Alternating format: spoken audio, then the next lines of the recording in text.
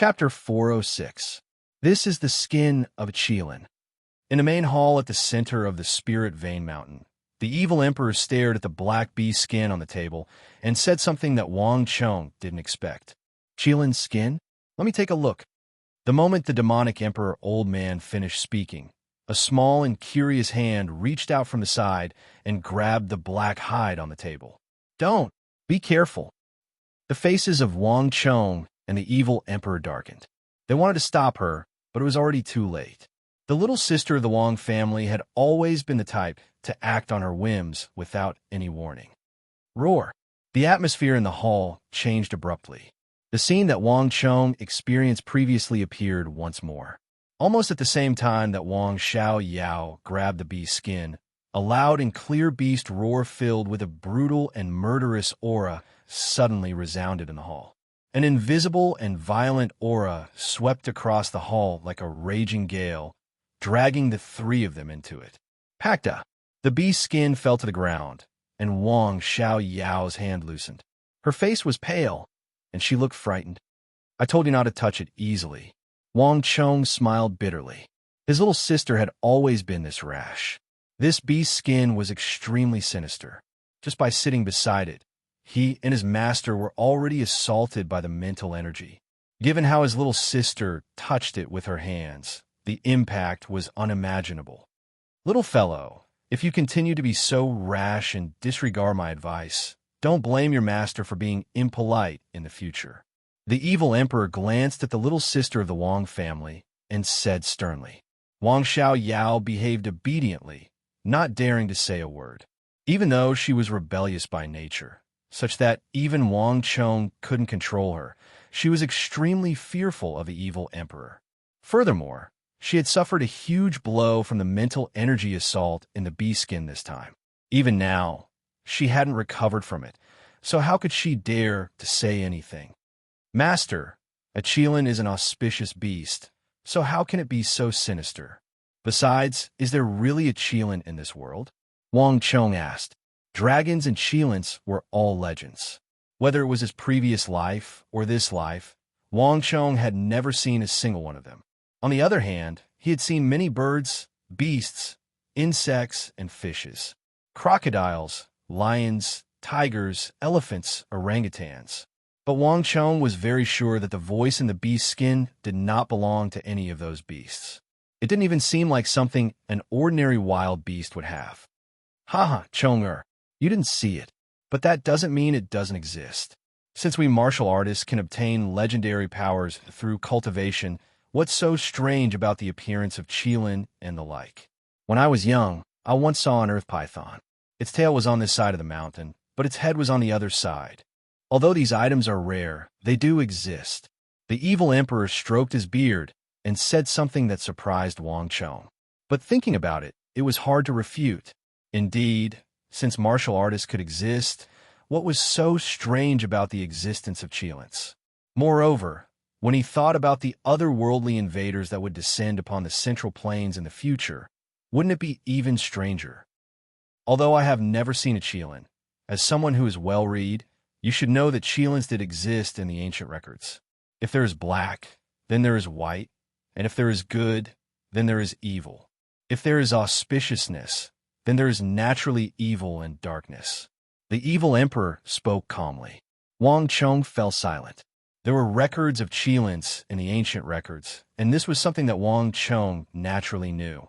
During the spring and autumn warring states period, there was a saying that saints were accompanied by Qilins.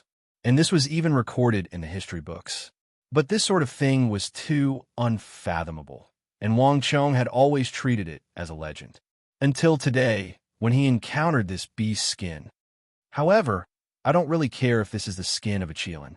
What I care about is this. As the evil emperor spoke, he extended 2 fingers from his sleeve and grabbed the black Qilin beast skin on the table.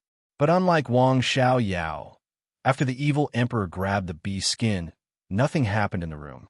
It was as if it was just an ordinary piece of beast skin. What I care about is the treasure map on this beast skin. The evil emperor flipped the beast skin over, and a completely different treasure map appeared in front of everyone. This was a complicated map filled with mountains and rivers, and there were even some complicated markings that made it impossible for anyone to understand it. It was like a maze. In the world of sex, there is a legend regarding a peerless supreme technique called the supreme and infinite origin immortal art. The evil emperor said, Wang. Upon hearing this technique, his little sister was still at a loss, but Wang Chong's heart suddenly twitched. When Li Sai handed this technique to him, Wang Chong didn't feel much about it. But upon hearing the name of this technique, Wang Chong felt completely different. The top 10 legendary techniques of the Central Plains, Art of God and Demon Obliteration, Great Yin-Yang Heaven Creation Art, Supreme and Infinite Origin Immortal Art, Myriad Spirit Sea Art. Supreme and Infinite Origin Immortal Art was one of them. Moreover, this technique could definitely be ranked in the top 3 of the top 10 techniques. However, Wang Chong knew a long time ago that this technique had been lost a long time ago. Furthermore, it was during the Great Sui Dynasty. If one wanted to obtain this cultivation technique, there was no meridian to be found. Thus, Wang Chong didn't even consider it from the start, nor did he include it in his search list. Speaking of which, this technique has a lot to do with our lineage. Do you remember what I told you before? The Little Yin-Yang art and Great Yin-Yang Heaven Creation art are extremely easy to master because we don't need to cultivate them. As long as we continuously absorb energy from others, we will be able to gain the cultivation that others would take decades to achieve in a short period of time. With this technique, I was already unrivaled in the world of sex by the age of 30, looking down on all the experts in the world. But for every benefit, there is a drawback. When one's cultivation reaches a certain level, the higher one's cultivation, the more intense the conflict between the stellar energy in one's body and the greater the risk of cultivation deviation. I spent nearly 60 years trying to refine the different kinds of stellar energy in my body and fuse them together, but I still failed in the end. In fact, it was also because of this that I was taken advantage of by my traitorous disciple. At this point, the evil emperor turned to Wang Chong, a hint of worry in his eyes. Chonger, your little yin-yang art is advancing too quickly. You don't need a reason to kill someone in the army. It's even more convenient for you than it is for the people of our sections. This isn't a good thing at all. The evil emperor had personally experienced this, and he had almost died because of it. That was why he had completely given up on this technique and switched to the Myriad Spirit Sea technique. But there was no need to doubt the power of the Great Yin-Yang Heaven Creation art. As long as one could kill enough opponents and absorb their inner energy for their own use, one could become a top-class expert in the shortest time possible. In this aspect, the Myriad Spirit Sea art could not compare. The latter was dozens of times more difficult to cultivate than the former. Even if they reached the peak, it would still be equally shocking. Master, be at ease. I know what I'm doing, Wang Chong sincerely said. It's good that you understand. The massive flaw of the Great Yin-Yang Heaven Creation art is not impossible to make up for. If you can obtain the Supreme and Infinite Origin Immortal art, the two can complement each other and make up for the flaws of the Great Yin-Yang Heaven Creation art. But no one has ever been able to do this. The legacy of the Supreme and Infinite Origin Immortal art is too mysterious. It only truly rose to fame during the Great Sui Dynasty. Thus, I didn't mention it to you before. This is probably the only clue to this technique in the next several hundred years. The evil emperor looked at the treasure map on the table and sighed. Fate truly made fools of people. If he had obtained this technique earlier, perhaps it would not have been like this. But now, it truly was fate that made fools of people. His Great Yin-Yang Heaven Creation art had already been broken, and even his dantian had been crippled. He had long ago become incapable of cultivating this technique. But how did such an important thing end up in Black Dragon Zhao's hands? Also, what's with this map? Wang Chong frowned. At the end of the Sui, the world was in chaos and heroes rose up. The Supreme and Infinite Origin Immortal art probably entered the hands of the common people at that time. Black Dragon Zhao was a tiger blocking the path to the west, and plundering was his duty. Perhaps it was for this reason that he coincidentally obtained the treasure map for this technique. As for this map, I heard a little about it when I was in the martial arts world. It was said that the senior who cultivated the supreme and infinite origin of mortal art had drawn his supreme technique on an ancient map that was completely different from the one we have today. That ancient map represented the origin and inheritance of this cultivation technique, as well as the tradition of this cultivation technique. The more you hear about the legends, the fewer you believe them. I never imagined that this legend would be true. The evil emperor sighed. Wang Chong frowned. This was also the first time he had heard of such a thing. Of the 10 top-notch cultivation techniques of the Central Plains, other than Su Zhengxin's Art of God and Demon Obliteration and the demonic Emperor Old Man's Great Yin-Yang Heaven Creation Art, the other cultivation techniques were hard to come by. It was not very strange that the supreme and infinite origin of mortal art would use the geography of ancient times as a clue to its treasure map. But with the vicissitudes of time, dragons and snakes emerging from land, the geography of the ancient era was completely different from that of the Tang dynasty. It was basically impossible to find the location where the supreme and infinite origin of mortal art was hidden by relying on the diagrams of mountains and rivers on it. Chapter 407. You don't need to worry about this matter. Leave the matter of the supreme and infinite origin immortal art to me. Have your eagle tamer work with me. The demonic emperor elder waved his hand. But master, a hint of worry appeared in Wang Chong's eyes as he gazed at his seated master. Although his master's hair had turned from white to black, and he looked much younger, Wang Chong could sense that his mental state was not as good as he had imagined. If he carefully sensed it, he could even sense a sliver of chaotic energy in his body. This was the aftereffect of being ambushed and having one's dantian destroyed. The myriad spirit sea art required a martial artist to cripple their own martial arts. Without destruction, there could be no construction. Only by crippling one's dantian could one form these thousands of small spirit seas in the countless acupuncture points of the body. But the myriad spirit sea art required one to cripple their own martial arts, which was completely different from the evil emperor, who had been ambushed and had his dantian destroyed. The evil emperor had reached a certain level of mastery in the myriad spirit sea art, and his attacks were filled with all sorts of phenomena that ordinary people could not deal with. But because he had been ambushed and his dantian heavily damaged, he couldn't fight for long. If he fought for too long, he would immediately go berserk and die. This was why Wang Chong had never thought of asking his master for help, even though the 1,000 Jun of Hyderabad had been stolen from Sinu. Moreover, once his whereabouts were exposed, it would alarm those grandmasters and titans of the martial arts world who had ambushed his master, as well as that traitorous disciple. At that time, these people would swarm over, and not even the Wang clan would be able to protect his master. And once he was swept into a battle between titans of the martial arts world, even the Wang clan would be implicated. Thus, Wang Chong didn't dare to recklessly use his master's power. The area where his master, the evil emperor, lived had even been designated as a forbidden zone by Wang Chong. Not even Zhao Jingdian and the others could approach. Wang Chong didn't hope that the secret could be kept forever, but he could delay it for as long as he could. The hall was silent. Chong-er, your master appreciates your filial piety. However, I, your master, have been indomitable all my life and have never feared anything. Do you think I will be like what you think and hide here forever? The evil emperor said, Master, don't worry. I will try my best to help you find a way to completely repair the hidden danger in your dantian.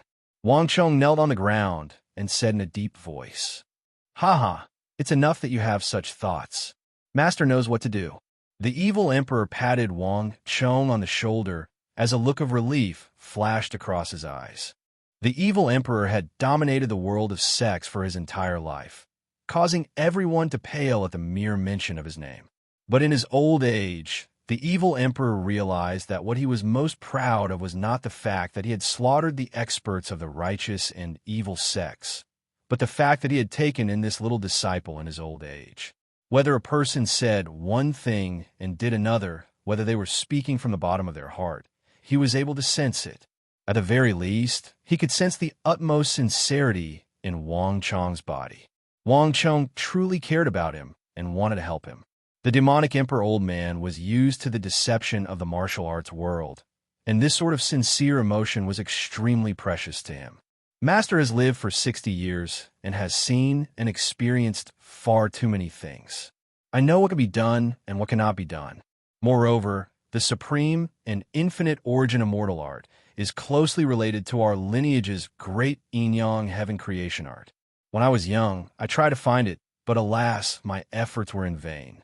If I could find a reliable clue, I cannot let it go no matter what.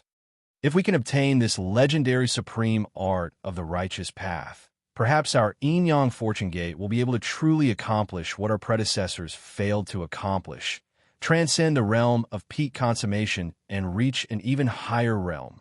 The evil emperor said. His voice was loud and brimming with passion.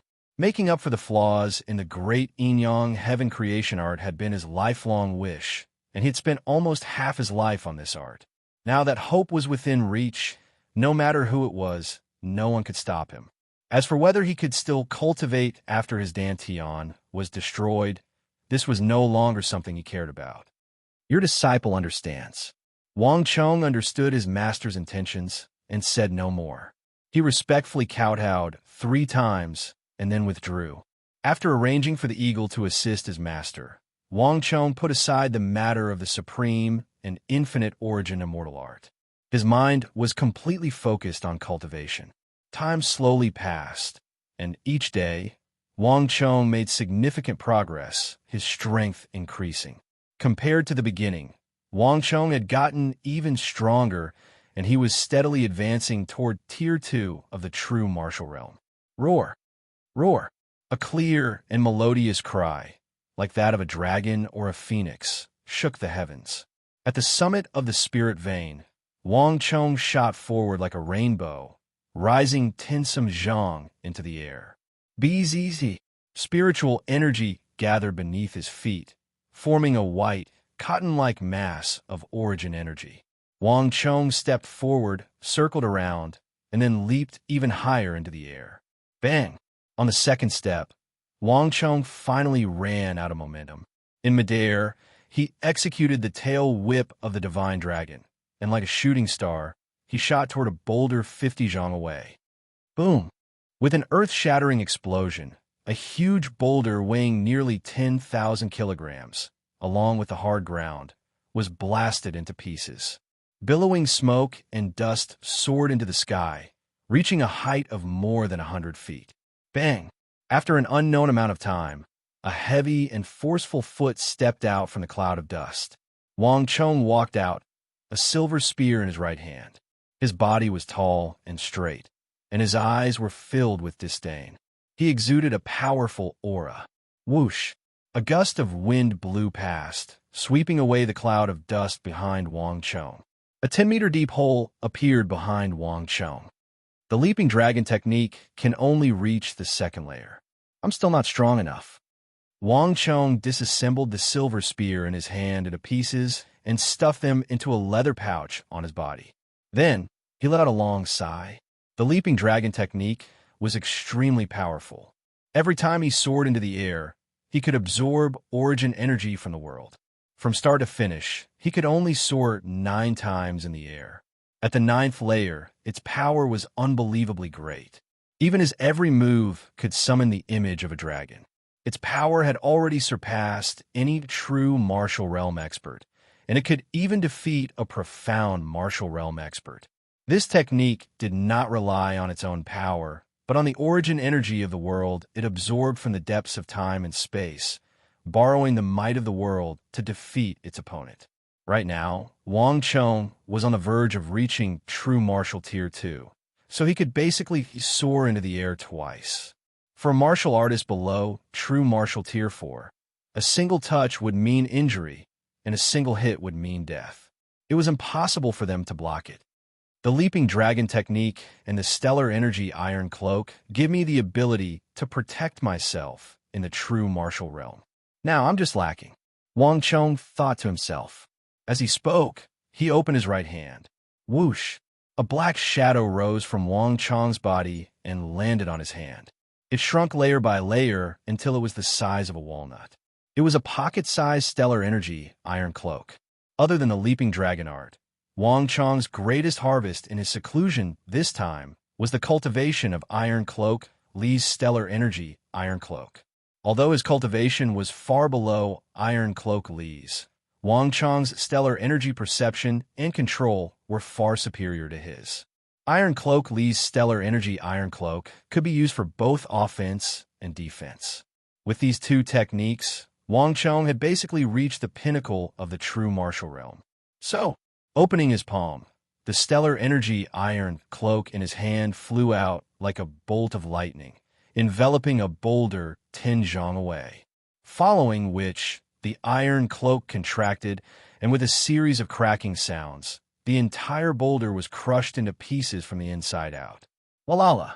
Wang Chong lightly shook the stellar energy cloak, causing thousands of pebbles to clatter out and scatter into a pile. Elusive, Iron Cloak Li's first impression is still the strongest, and his thinking is too simple. The stellar energy Iron Cloak shouldn't be as simple as just a barrier of stellar energy. Wang Chong grinned. As he walked forward, he waved his hand and summoned the stellar energy Iron Cloak into his body. Yi, placing his right index finger and thumb into his mouth, Wang Chong whistled loudly at the foot of the mountain. In the next moment, a cloud of dust shot up from the foot of the mountain, and in the blink of an eye, a greenish-black white-hoofed shadow appeared before Wang Chong, affectionately licking Wang Chong. "Are we setting off?" A cold voice sounded from within the mist. Huang Qian'er, dressed in a snow-white robe, had appeared behind Wang Chong on a horse. In just a few short months, Huang Qian'er seemed to have undergone a significant transformation. She had grown stronger, but at the same time, she had also become more aloof, transcendent, and otherworldly, like a fairy who had descended from the mortal world. Over the past few months, Huang Qian'er had clearly benefited from it, and her strength had grown stronger and stronger. Perhaps it was due to the thunderclap of dainty hands. Wang Chong felt that the higher Huang Qian'er's cultivation got, the colder and more serene she became, as though she had transcended the mortal world. She gave off a feeling of alienation. Anyone else would have long felt ashamed before Huang Qian'er, but Wang Chong did not. "Let's go, it's about time we leave." Wang Chong leaped onto his steed and galloped down the mountain. Huang Qian'er followed closely behind him, and it didn't take long for the two of them to leave the spirit vein. Half a day after leaving the spirit vein, Wang Chong arrived in the vicinity of Deflecting Blade Manor. However, unlike usual, Wang Chong didn't head toward Deflecting Blade Manor. Instead, he stopped at a hill. "Wang Chong, you're finally here." Chapter 408. Huang Qian'er stopped. Before the two could get close, a spear was pressed against their chins, giving them quite a fright. Wang Chong hurriedly stopped Huang Qian'er. "You said you wanted to come to Deflecting Blade Manor to find them?" Huang Qian'er examined the three, a suspicious light in her eyes. Even though she had been at Wang Chong's side for a long time, there were still some things that Huang Qian'er did not know. For example, the news that Wang Chong had sent through carrier pigeons. Yes, Wang Chong smiled. He had left the spirit vein not because he was strong enough, but because he had received a request for help from 5th Prince Li Hong. "Huang Qian'er, can you give us some space?" Wang Chong made a gesture of invitation. "Umph. Do you think that I care?" Huang Qian'er held her head high, coldly snorted, and turned to leave. Although she was very curious as to why Wang Chong had seen these two acting suspiciously, Huang Qian'er's pride did not permit her to linger. Although she had left with her horse, Huang Qian'er did not go far, waiting around 50-some zhang away. "Who is that woman?" Li Xiang looked at Huang Qian'er's back, a strange look flashing through his eyes. That moment just now had truly given him a fright. Although Li Jingzhong would often berate him and even slap him, that was because he had grown up with him and had a special status. This was the first time someone outside of the imperial palace had pointed a sword at his neck. "He's my guard." Wang Chong gave a simple explanation. Huang Qian'er was a daughter of the Huang clan, so she was very far from the imperial palace. Li Hong and Li Jingzhong both had warm expressions on their faces when they heard Wang Chong's answer. Wang Chong knew that the two had misunderstood, but he only smiled and did not explain. "Your Highness, what's going on? Why are you in such a hurry?" Wang Chong asked. Li Heng's messenger pigeon had come a hurry. If not for this, he would not have left the spirit vein so quickly. Wang Cheng, you must think of a way to help me with this matter. Speaking of proper business, Li Heng's face instantly revealed a worried expression. Right now, I can only think of you. Yes, young master, you must help Her Highness. Otherwise, Your Highness would really be consigned to eternal damnation. Li Jingzhong also chimed in, his anxiety no less than Li Heng's. What's going on? Wang Cheng asked. Father has summoned me to the palace. Li Heng spoke concisely. His Majesty summons you to the palace. Wang Cheng was stunned. This should have been a good thing, but when he saw Li Heng's anxious expression, he immediately realized something. Someone intentionally facilitated this. Yes, third brother arranged it. The fifth prince said, and his words revealed a very fearful expression. Of all the princes of the imperial clan, the third prince was one of the most feared. He had a strong desire to ostracize others and would use any means necessary. At the same time, he would never leave behind any evidence that could be used against him. What's going on here? It's not like His Majesty has kept you in Kunwa training camp for the first time. So why did he suddenly summon you back to the palace? There has to be a sufficient reason, right? Wang Cheng said. After spending more than a month on the Spirit Vein Mountain, Wang Cheng knew that something had happened that he did not know about. Someone has found out that His Highness has recovered his martial arts. A voice came from the side. It was Li Jingzhong who interrupted from the side. How could this be? Not many people should know about this, right? Wang Cheng said in surprise. Li Heng had always kept a low profile in the training camp. Wang Cheng had only found out that Li Heng was in the same place as him after spending several months there. Moreover, among the princes, Li Heng had already been proven to have no hope of cultivating, so he was the one that no one paid the least attention to. As long as he did not reveal it, and Li Jingzhong did not reveal it, and in truth, Li Jingzhong would never reveal it. Given how inconspicuous they were, no one should have known. I ran into Ni Huang in the training camp. Li Heng helplessly said, and then he gave a rough account of what had happened. As the saying went, if it's a blessing, it's not a curse, and if it's a curse, it can't be avoided. Li Heng's conduct had always been abnormally inconspicuous among the princes.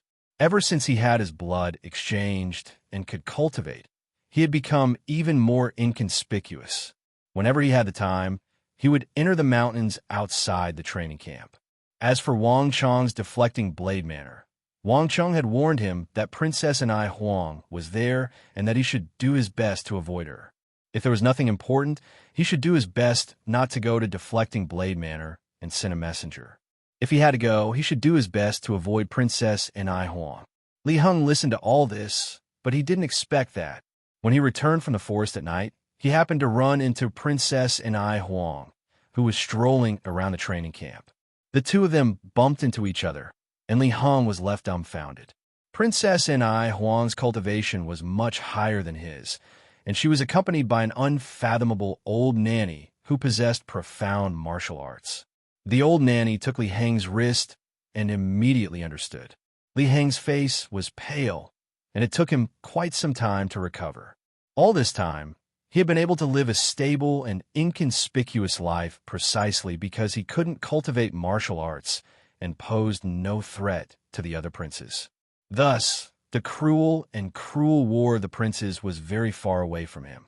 There weren't too many attacks focused on him, but if he could suddenly cultivate martial arts, everything would be completely different. He would receive a great deal of attention, and all kinds of attacks, both overt and covert, would be impossible to guard against. There was no such thing as familial love in the imperial household, and the conflicts between the princes were even more cruel. The result would not be as simple as being injured or being demoted. If Li Heng had secretly cultivated and accumulated enough strength, it would have been fine. But right now, he was still extremely weak. This would only cause him to suffer even fiercer attacks, perhaps even attacks from many sides at the same time. If one could eliminate one's opponent while he was still weak, then one couldn't just sit and watch him grow. This was a tacit rule of the imperial household. Upon understanding this, one could understand why Li Heng was in such a rush. But if Princess Ni Huang discovered that you can cultivate martial arts, why was it the third prince who reported it? Wang Chong asked. This is why I don't like staying in the court. Li Heng sighed. Because princes don't just compete with each other, they occasionally cooperate. It's not good for the first prince to appear. Thus, the third prince is the best method. Moreover, the assassins who tried to assassinate His Highness were basically sent by the third prince. Li Jingzhong said. He had spent his entire life in the imperial palace and had seen all kinds of power struggles, schemes, and deceit. He had long ago seen through all of this and understood the tricks behind it. But this isn't the most important thing. The most important thing is that the third prince recommended His Highness to His Majesty, heartily praising His Highness, saying that His Highness is talented and has made great progress, already reaching Origin Energy Tier 8. He asked His Majesty to greatly reward His Highness. Li Jingzhong sighed. But the third prince clearly knows that even though His Majesty rarely interferes with the War of the Princes, using the method of raising goo, what His Majesty hates the most is someone deceiving him among the princes. The third prince is clearly praising His Highness, but in reality, he wants to push His Highness into the pit of fire. In the current situation, Imperial Father has already summoned me to the palace. If I enter the palace and display myself, I will be committing the crime of deceiving the sovereign, and my other brothers will also hate me. If I don't display myself, I will still be committing the crime of deceiving the sovereign, and my other brothers will not let me off. No matter what I do, I will be in the wrong. Li Heng's brow was tightly furrowed, his anxiety and nervousness evident in his words. In the depths of the palace, without any faction, background, the protection of his maternal clan, or the strength to protect himself, he was in a situation where a catastrophe was imminent. He did not have the strength to resist the princes, but he was simultaneously attracting their hostility and hatred. One could easily imagine Li Heng's situation. In reality, it was already quite impressive that he could maintain his composure and seek out Wang Chong to discuss countermeasures. Anyone else would have long ago been at a loss for what to do. Wang Chong silently creased his brow. The situation before him had already somewhat surpassed his expectations. He had always avoided the War of the Princes. This was not his area of expertise. Wang Chong, only you have seen Imperial Father, and it was only after he imprisoned you in the Imperial prison that he released you. In this aspect, only you can help me. Li Heng immediately revealed the true reason for seeking out Wang Chong. A monarch does not go back on his words. The words spoken by the emperor could not be changed. The words of the Son of Heaven could easily be changed by other sovereigns, but it was extremely rare for the Holy Emperor, the Son of Heaven. In the past few decades, the words of the Holy Emperor had basically determined a person's life or death. In all his years in the palace, Li Heng had only heard of a few people like Wang Chong, who had been vilified by the Hu generals and thrown into the death prison, and who had caused such a huge uproar, but had still managed to come out alive. In the end, everyone could see how much the Holy Emperor cherished Wang Chong. There was no doubt about this. Young Master Chong, a sovereign's heart is unfathomable. You were so confident in presenting the memorial, even risking the wrath of the world and His Majesty, so you must have understood His Majesty's thoughts. Young Master Chong, you must not be stingy in saving His Highness. Li Jingzhong also said, tears on the verge of flowing out of his eyes. Although he knew that this scoundrel wasn't a good person, and he didn't even know where those tears had come from, Wang Chong had to admit that this bastard Li Jingzhong was sincerely trying to help Li Heng. This is troublesome, Wang Chong quietly said to himself, his brow furrowed into a deep frown. He knew his own situation best. Li Heng and Li Jingzhong had completely overestimated him. In the regional commander's incident, it wasn't that he had grasped His Majesty's thoughts and knew that nothing would happen to him, but that he had cast aside his life and death. But no one would believe him on this point. Moreover, based on his memories, Li Heng had never been summoned to the palace from the training camp in his last life. There was no doubt that it was his interference that had brought about this danger. Chapter 409. Li Heng and Li Jingzhong silently looked at Wang Chong, their eyes brimming with anticipation. Even the distant Huang Qian'er seemed to sense something, her gaze falling on Wang Chong. "When do you need to enter the palace at the latest?" "I need to enter tonight. I only have 2 hours at most," Li Heng said. Time was tight. If not for this, he would not have been in such a rush to urge Wang Chong. "It seems like Big Uncle can't be counted on." Wang Chong's heart sank at Li Heng's words. When he had first received the news of Li Heng's matter, his first instinct had been to seek help from his big uncle. His big uncle had accumulated a great deal of experience in this aspect. Although it was very difficult to guarantee that he would be able to understand the imperial heart, his decades of experience meant that he could at least give a clear suggestion. But the eagle had sent word that something had suddenly happened in the imperial court, delaying his big uncle. He would need at least 4 to 6 hours before he could come out. In other words, he couldn't count on his big uncle at all. Right now, Wang Chong was truly fighting alone. "It seems like I can only rely on myself." As Wang Chong thought to himself, his brow creased tighter and tighter. This matter was very risky. If he did it well and helped 5th Prince Li Heng escape this calamity, Li Heng would have an enormous amount of trust in him. Coupled with the fact that he had helped Li Heng undergo a blood exchange, he would truly become a member of Li Heng's inner circle. Although this was a small matter, in the future, even if his entire clan went bankrupt, he still might not be able to enter the heart of the future son of heaven of the Tang dynasty and become a member of his circle. There was only one chance. If he succeeded, he would obtain Li Heng's absolute trust and become an important minister, just like his grandfather. But at the same time, if he failed, Wang Chong would have to pay an enormous price. All his previous efforts, including his contribution to Li Heng's blood exchange, would be written off. At the same time, Li Heng would begin to doubt his abilities and distance himself from him. And the worst thing was that because of him, the fate of the Tang dynasty had been greatly deviated. For example, the Wang clan was not destroyed, the king of Song was not demoted, the regional commander system was not fully implemented, and he and Yang Zhao had become sworn brothers. Everything was completely different for what he remembered. If all of this could undergo such a massive change, who could guarantee that Li Heng, the future son of heaven, would not truly be buried? These were all things that Wang Chong needed to consider. How can you catch tiger cubs without entering the tiger's den? Maybe it's time for a change. As Wang Chong looked at the expectant and worried Li Heng, a thought suddenly flashed through his mind. The current Li Heng was far from the future son of heaven brimming with talent and ambition. His experiences in the first half of his life and Li Jingzhong's influence on him caused his character to have too many weak elements. That was why when he encountered this kind of situation, he couldn't make up his mind, and the first thing he thought of was to find him. But if he was the future son of heaven, he would never be like this. Rome wasn't built in a day. If Wang Chong wanted to change Li Heng's character, get rid of those weak and indecisive elements, and make him valiant, decisive, firm, and decisive, this was the best chance. "Your Highness, do you trust me?" Wang Chong suddenly asked. "Of course," Li Heng immediately replied after a momentary daze. Wang Chong had basically given him a new lease on life. If Wang Chong didn't trust him, Li Heng would not have come here to find him. "Good. Your Highness, once you enter the palace, if His Majesty examines you, do your utmost to perform.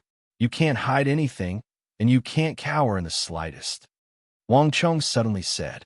His eyes were bright and his voice firm. Wang Chong's decisiveness left Li Heng and Li Jingzhong, master and servant, flabbergasted.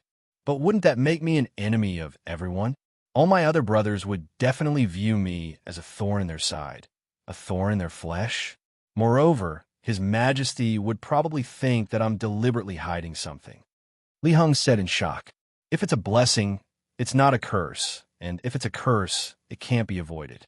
The fact that Your Highness can cultivate martial arts has already spread, and no matter what Your Highness does, you can't change this fact. Since it's already like this, what use is there for Your Highness to continue hiding?" Wang Chong calmly said. "But what about Imperial Father? What will Imperial Father think of me? He will only think that I'm a schemer who's deliberately deceiving him. When the time comes, he'll definitely be furious. Eighth brother is a lesson to be learned from," Li Heng said, somewhat fearful and uneasy. 8th Prince Li Long had once been greatly favored by the Holy Emperor. Although he was ranked very low, he was no less favored than the 1st Prince and 3rd Prince. But Li Long had colluded with a minister of the court. Later on, when the matter of that minister was exposed and the 8th Prince was implicated, the 8th Prince did his utmost to deny any involvement, repeatedly declaring to the Holy Emperor that he had nothing to do with that minister. Later on, the Holy Emperor was enraged and, because of this, banished him to the cold palace and stripped him of his status as a prince. 8th Prince Li Long was both shocked and afraid, sorrowful and regretful. In the end, he died of depression in the cold palace. This was a matter from 10 years ago. There was no one in the palace who did not know of this matter. All the princes knew that although His Majesty did not care about the conflicts between princes, did not care about the collusion between princes and ministers, he would not tolerate anyone's deceit. There was no consequence worse than deceiving the sovereign, because that was a capital offense. Once one was branded as deceiving the sovereign, it basically meant the end of one's political career. Your Highness, you are wrong. If His Majesty had already determined that you were deceiving him, he would never have summoned you into the palace.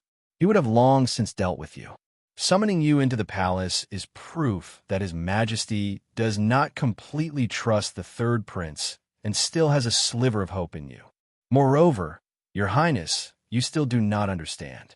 Every step in the palace is treacherous, and the war of the princes is fraught with danger. Right now, the one who can save you is not me, nor is it anyone else, but His Majesty.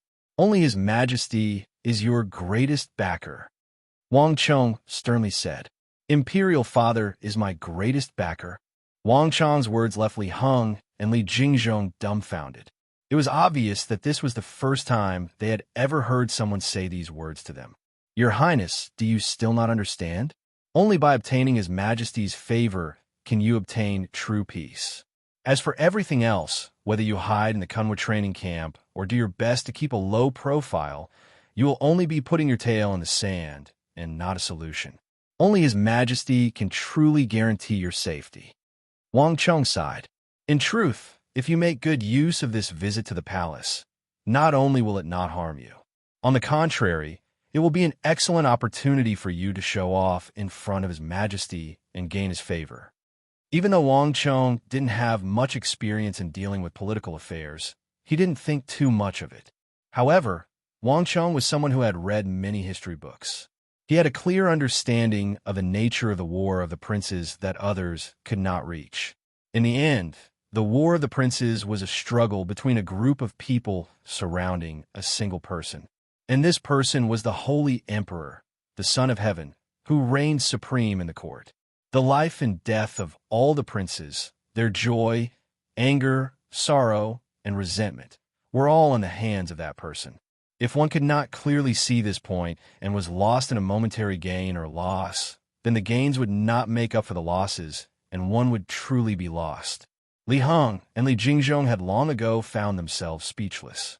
It was clear that the two of them had never imagined that Wang Chong would say something like this.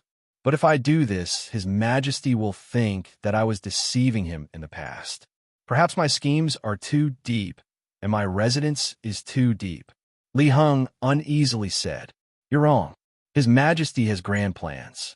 The north reaches the Yin Mountains, the south reaches Jiaoji, the east reaches Goguryeo, the west reaches the Tsong Mountains, and then the western regions of Abbasid Caliphate and Charax-Bazanu.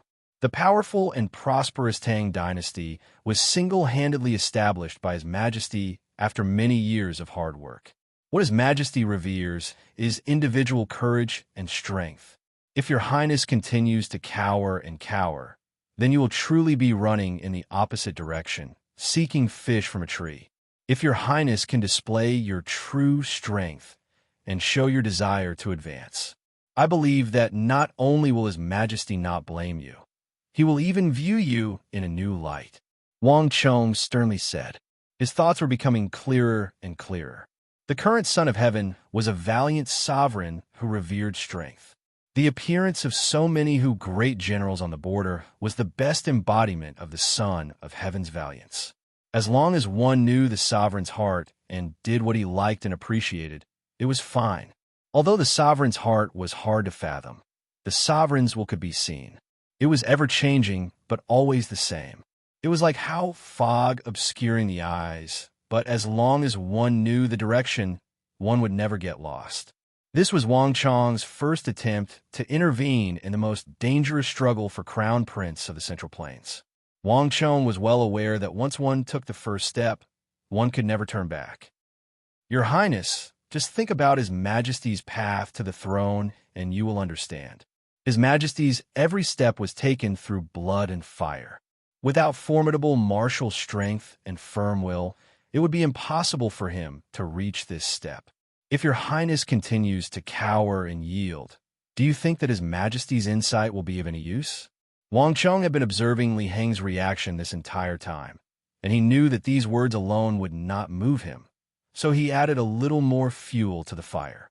As expected, upon hearing Wang Chong's final words, Li Heng's body trembled, and his expression immediately changed. There was practically no prince who did not know of the history of the Holy Emperor's insignificant days. The coup d'etat before his ascension to the throne was even more legendary. As a child, Li Heng had heard of it, so he was naturally very familiar with it. In Li Heng's heart, his imperial father was a godlike existence. Wang Chong's words had finally had an effect on him. Your Highness, you no longer have a path of retreat. Only by moving forward and actively displaying yourself will you have a sliver of hope. This is your only chance, Wang Chong said. But if this happens, your Highness will truly become everyone's target. In the palace, your Highness will have no one to rely on, so you won't be able to resist the other princes. If your performance is too dazzling, the other princes will want to get rid of you even more, Li Jingzhong said with an uneasy expression. Chapter 410. Wang Chong couldn't help but glance at him. Although this fellow was sinister and cunning, his words weren't without reason. I can think a way to contact Consort Taizhun for you. With her help, the other princes shouldn't dare to touch you for the time being. However, all of this will have to wait until you get past this trial, Wang Chong said. At the mention of Consort Taizhun, Li Heng and Li Jingzhong's spirits were roused, and their expressions changed. In the regional commander's incident, the Wang clan and Consort Taizhun were mortal enemies. They knew that the Wang clan and Consort Taizhun had reconciled, but they hadn't expected that Wang Chong would still be able to use his relationship with Consort Taizhun. Young Master Chong, could you have Consort Taizhun step forward? Li Jingzhong asked, a moved expression on his face. Wang Chong shook his head, interrupting Li Jingzhong. He knew Consort Taizhun, but that was all. Consort Taizhun's status wasn't at the level where he could casually make decisions for her. Especially now. Time was short, and there was no time to think. Wang Chong and Li Heng discussed for a while longer, and then Li Heng and Li Jingzhong left together. I hope that it will succeed. As he watched Li Heng and his servant ride away, a hint of worry flashed through Wang Chong's eyes. He had done all he could, and there was too little time, so this was all Wang Chong could do. As for whether it would succeed or not, it was still unknown. That person is a prince of the imperial household? Huang Qian'er suddenly asked. At some point, she had walked over. How did you know? Wang Chong's eyes widened. Huang Qian'er was still at the true martial realm, so at that distance, she shouldn't have been able to hear what they were saying. Did you think that I was eavesdropping? Huang Qian'er could tell what Wang Chong was thinking with a single glance. With a displeased snort, she coldly turned her head away. The way he walks. Even though you didn't tell me, do you think I can't tell? That's the gate of the princes and princesses in the palace. The atmosphere suddenly became a little stiff. A light breeze blew past, and Wang Chong felt a chill run down his spine. He felt an indescribable awkwardness. This woman was far smarter than he had imagined. Cough, cough. Wang Chong had just coughed a few times when Huang Qian'er interrupted him. There's no need to explain. Tell me, where are we going next? Huang Qian'er said mercilessly with a cold expression. This was the first time Huang Qian'er had displayed such an overbearing attitude in front of Wang Chong, and it was clear that she was somewhat dissatisfied with Wang Chong's request for her to retreat. Wang Chong rubbed his nose, knowing that he was in the wrong. He laughed bitterly in his heart and did not argue with her. However, Huang Qiner's words had reminded him of something. In terms of time, it should be about time. Wang Chong raised his head, his gaze sweeping across the sky. This sudden action also attracted Huang Qiner's attention, and she also raised her head to look at the sky in astonishment. A few moments later, a massive rock eagle flapped its wings and flew over from the western horizon. Wang Chong extended his right hand and caught the rock eagle, after which he took the letter from its leg. As expected, Wang Chong nodded, as if he had expected this. After reading the contents of the letter, Wang Chong crushed the paper into powder, allowing it to fall through his fingers. "Let's go to the capital." Saying so, Wang Chong leaped onto the back of his steed. "We're not going to Deflecting Blade Manor?" Huang Qiner was surprised, and she subconsciously glanced at the nearby Deflecting Blade Manor. This place was probably only a few kilometers away from Deflecting Blade Manor. "We're not going, because we have other things to do." Wang Chong grinned, but he was thinking back to the training camp trial from several months ago. At the time, Wang Chong had captured that Arab, and Li Sangqi had mentioned that a mysterious group of Uzun had incited them to go on a rampage and plunder. Now that so much time had passed, it was about time to put an end to this matter. "Hiya!" Wang Chong urged his horse to turn around and ride back to the capital. "Have you found out everything?" Wang Chong looked down from his vantage point at the eagle and several Wang clan guards who had come out to greet him. "I found out everything." The eagle lowered his head respectfully. "All of the arrows point to the Uzun diplomatic mission in the capital.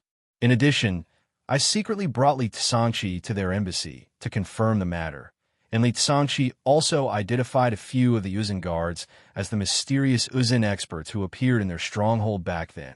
Li Sangqi was the bandit leader who had told Wang Chong about the Iron Cloak Highwayman. In addition, according to the information we've found, the leader of the Uzun diplomatic mission is the Uzun First Prince. He has already been in the capital for more than 3 months now." Li Sangqi said. "The Uzun First Prince?" Wang Chong frowned, and a contemplative look appeared in his eyes. A moment later, he seemed to have thought of something, and he suddenly chuckled. He knew who this Uzun First Prince was.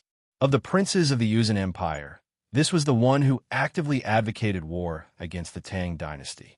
Almost all of the decisions related to the Tang dynasty had this Uzun First Prince in it. But ironically, the next Senpo of the Uzun Empire wasn't this fervent prince who was determined to defend his empire and felt that he deserved to inherit the throne. Moreover, if Wang Chong's guess was right, this earnest, aggressive, and arrogant first prince was probably already stirring up something else in the capital. "Where's that first prince?" Wang Chong asked concisely. "Northern City." The eagle immediately replied. "Let's go." Wang Chong urged his horse forward, setting off from the city gate, passing through many alleys and streets in the northern district of the Tang dynasty. Between the Court of Judicial Review and the Imperial City, Wang Chong finally found an Uzun diplomatic mission. This was a massive training ground in the northern district, a place where the Imperial Army, the nobles, the scions of the great clans, and the young geniuses of the capital could exchange pointers. It was a training ground donated by His Majesty when he was young. When this training ground was first built, it had been bustling with activity. The scions of the great clans and nobles came here to train and nurture many of the talents of the Tang dynasty. But the Tang dynasty had been at peace for several decades, and the culture of martial arts was no longer as prosperous as it once was. The scions of the great clans and nobles who usually came here to train were few and far between. In Wang Chong's memory, this place should have been rather deserted. But when he actually arrived, Wang Chong realized that he was completely wrong. The training ground before him was packed with people. There was even a large number of Imperial Army members maintaining order at the perimeter. All kinds of flags representing the various branches of the Imperial Army were planted in the surroundings. And within the training ground, there were countless scions of the great clans and nobles clenching their fists and palms. Furious expressions could be seen on their faces. Hong Long Long. When Wang Chong brought Huang Qian and the others to the perimeter, they couldn't even see what was going on inside. All they could hear was the rumbling of the ground and the trembling of the mountains. Ah! A violent impact sound came from inside, as if two mountains had collided heavily.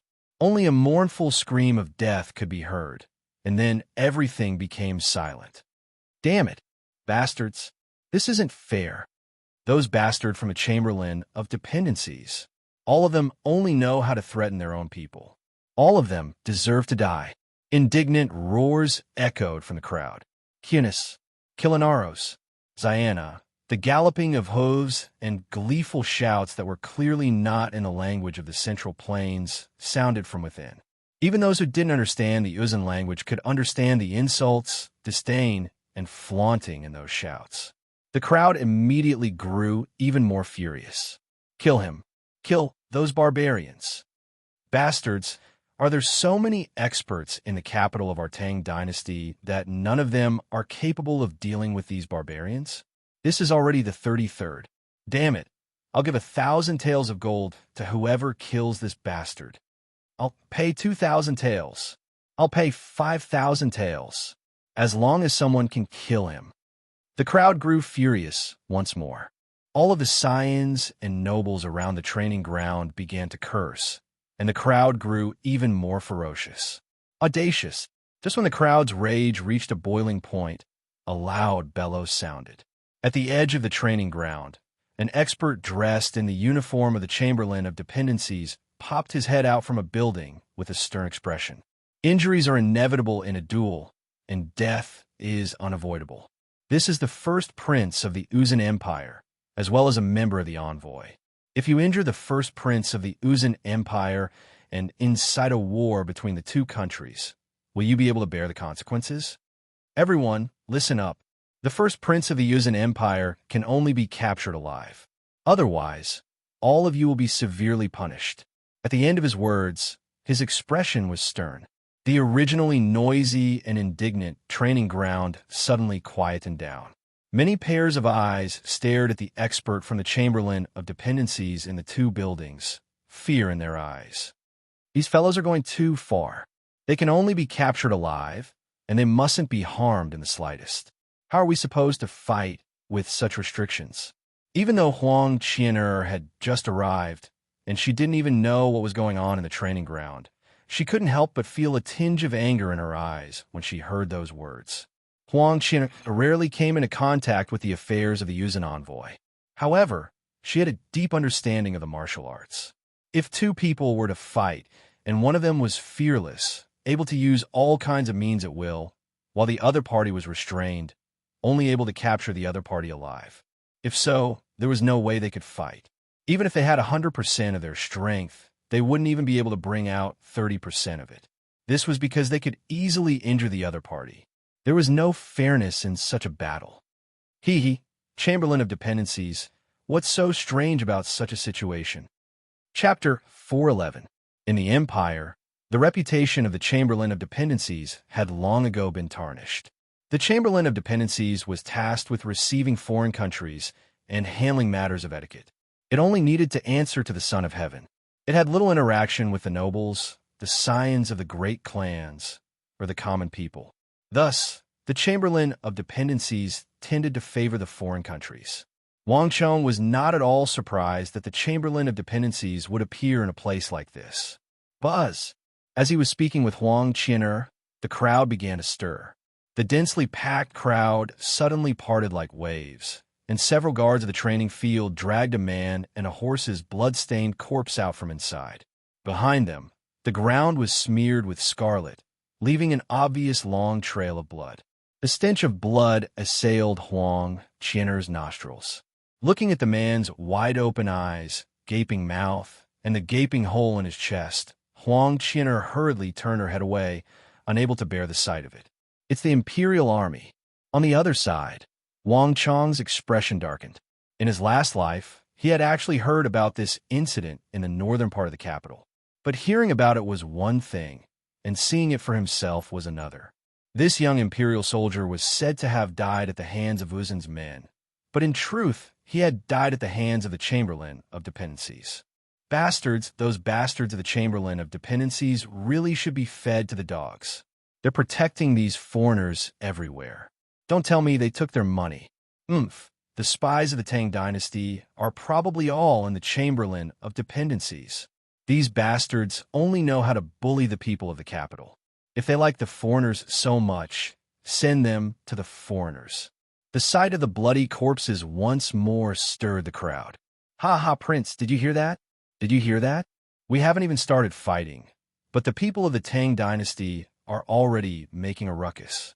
In the inner circle of the practice ground stood a muscular and majestic figure. Uzun Imperial Great General Dusong Mangpoj smirked as he listened to the curses of the men around him. The challenge this time was the result of the first prince's willful actions. Dusong Mangpoj had no interest in this sort of competition, which was like a fight between children. It couldn't be said to be in favor, but it couldn't be said to be against either. But now, Dusong Mangpoj had discovered a little joy. They were the ones who killed people, and the people who died were also people of the Tang dynasty. But in the end, the two sides of the Tang dynasty started cursing each other. What do you think, Lord Dusong? My suggestion isn't bad, right? I've said it before. Our operation this time will be more daunting than dangerous. Wrong. He wasn't shocked at all. The current Tang dynasty was no longer the Tang dynasty of the past. They're no longer qualified to be our opponents. The eldest prince said proudly as he rode on his highland steed. These words were all spoken in the Uzun language. First prince, don't be too careless. There was a saying in the Middle Earth. A skinny camel is still bigger than a horse, and a centipede is still alive. It's true that the Tang dynasty isn't as powerful as it used to be, but it can't be underestimated. Dusong Mangpoj said. He still maintained a cautious attitude toward the Tang dynasty, but there was one thing he had to admit. After entering the Tang dynasty twice, the current Tang dynasty was no longer that powerful, valiant, and warring empire of the past. It had already lost its sharpness and aggressive spirit. Ha, great general, be at ease. I know what to do. Once today is over, we will leave the Tang dynasty and return to the empire. After 3 months, we can go back and report on our mission. The eldest prince heartily laughed. Dusong Mangpoj nodded and gestured to the side. An Uzun horseman patted the back of his horse and galloped around the practice ground. The Tang people of the Central Plains, listen up. First Prince has said that the experts of your Central Plains can't even take a single blow. Don't say that we Uzun look down on you. But is there anyone else? Is there anyone in the younger generation of the Central Plains who can fight? First Prince will give you one more chance. If there is no one who will fight, First Prince will leave. The Uzun horseman galloped, but this time he was not speaking in Uzun, but in the language of the Central Plains. His voice was shaky and his accent strange, but everyone could understand what he was saying. Boom! The unbridled voice of the Uzun soldiers once more set the crowd abuzz. It had always been the Tang dynasty who bullied others, even if the Uzun soldiers had bullied them to their doorstep and acted so impudently in a place like the capital. A few people were already stamping with rage. Fight! Everyone hurry and fight. Is there a formidable expert? Hurry and capture him. The crowd began to look around. A few of the more powerful scions immediately found it hard to hold back, but just as they were about to walk out, they were pulled back by their clansmen. You're crazy. That's the first prince of Uzun we're talking about. The Chamberlain of Dependencies is a small matter, but if you really injure the first prince and incite a war between the Uzun and the Tang dynasty, can you bear the consequences of this? Can your clan bear the consequences? Bastard, are you trying to bring about the destruction of our clan for your own selfish desires? That stern look on his face cooled down the passion that had just been boiling. In the crowd, some of the more powerful scions immediately stopped in their tracks.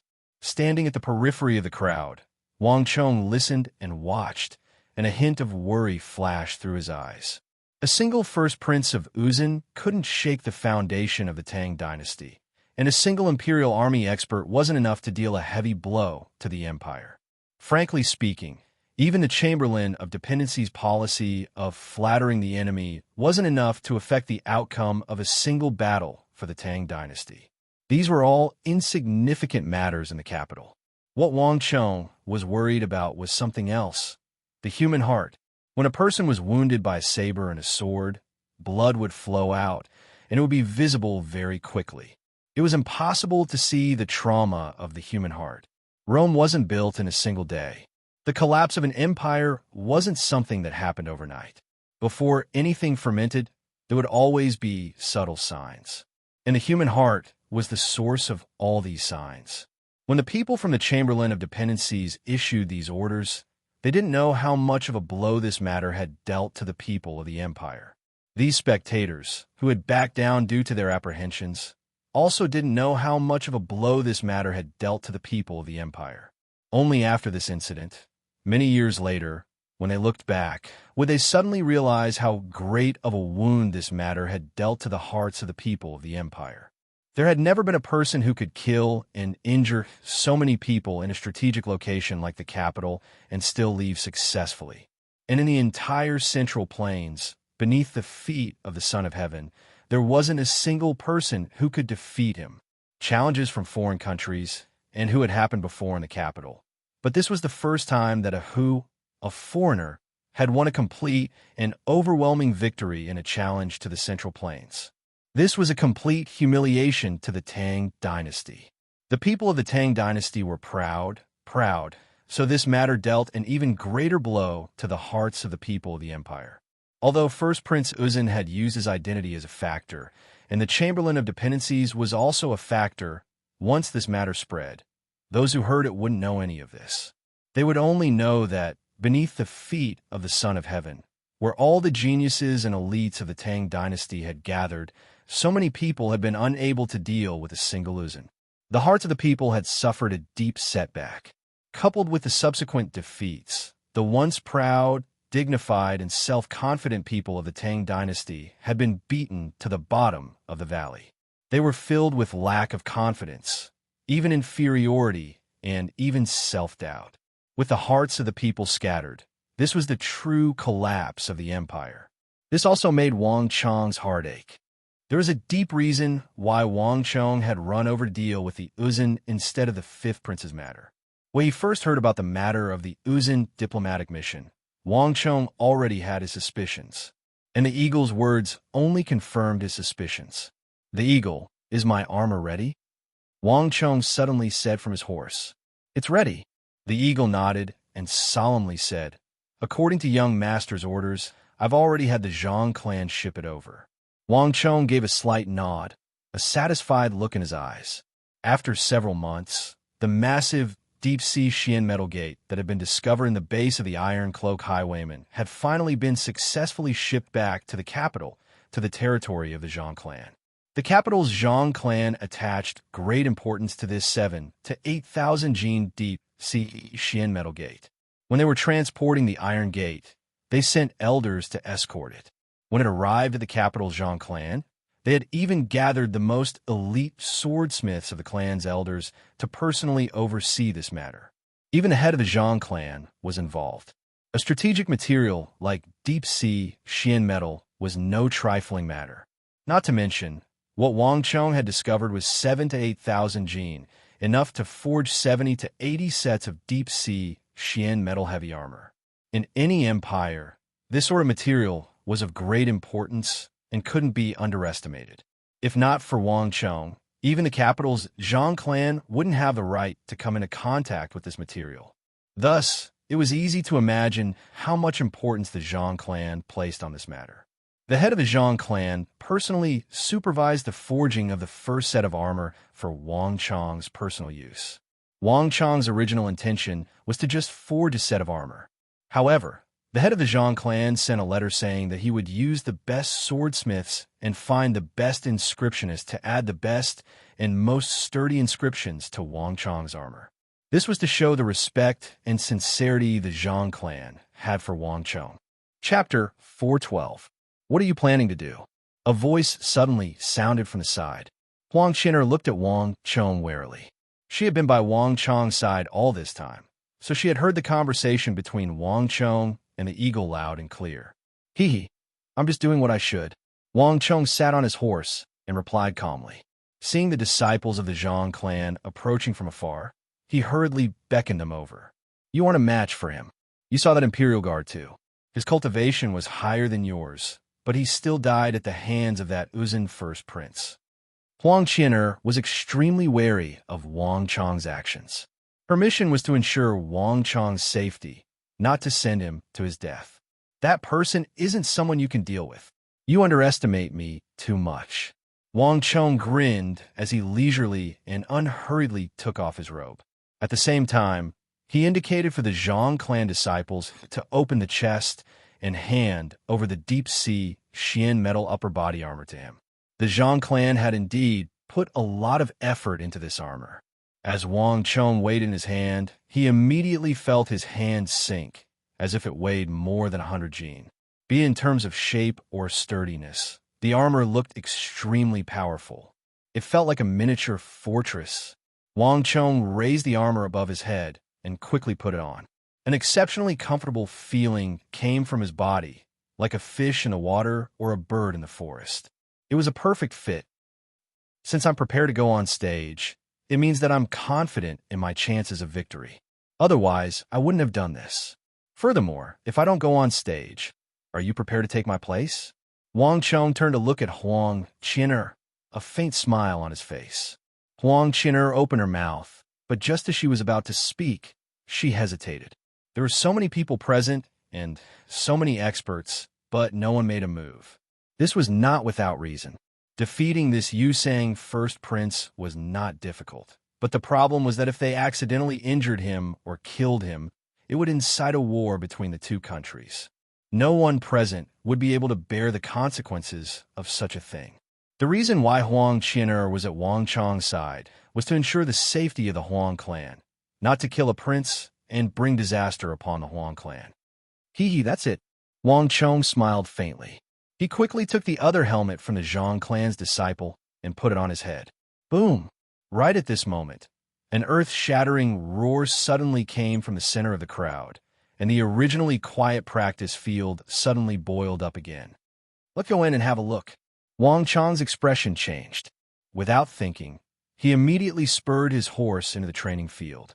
Flashing his token, Wang Chong's group successfully squeezed in. Sweeping his gaze across the surroundings, Wang Chong suddenly soared into the air and landed on the roof of a nearby building. From his vantage point, Wang Chong could clearly see what was going on in the practice ground. Wang Chong's intuition was right. In the end, there was still someone who could no longer hold back his anger and charged into the training field. Come, foreign barbarians, today I'll let you know the prowess of the Central Plains. On a massive training field, a furious voice reverberated in the air. Galloping, Wang Chong could see a fully armored young man wielding a large spear. He was currently charging at the Tibetan crown prince, his horse stirring up a thick plume of smoke as he thrusted it toward the Tibetan crown prince. His aura was unstoppable, as though he was unstoppable. But in the next moment, the crowd broke into an uproar, and an infuriating sight occurred. Under the watchful eyes of the crowd, a figure galloped forward. The first prince of Uzun didn't dodge. Instead, he charged straight at the tip of the spear of the scion, as though he was courting death. Bastard! The scion was taken aback.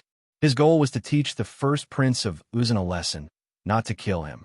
In the blink of an eye, he pulled on the reins of his horse and charged to the side. Nay! The war steed neighed, and its forelegs seemed to have stiffened as it charged forward. Gee! There was a flash of blood. Before the scion could do anything, his chest was struck by a saber and blood spurted out. Despicable, shameless. He's using this move again. What kind of ability is this to use such shameless methods? Do these Uzun barbarians even know the rules? He's doing this because he knows that we don't dare to hurt him. That bastard. To think that the great first prince of Uzun would be like this. In the training field, everyone was furious when they saw this scene. Hee, in a war between two countries, the weak are prey to the strong, and the winner is king. That's how it is between countries, and it should be the same in a contest of martial arts. What do you mean by stopping when the time is right, benevolence, righteousness, propriety, and wisdom? It's ridiculous for the Central Plains to have such a rule. I didn't ask you to give way to me. Who can you blame if you want to do this? On the other side, the first prince of Uzun turned his horse around. Listening to the crowd's furious curses, he sneered in his heart, but he didn't care. He wasn't a member of the Tang dynasty, so it didn't matter if he was cursed by foreigners. He wouldn't lose a strand of skin anyway. Come on, since you're courting death, I'll fulfill your wish. With his eyes fixed on the scion in the distance, the first prince of Uzun smiled sinisterly. He urged his highland steed to attack. But just like before, the first prince of Uzun left himself wide open. He attacked with all his might, not caring about defense at all. In an instant, the expression of the young man, who looked like a descendant of an aristocratic family, turned extremely ugly. Do you still think that I can't kill him? Wang Chong, who was clinging to the edge of the building, spoke without turning his head, the sound of clothes rustling through the air accompanied by an alluring fragrance. This person can't be touched. Don't you see that there are so many people standing there? It's not that we can't deal with him, but that we can't touch him. Even if your Wang clan is a clan of ministers and generals, even if your grandfather's name is known throughout the world, the consequences aren't something your Wang clan can bear. Huang Qian'er said with a cold expression. Not too long after Wang Chong flew over, she attached herself to him as well. That's because you know too little about me. Don't you know? The more unkillable a person is, the more I like to kill him. Wang Chong looked at the highland steed in the training field, a mocking smile on his lips, as if he was looking at a person who was about to die. What a clever strategy. Wang Chong watched as the Uzun first prince used his body as a shield and charged forward, completely disregarding his own life. Wang Chong couldn't help but sneer coldly. A duel of martial arts was a battle of life and death. Why would there be so many rules? In this aspect, he actually quite admired this Uzun first prince. But while this method of using one's body to threaten others might work, it was completely useless against him. So, loosening his grip, Wang Chong quickly jumped down from the building and landed back on his steed. The battle was already over, and on the training field, the scion was already in dire straits. His body was riddled with wounds, and his death was inevitable. It's my turn. Wang Chong urged his steed forward. Wait a moment. Huang Qian'er jumped down from the building and was just about to stop Wang Chong when the eagle stopped her. Young miss, don't worry. Gongzi has a clear goal in his actions, and he would never do something that he isn't confident of. Naturally, he has his reasons for making a move. I hope that young miss can maintain her trust in Gongzi. The eagle said solemnly. The operation of the Gogrian assassins had already forged the eagle's absolute trust in Wang Chong. Furthermore, the eagle's trust wasn't that blind either. Wang Chong was wearing a deep-sea Xian metal armor that was the bane of master archers, and there were a large number of toughening inscriptions inscribed on it. Even a full-powered arrow from a master archer wouldn't be able to pierce through it. Needless to say, the swords and sabers of the Uzun.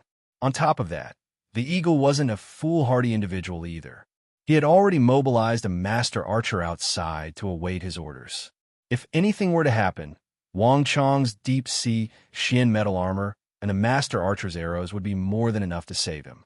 On the training ground, Li Chun had never imagined that he would exhaust his stamina to such an extent in just a few short exchanges. Large beads of sweat dripped down from his forehead, nose bridge, and chin.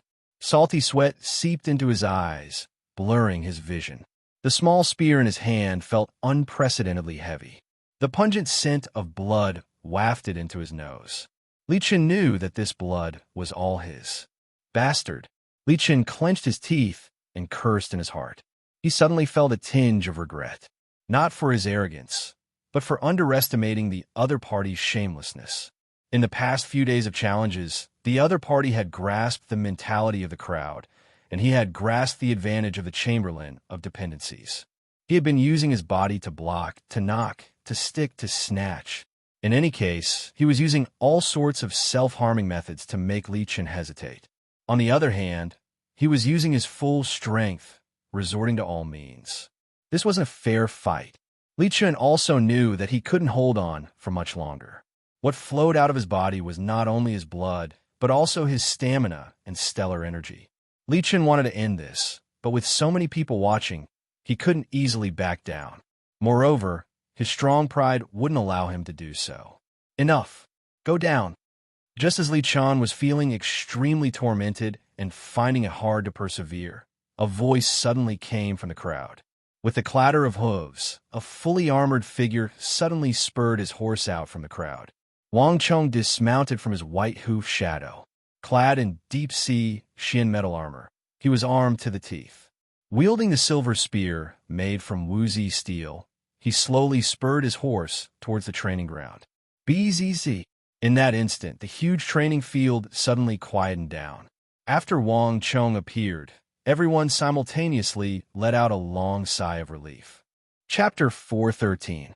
On the other side, the first prince of Uzun sneered. The battle was already nearing its end. He was about to enjoy the joy of victory. How could he be disturbed by a single person's words? Nay! The war horse neighed.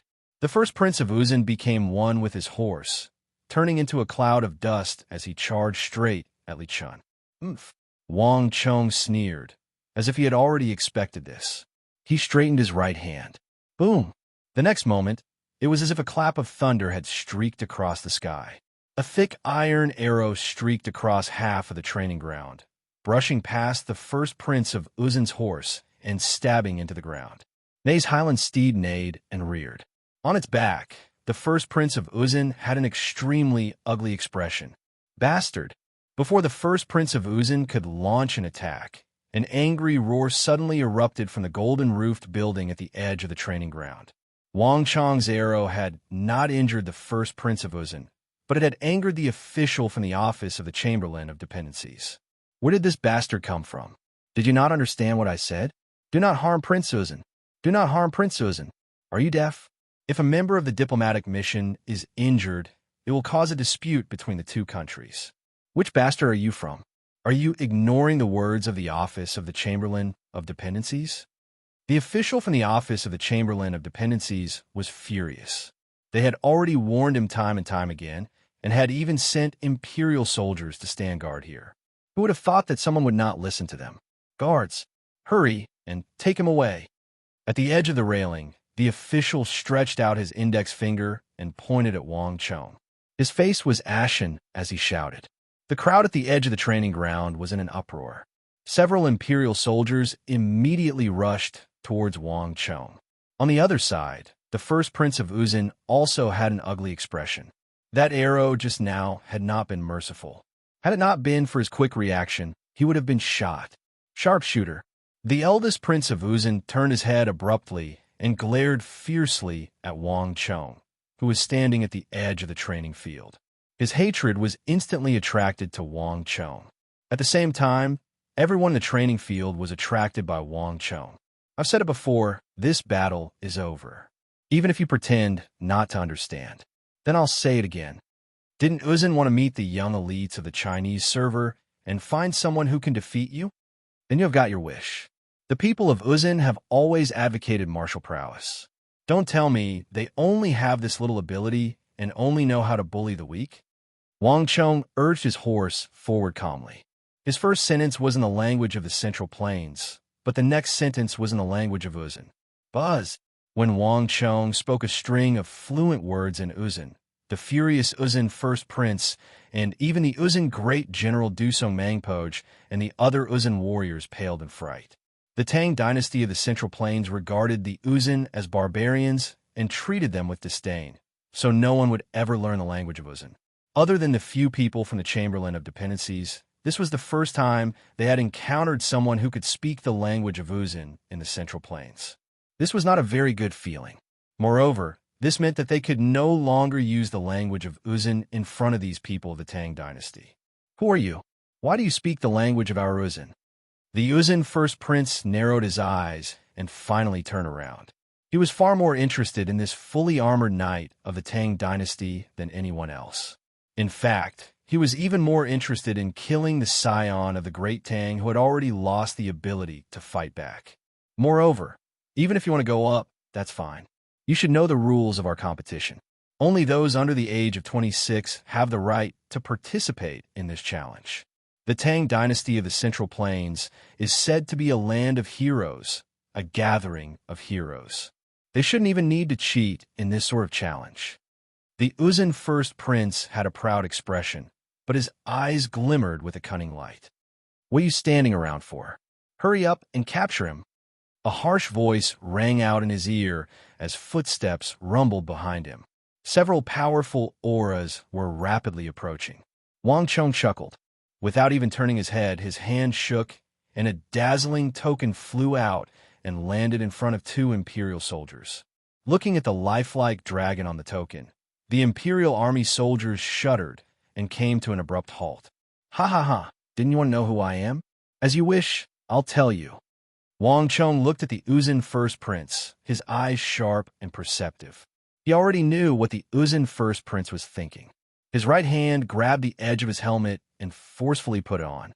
His long black hair fell down, revealing the face of a fair-skinned, handsome youth beneath the sturdy armor. Ah! Seeing this extraordinarily young face, a burst of soft exclamations suddenly came from all around. In the building at the edge of the practice field, an official of the Chamberlain of Dependencies, who had been sitting calmly and motionlessly like Mount Tai, suddenly sat up. His entire body seemed to have been shocked by electricity, and his expression abruptly changed. "It's him." At this moment, he finally recognized the person who had suddenly appeared on the practice field to stir up trouble. If there was one person in the Chamberlain of Dependencies who was most disliked and unwelcomed, then it was undoubtedly this youth. Whether it was the regional commander's incident or the Gogrian assassins, Wang Chong's every action had easily nullified the efforts of the Chamberlain of Dependencies. The Wang clan had obtained the honor and reputation they wanted, but in order to make up for the unease they had caused in the capital, the Chamberlain of Dependencies had expended a great deal of energy and money to appease the envoys of the other countries and the Huan foreigners in the capital. They had to convince them that this was just a coincidence and that the empire's policies toward the other countries would not change. Without question, everyone in the Chamberlain of Dependencies agreed that the most unwelcome person was the youngest son of the Wang clan. Bastard! Didn't I tell them? We can't let this young master of the Wang clan get close. How did he manage to sneak in? The veins on the forehead of the authoritative official of the Chamberlain of Dependencies were throbbing. He suddenly had an ill foreboding. The matter at the practice field was about to get out of hand. Wherever this young master of the Wang clan appeared, it would always be a mess. "Stop him. No matter what, we can't let him injure the first Prince of Uzun," the official said as he pinched his forehead. "My lord, I'm afraid that it's already too late," an expert of the Chamberlain of Dependencies said as he watched the two approaching figures, his face fraught with worry. "Neither the people of Uzun nor that brat will agree with us. Moreover, that Wang Chong still has the token of the King of Song." These last words struck at the Achilles heel of that imposing figure. Like a punctured rubber ball, he slumped back into his seat in disappointment. The token of the King of Song. It was like a mighty wall, blocking all his thoughts. There's no need to worry. The mighty Tang dynasty doesn't need to send anyone formidable to deal with you. Sending me alone is enough. Wang Chong didn't know that an official of the Chamberlain of Dependencies was watching him from a building at the edge. As he spoke, Wang Chong put on his deep-sea Xian iron helmet, revealing only his eyes. Then he urged his horse forward. "Arrogant, since you want to die, I'll grant your wish." A sinister look appeared in the eyes of the first Prince of Uzun. Without another word, he urged his horse forward, heading to the other side of the practice field. Wang Chong's gaze swept over. Seeing the defeated scion being carried off the practice field, he smiled coldly and urged his horse to the other side. Wang Chong's body didn't emit any aura. This made it impossible for the first Prince of Uzun to see through him, and for a moment, he couldn't tell how strong he was. The two of them, one on the east and one on the west, faced each other across the huge practice field. The atmosphere instantly tensed. The eagle, Huang Qin'er, the official of the Chamberlain of Dependencies, Dusong Mangpoj, and all the scions around the practice field focused their gazes on these two. The sound of falling leaves could be heard. Swoosh! Wang Chong placed his hands in front of him, his woozy steel spear aimed at the distant first Prince of Uzun. "Umph!" Wang Chong sneered, his entire body vibrating with stellar energy, his aura suddenly becoming somber and somber. He had not come to take revenge for what had happened on the road to the west. To provoke him in the capital like this, these Uzan people were far too arrogant. Not even the people of the Chamberlain of Dependencies would be able to protect them. Boom! The earth quaked, and a moment later, the white-hoofed shadow exerted strength on its limbs, bringing Wang Chong with it as it charged toward the first prince of Uzan like a bolt of lightning. Come! The Uzan first prince savagely grinned. At the same time, his highland steed neighed and shot forward with a similarly majestic aura. In a short period of time, the two warhorses had reached their maximum speed. 40 zhang, 30 zhang. Boom! There was a metallic clattering that shook the earth. Without the slightest hesitation, Wang Chong released the halo of Dusk Stallion from his body. A massive halo expanded from Wang Chong's body to the white-hoofed shadow's feet, and then began to expand. This massive halo weighed 1,000 jun, causing the earth to slightly sink. Bzzz. After the first halo, there was a flash of light as another halo shot out. Ha ha ha! The sight of the halo beneath Wang Chong's hooves caused a chorus of laughter to erupt from the practice field. Kid, so this is all you got. And here I was wondering how formidable you were. You're dead for sure. Roar. Amidst the fierce neighing of a horse, there was a flash of light. The space behind the Yusang first prince turned dark, and in this darkness, a massive black yak could be faintly seen. In a flash, it had burrowed into the highland steed beneath the Yusang first prince. The Uzan first prince's speed instantly increased. At the same time, there was a metallic clattering. 1, 2, 3, 5 halos began to expand from beneath the hooves of the Uzan first prince's highland steed. Boom! The air rumbled as the two men and their horses reached their maximum speed. Like two comets streaking across the sky, they charged at each other with indomitable will. They did not hold anything back, nor did they hesitate. Chapter 4:14. Not good. In the crowd, Huang Qin'er's expression tightened at this sight, and her heartstrings tightened. Given the Uzan first prince's strength, there was no way Wang Chong would be a match for him. At the same time, a worried look appeared in Old Eagle's eyes. Although he spoke calmly, the anxiety in his heart was no less than Huang Qin'er's. The crowd around the practice ground let out cries of alarm. This kid is dead for sure. A group of Uzan envoys gathered together and sneered. They looked at Wang Chong as if he were a dead man. No one was optimistic about Wang Chong's chances. Even those who wished for the first prince to be defeated could see this. In his current state, Wang Chong was definitely no match for the Uzan first prince. You brought this upon yourself. You can't blame me for this. On a building at the edge of the practice ground, a figure from the Chamberlain of Dependencies leaned on the railing with both hands and sneered. The Chamberlain of Dependencies could not deal with Wang Chong, but if Wang Chong was courting death, then they could not be blamed. Even if the Sage Emperor came, he wouldn't be able to blame them. At this time, the only person who still had confidence in Wang Chong was probably himself. 20 zhang, 10 zhang, 8 zhang. Time seemed to slow down countless times. Wang Chong's eyes were clear. Just when he was 6 zhang away from the Uzan first prince, Wang Chong's eyes flashed with a cold light, and then something strange happened. Whoosh! With a shake of Wang Chong's hand, a cold light shot through the air at lightning speed. However, this cold light was not aimed at the Uzan first prince, but at the highland steed beneath the Uzan first prince. Buzz!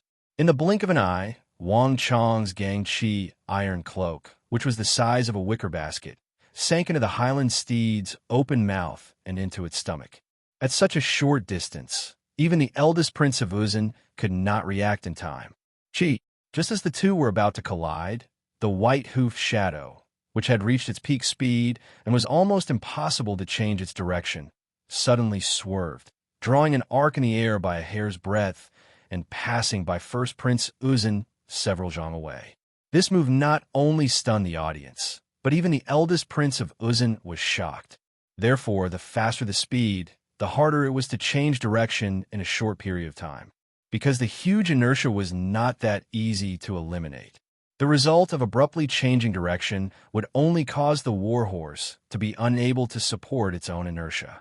In the end, its bones would break and it would fall. This was not something an ordinary warhorse could do. Rumble.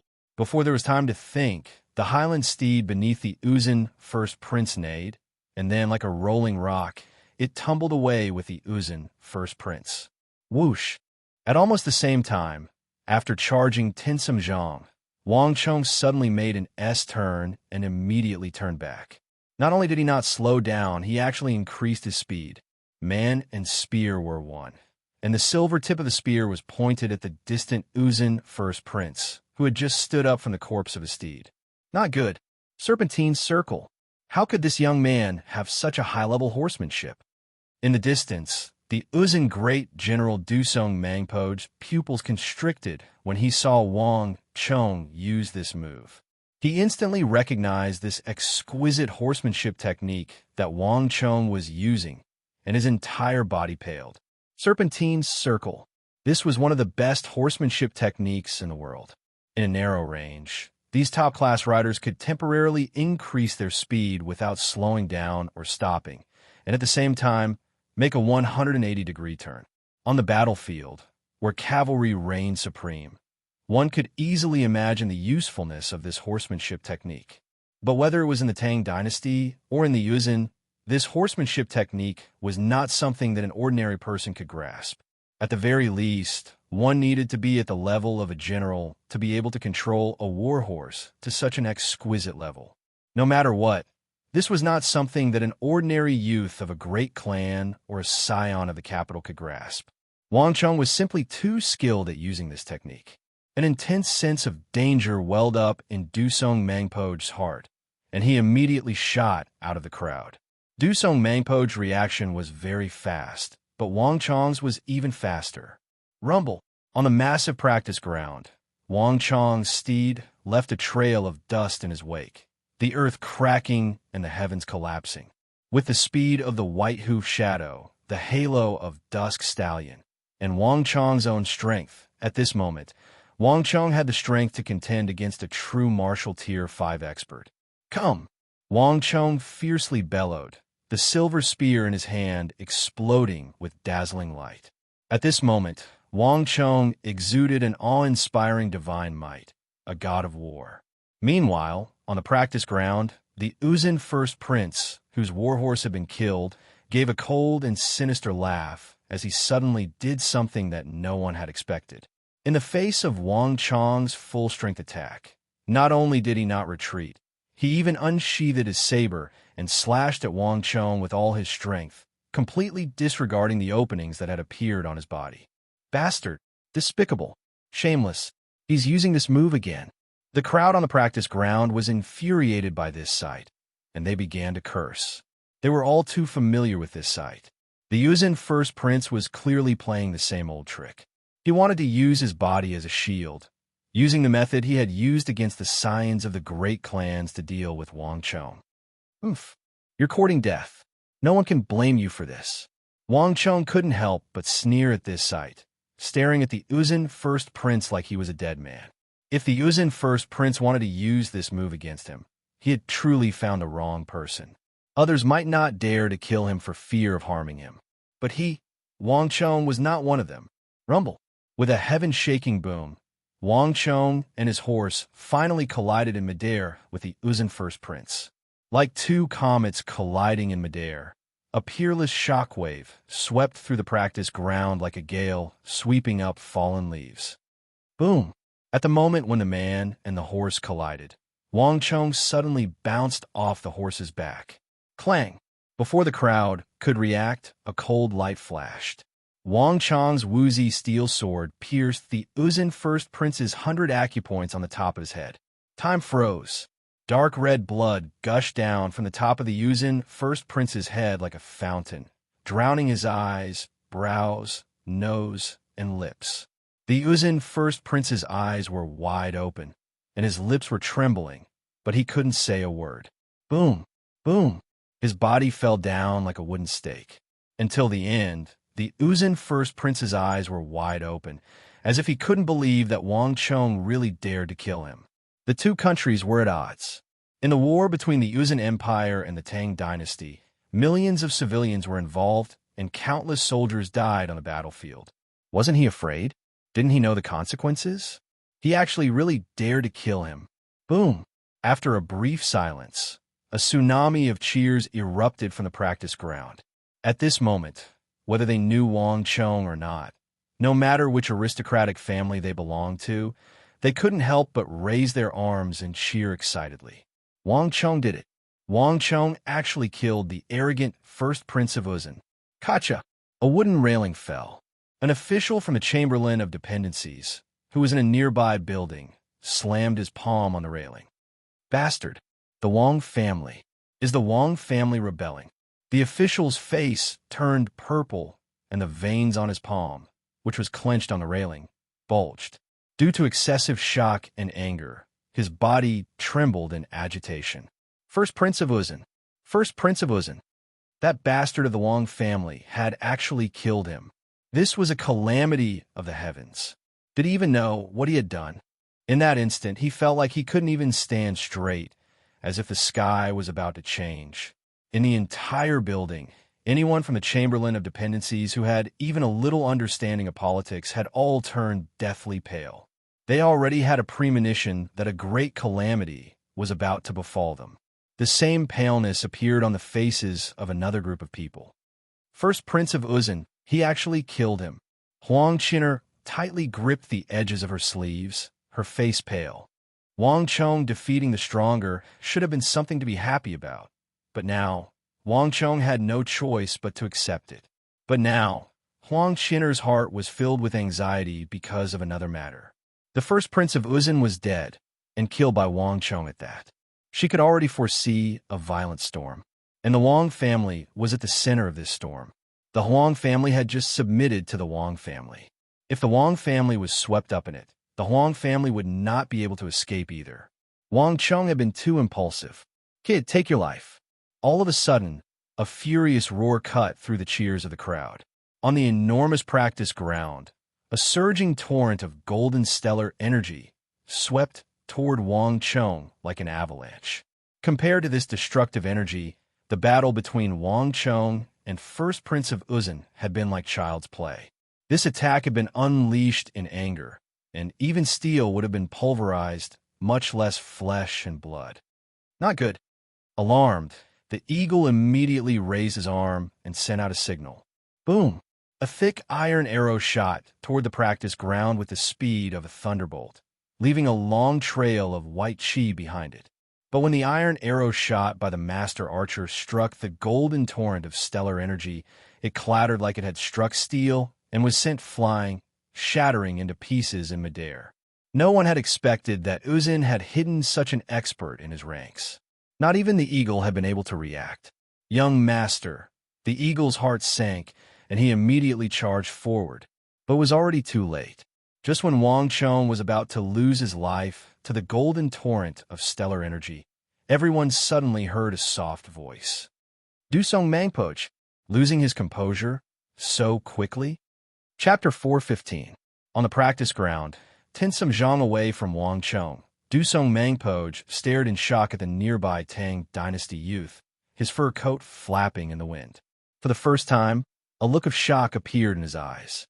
His trip as a diplomatic envoy had been extremely secretive, and very few people knew of it. Even within the Uzun Empire, not many people knew of it. Dusong Mangpoch had never imagined that the secret he had kept for more than 3 months would be exposed by a youth of the Tang dynasty of unknown origins. At this moment, Dusong Mangpoch's mind was in turmoil. For the first time, he felt like he couldn't see through this youth. But Dusong Mangpoch was far from the only one shocked.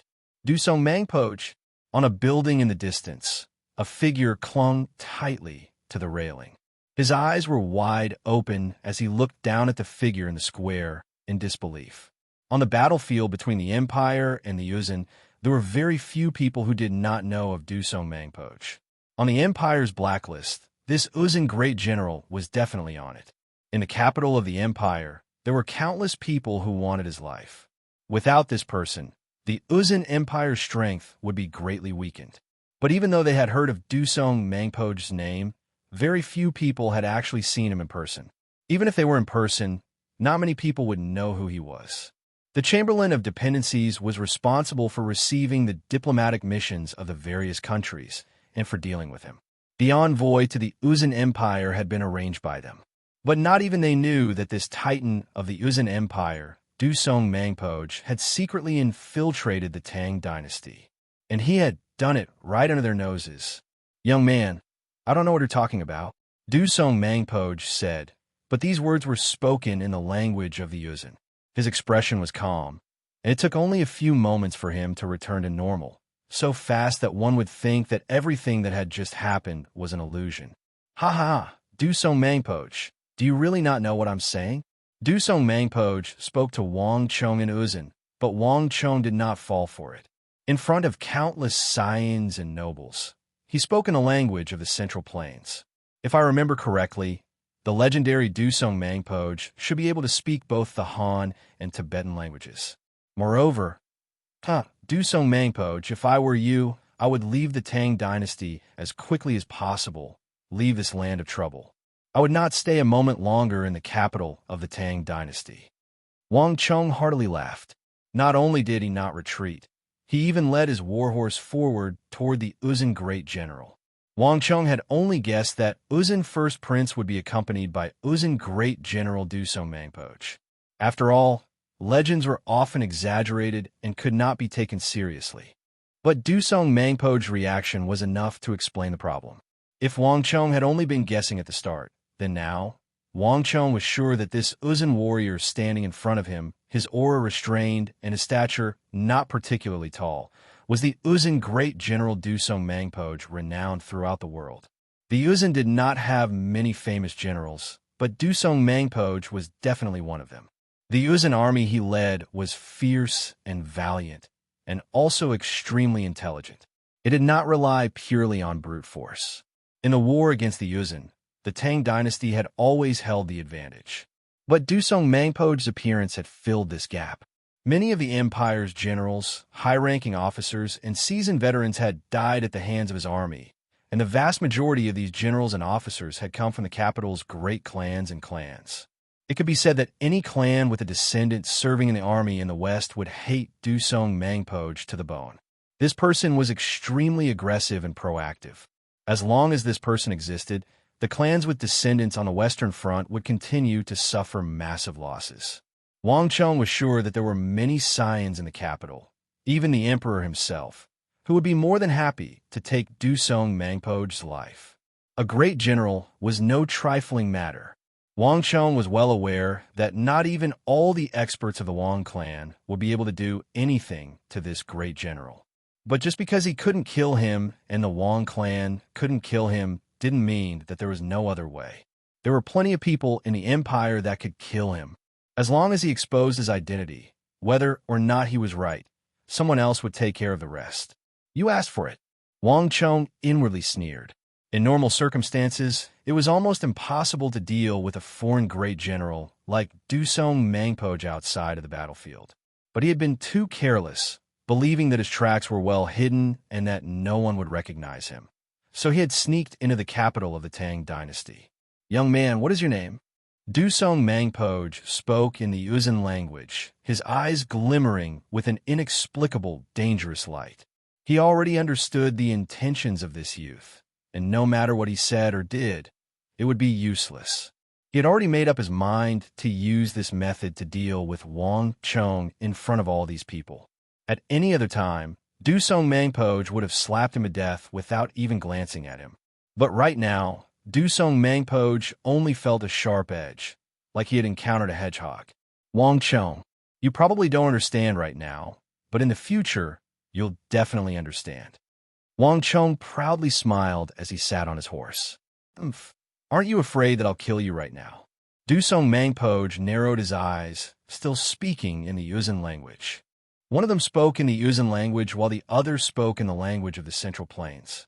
They spoke completely different languages, but they had no problem communicating. "Afraid? Of course I'm afraid." Wang Chong smiled. "But do you believe that if you don't kill me, you still have a chance to leave the Tang dynasty alive?" But if you kill me, you won't even be able to leave this practice ground? Dusong Mangpoj narrowed his eyes in silence, his sharp eyes seemingly trying to peer into the depths of Wang Chong's soul. In the 3 months he had spent in the Tang dynasty, this was the first time he had encountered someone he couldn't understand, and it was even a teenager. Killing intent bloomed in his eyes, but Dusong Mangpoj still did not move. He had no confidence, nor could he guess at this youth's background. No matter what this youth's background was, he was right about one thing. Starting from now, the capital of the Central Plains was no longer safe for him.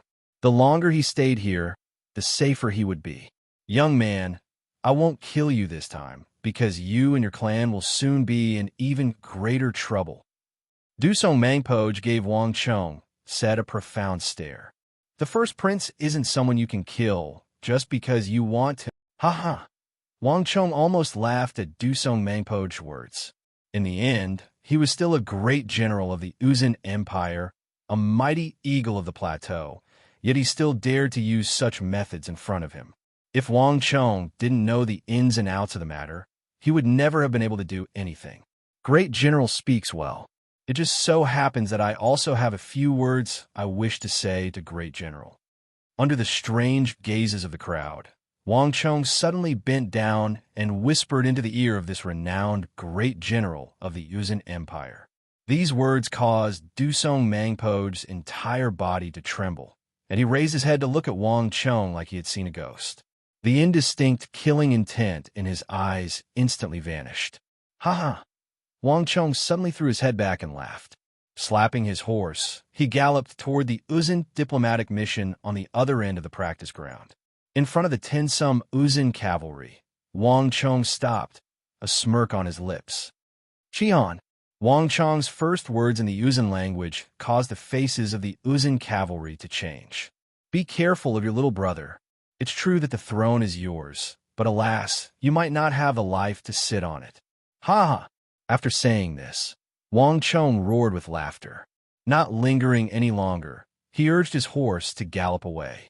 Whether it was the Uzun great general Dusong Mangpoj or the Uzun cavalry on the practice ground, none of them tried to stop him. They just watched as he arrogantly galloped away. Let's go. Dusong Mangpoj's eyes widened as he said this. Carrying the corpse of the Uzun cavalryman killed by Wang Chong, he broke through the crowd and left. This place was no longer safe, even though nothing had happened in the surroundings. But Dusong Mangpoj could already sense an enormous danger. The mission had been a complete failure, and the capital of the Tang dynasty was now fraught with danger. Dusong Mangpoj didn't even know if he could survive to return to the Uzun plateau. Just as that youth had said, every second he spent here was one more second of danger. Whoosh! The Tensum elite Uzun cavalry followed behind Dusong Mangpoj without a single word. Congratulations to user for changing the practice ground event. Uzun's challenge. You have been rewarded with 10 points of destiny energy. Congratulations to user for changing the Uzun royal family war. You have been rewarded with 5 points of destiny energy. Two voices rang out in Wang Chong's mind like heavenly music. Almost at the same time, the originally quiet training field once again exploded into a wave of cheers that soared into the sky. Wang Chong, Wang Chong, Wang Chong. Wave after wave of cheers crashed down like tsunamis. Not many people knew what Wang Chong had just done, but everyone knew that the insufferably arrogant Uzun diplomatic mission had been forced to flee in dejection. And all of this had been accomplished by Duke Jiu's grandson, that Wang Chong of the Wang clan. This is really both fame and fortune. As Wang Chong listened to the cheers of the practice ground, his lips slowly curled into a smile. His trip down the Spirit Vein Mountain was not in vain with the gains he got from the training field. Defeating the Yusang First Prince had been rewarded with 10 points of destiny energy, and speaking those words had been worth 5 points. He had easily earned 15 points of destiny energy from this trip. This was almost as much as the Goguryeo assassin's encirclement. Wang Chong was beginning to realize that as long as he could successfully change the course of events that would have a major impact on the empire, the rewards would be far greater than if he worked alone. Adding on the 79 points of destiny energy from before, I now have 94 points of destiny energy. It's just a pity that Uzun is too far away, the heavens high and the Emperor far away. I can only say those words. Otherwise, if I tried to sow discord, I would have gained far more than just 5 points of destiny energy. Wang Chong said to himself, feeling rather regretful.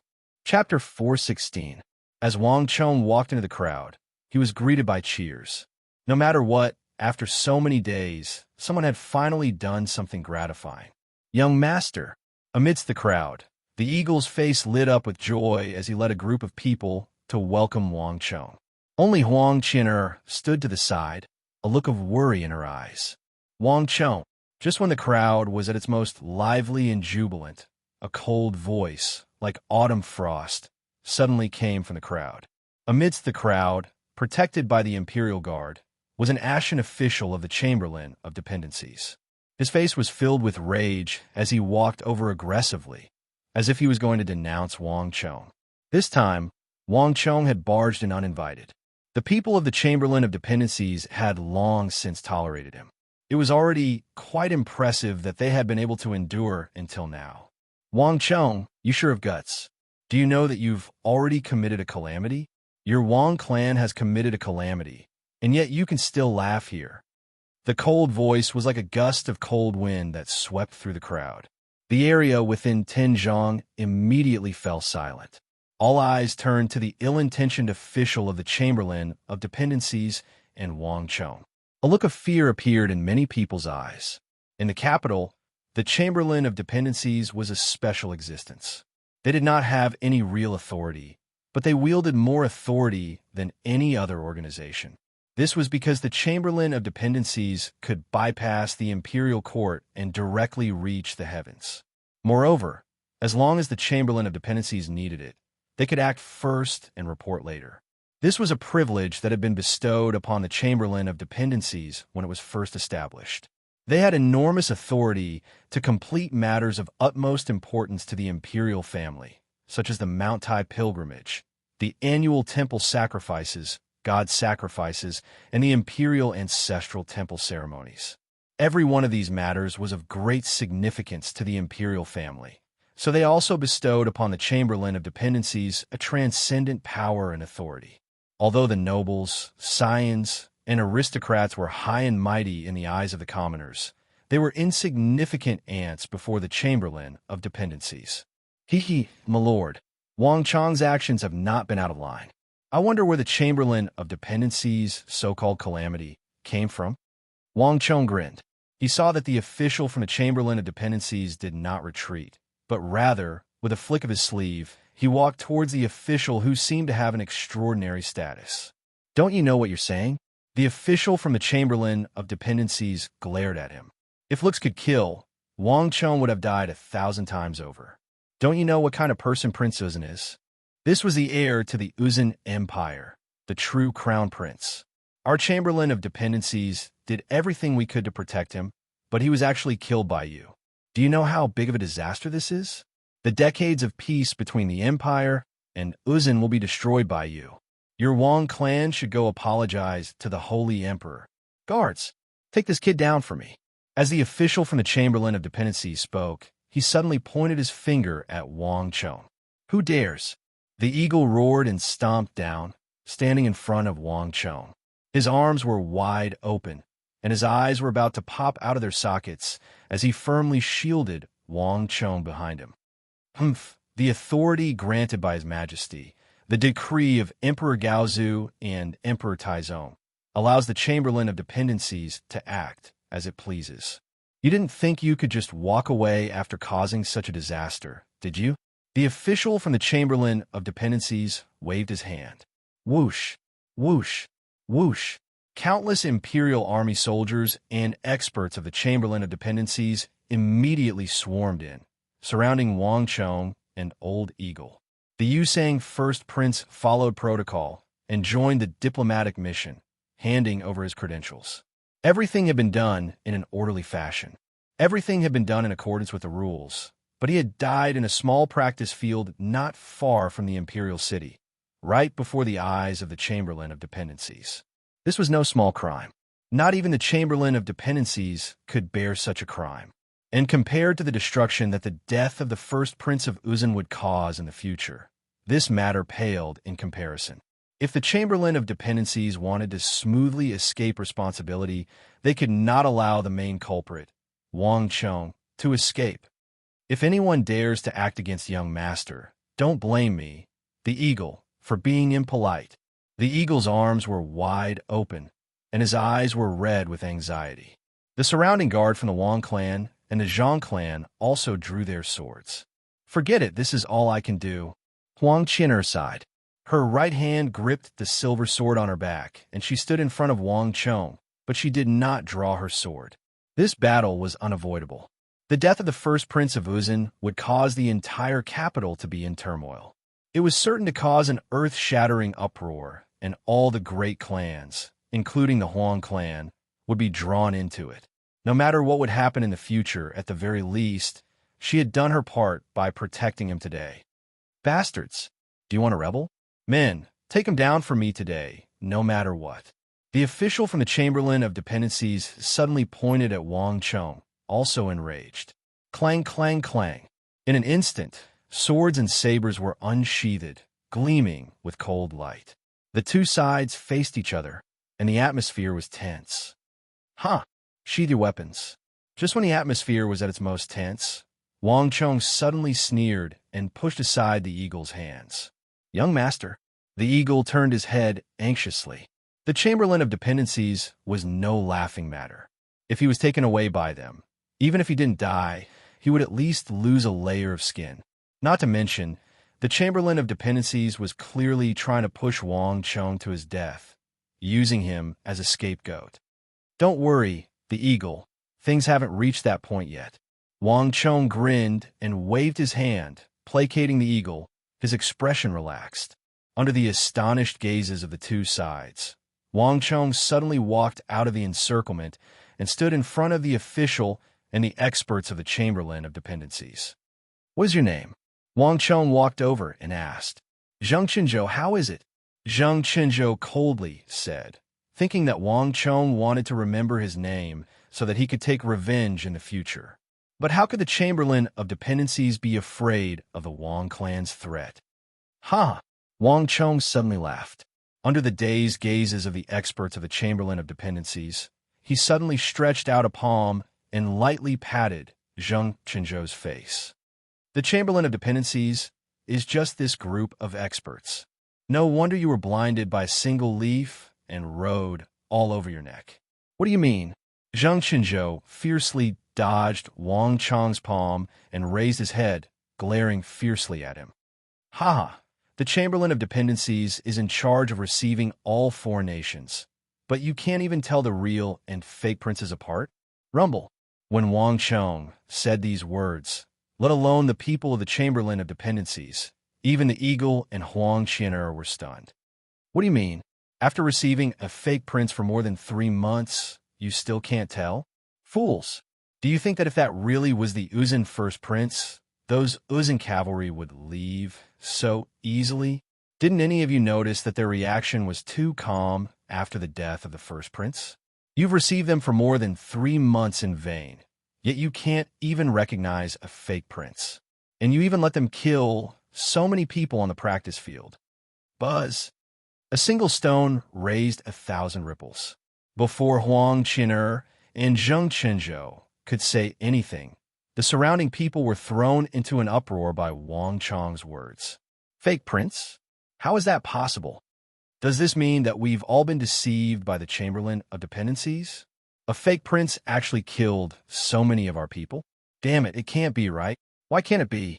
If it wasn't fake, how could young Master Wang have dared to kill the first prince so decisively? So you're saying that we've all been deceived? Bastard. This is infuriating. At this moment, the crowd was in an uproar. Everyone's eyes were filled with rage and irritation. The first prince on the practice field was actually not very strong. But because of his identity as the Uzun first prince, and because he always used his body as a shield to block swords, everyone was afraid to take action, and he had used tricks to kill so many people. If they had known his true identity, they would have long since cut him into pieces. In an instant, everyone was filled with rage at being deceived. The eagle and Huang Qin'er looked at each other. Hiss!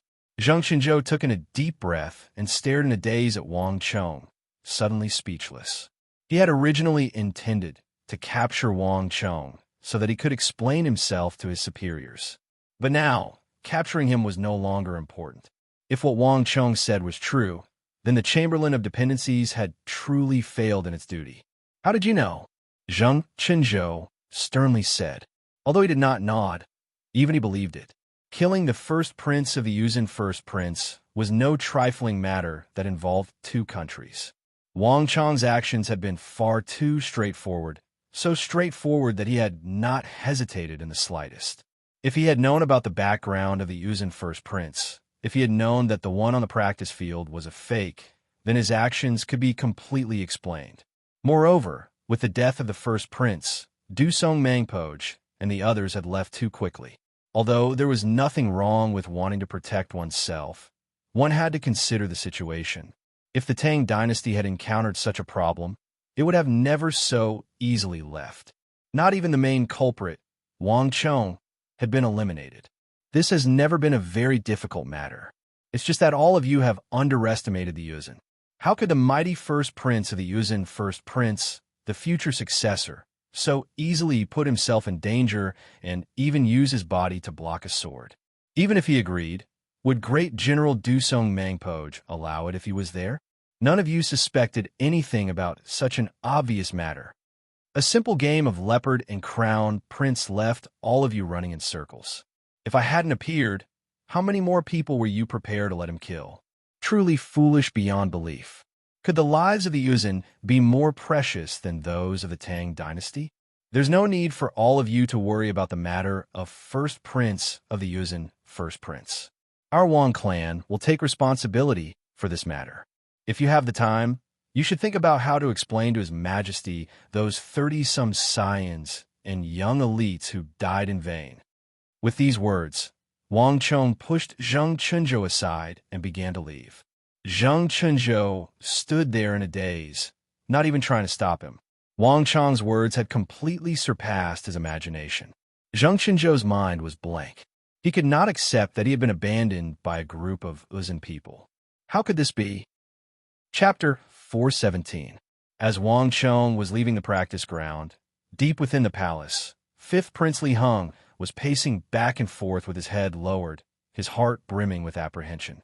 In front of him was a threshold, not even a foot high. But this threshold was like an invisible wall, firm and boundless, exuding a suffocating pressure as it stood in front of Li Heng. All was quiet, but Li Heng's forehead was covered in cold sweat, and his heart was filled with indescribable anxiety. More than 2 hours had passed since the audience, but even now, Li Heng still had not received the summons. Li Heng was well aware that his fate would be decided by this tiny threshold. Buzz! Suddenly, the gate opened and a sharp voice came from deep within the hall. Summon Fifth Prince Li Heng for an audience. Buzz! It was like a heavy hammer had struck his heart, causing Li Heng's entire body to tremble as he came to his senses. The summons he had waited so long for had finally arrived.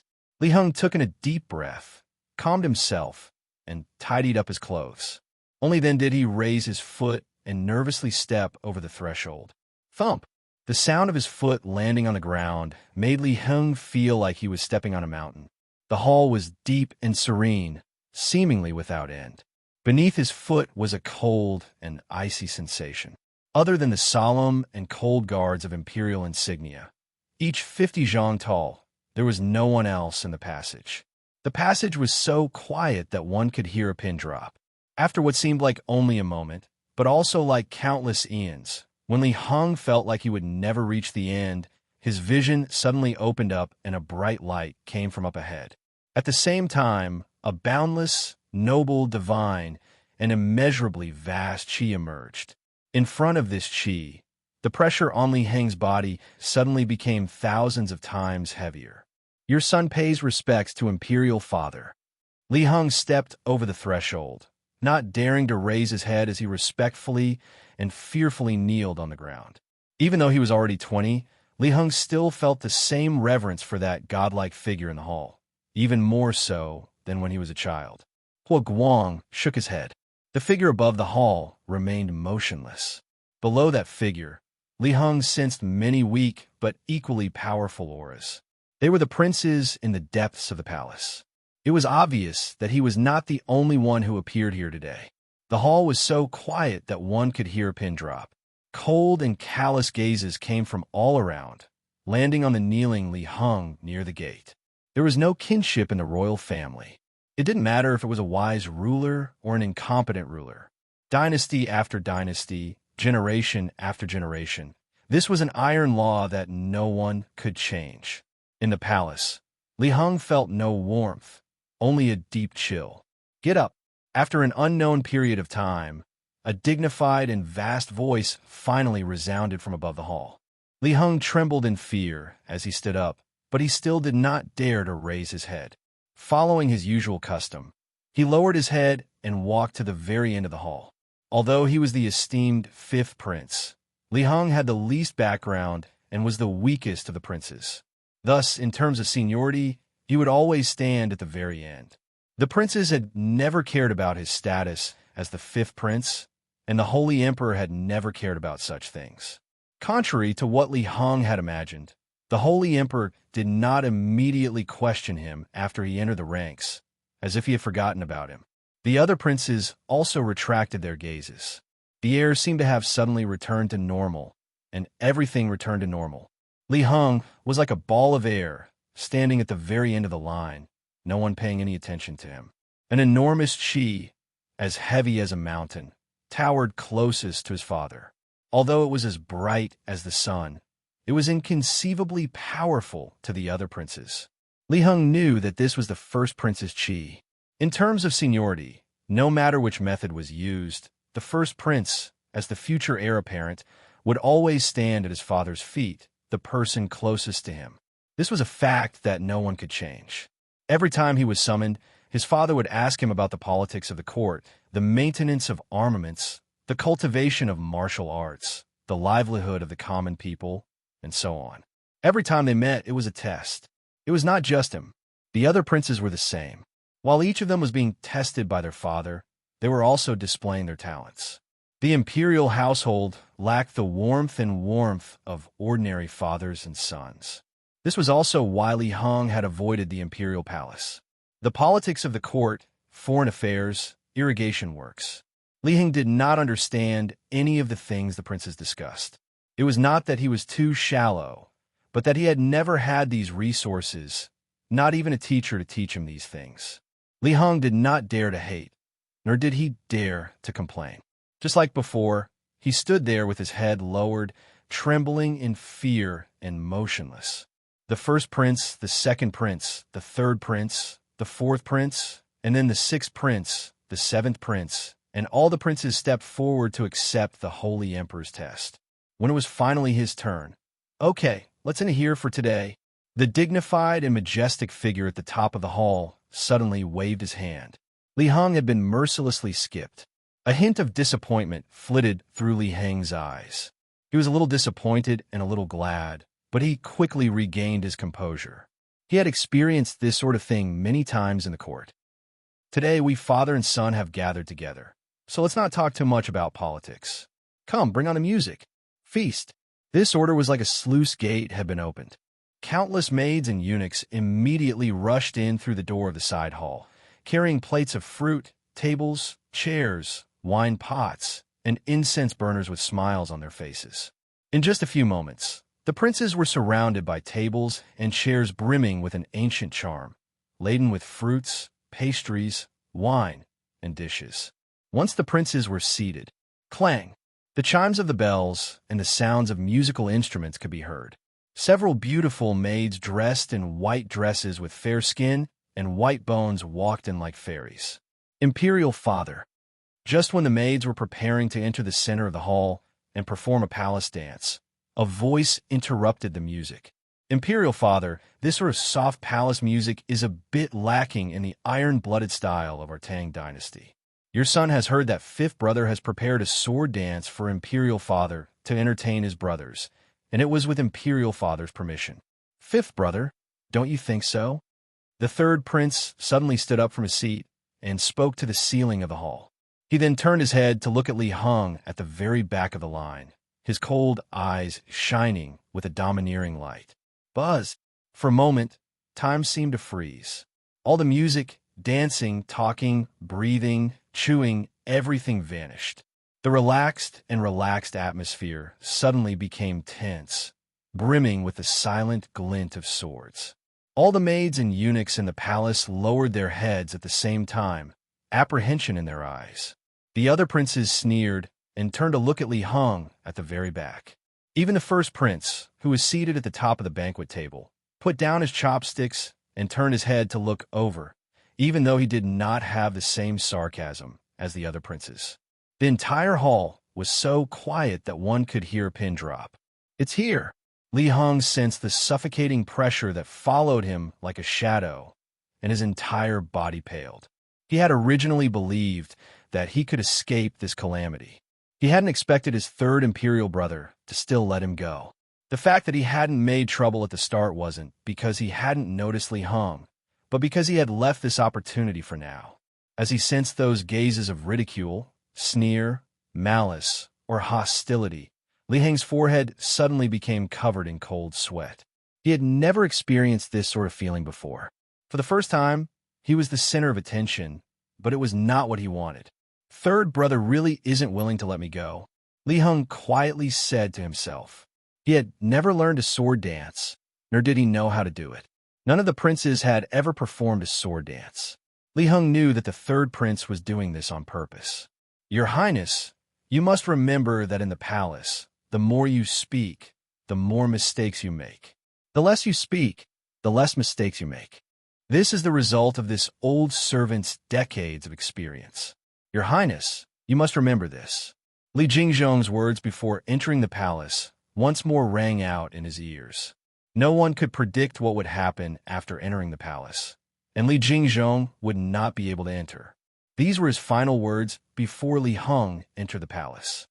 Imperial Father. Li Heng was just about to refuse when he heard the fifth prince's voice. Fifth brother, what's wrong? Why are you so hesitant in front of Imperial Father? Do you want to go back on your word and suddenly become unwilling? His voice was cold and tinged with a sneer, as if he had long ago seen through Li Heng's thoughts. Third brother. Li Heng straightened his body, but just when he was about to speak, it was like an ancient mountain was pressing down on him. Li Heng suddenly felt a majestic and awe-inspiring gaze fall upon him. Imperial Father. Li Heng's heart trembled, and he immediately swallowed the words he had been about to spit out. But before he could speak again, he heard the Holy Emperor wave his hand and speak in an indifferent and calm voice. Enough, Bauer. Don't make things difficult for your fifth brother. Buzz. A bloody aura suddenly rushed to his head. This was not the first time Li Heng had been ignored, but this time, Li Heng found it extremely difficult to endure. The words Wang Chong had said outside the Kunwa training camp suddenly appeared in his mind. Your Highness, how can you catch a tiger cub without entering the tiger's den? You have no path of retreat. If you want to change your situation, change His Majesty's view of you. You can only take the initiative and dare to fight for it. After entering the palace, the third prince and the others will definitely do everything they can to make things difficult for you. In normal circumstances, you will definitely shrink back. So, no matter what, you must do the exact opposite. You must take the initiative to display yourself in front of His Majesty. This audience is your best chance. No matter what, you must grasp it well. Only by putting yourself on the line can you be reborn. If you want to obtain His Majesty's favor and attention, this might be your last chance. Blood continued to gush to the top of his head. Li Heng could endure the ridicule, cruelty, apathy, attacks, and assassinations of the princes, but the one thing he could not endure was the disregard of his most respected and beloved father. Imperial Father, I'm ready. Your son truly has prepared a sword dance that he wishes to offer to Imperial Father. This sentence was loud and clear, and the rumbling sound reverberated throughout the entire hall. Li Heng kneeled on the ground, his body trembling, but his voice was firm. For a moment, the hall was silent. All the princes were dumbfounded. Even a holy emperor's gaze froze for a moment. He turned his head, his gaze once more falling on Li Heng. Permitted. Chapter 4:18. Boom! The gate opened and a rider galloped in.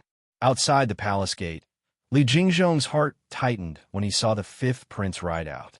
Tugging on the corner of his robe, he strode forward and took the reins of the fifth prince's horse. "Your Highness, how was it? Your Highness, how was it? How was it?"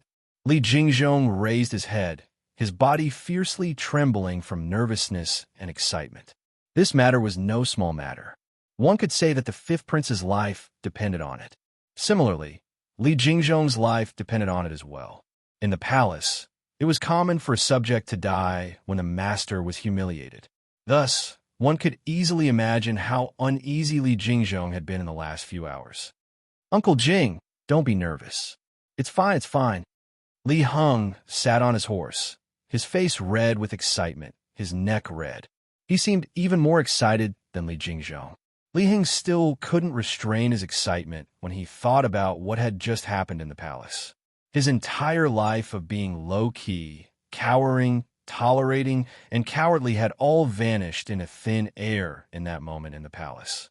Li Heng knew that the third prince was trying to harm him, and he also knew that if he revealed the truth that he knew martial arts, he would likely infuriate the Holy Emperor and be attacked by his imperial brothers. He would then be accused of deceiving the sovereign. But Li Heng couldn't worry about such things. After being bullied, plotted against, ignored, and ridiculed in the palace for 20 years, Li Heng's most intense desire suddenly exploded. Even if he was to be executed tomorrow, he still wanted his father to look at him in the eye with dignity. Li Heng didn't know how to perform a sword dance, but he did. There was no technique, and it was different from any other sword dance in the world. Li Heng's sword dance came from his heart, a bold and unrestrained dance of decades of venting his emotions.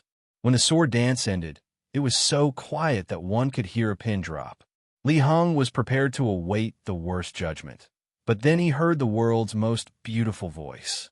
After 10-some years, he finally heard the voice of his father from his childhood, a voice filled with affirmation. Li Heng could still remember the surprised and marvelous expressions on the faces of his imperial brothers when they heard those words. "Uncle Jing, Wang Chong was right. He was right. Let's go and find Wang Chong." Li Heng was extremely excited. If it wasn't for Wang Chong's encouragement and his analysis, even if he wanted to perform at that time, he wouldn't have had the courage to do so. As it turned out, everything was as Wang Chong had predicted. If he showed even the slightest bit of hesitation or denial during today's audience, then he would really be unable to escape today's calamity. Wang Chong was right. Only by taking the initiative and fighting for it with all their might would they have any hope of survival. Just as Wang Chong had analyzed, His Majesty was an aggressive army.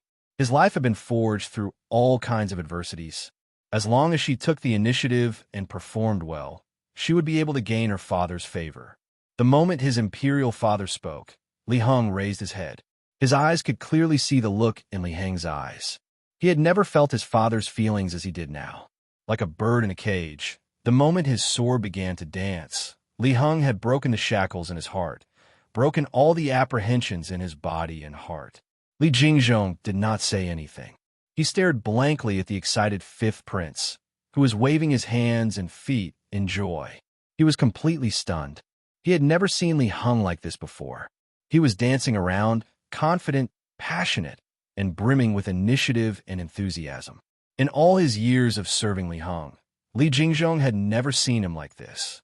Li Jingzhong had a faint feeling that the fifth prince standing before him seemed to be a little different from the fifth prince he had remembered in the past. But not even he could tell what was different. "Let's go." Li Jingzhong came back to his senses and led Li Heng's horse out. "Oomph. Bastard."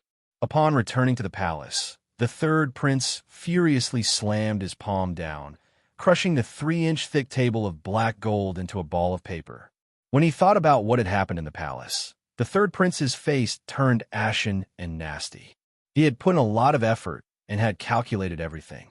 The only thing he hadn't expected was for the fifth prince to change from his usual routine and offer a dance. And even more surprising was that not only had his father not punished him for such a major matter, he had even bestowed upon him a special robe of the imperial clan. A robe bestowed by the emperor was no trifling matter. Even the slowest person would understand what his father meant. Starting from now, no one was allowed to do anything to Li Hong. The robe bestowed by the emperor was a protective talisman. Anyone who dared to do anything to Li Hong would be seeking their own death, because doing so was tantamount to challenging the Holy Emperor. Investigate for me just what's going on with fifth brother? Not even Imperial Father can cure his illness.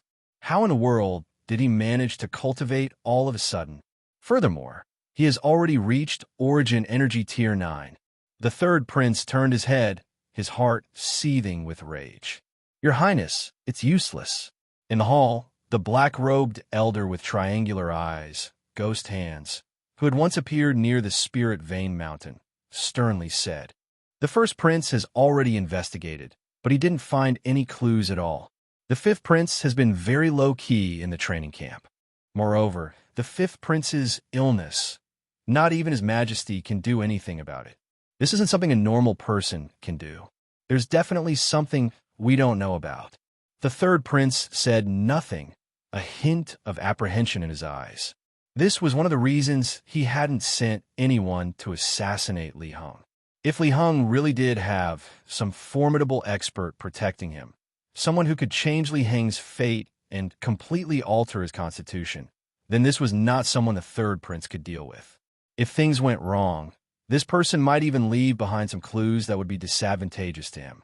He had taken such a big detour to plot against Li Hong in front of his imperial father precisely because of this apprehension, even though he had still failed in the end. Damn it! The third prince clenched his teeth and clenched his fists. No matter who he is, I have to find him. I like to see just who is helping him. Ghost hands, take your men and leave. Old Fifth has just been rewarded by Imperial Father and is at the height of his success. Once he leaves the Imperial Palace, he will definitely go find that person. Take your men and carefully reward them. Bastard thing, even if he's an immortal from the heavens, if he dares to interfere in the struggle for Crown Prince, I will have him fall to the ground. Yes, your subordinate will immediately take his men. Ghost Hands lowered his head, gathered his men, and left with them. Meanwhile, in the palaces of the other princes, the second prince, the fourth prince, the sixth prince, the seventh prince, all the princes were also paying attention to this matter. Old Wu, who had always been a coward and appeared to be a coward, suddenly became so proactive and showed off his abilities, which surprised everyone.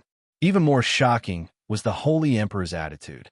The matter of Old Fifth had actually been so lightly brushed aside. Not only had the Holy Emperor not rebuked him, he had even gifted him a robe. He hadn't even asked about the cause of the matter. This Old Fifth, I truly underestimated him. I didn't think that he would hide himself so deeply. If he had been obedient and didn't have any improper thoughts, it wouldn't have mattered. But since he has such ambitions, he can't be tolerated. There's only one imperial throne. Since he wants to sit on it, there's no need to talk about brotherly affection. While he's still weak, we have to find a way to get rid of him no matter what. Otherwise, if he's allowed to sit on the throne, what will happen? There are already enough brothers in the palace fighting over the throne. There can't be any more. Not even Li Hong could have imagined that his sword dance had simultaneously aroused the hostility and killing intent of the other princes. If their hostility toward Li Hong had been limited to thoughts before, now, after this banquet, these thoughts could be transformed into action. There was no familial affection in the imperial household. If this was the case between father and son, then what about brothers? Not even a saint could resolve a problem. So how could a robe solve it? It was just that everything had to be done in even greater secrecy. Flap, flap. As the darkness deepened, a black crow flapped its wings and flew through the sky, ultimately landing in a corner in the northwest corner. It's here. The eagle raised a hand and caught the crow. It seems that the fifth prince's side is safe. Wang Cheng held his hands behind him as he gazed at the crow in the eagle's hand and breathed a sigh of relief. Right now, he was most worried about the fifth prince. He had been waiting here this entire time for news of the fifth prince. Young master is correct. Li Jingzhong's message says that the fifth prince has managed to escape unscathed, and he even obtained an official robe bestowed upon him by the Holy Emperor. The fifth prince says that he wishes to see you, but Li Jingzhong says that he has already stopped you from seeing him. The eagle finished reading the letter on the crow's leg and nodded. This fellow is rather useful. Wang Chong nodded. As he listened to the eagle read the contents of the letter, a strange look flashed across his eyes. Li Jingzhong, the future treacherous official, reacted quickly in this aspect. He knew that this was not the time for them to meet, so he had taken the initiative to stop the fifth prince. It was worth sparing his life back then. I hope that he can continue to be like this. Wang Chong thought to himself. Li Jingzhong was gradually displaying his true potential. As the future treacherous official, he had almost complete control over the entire imperial court. Li Jingzhong's perception of politics and his ability to sense danger were unquestionable. With him by the fifth prince's side, the fifth prince would be much safer, and he would also be a great help. At least, that was the case for now. Let's go, we should set off. We still have a very important mission ahead of us. This is just the beginning.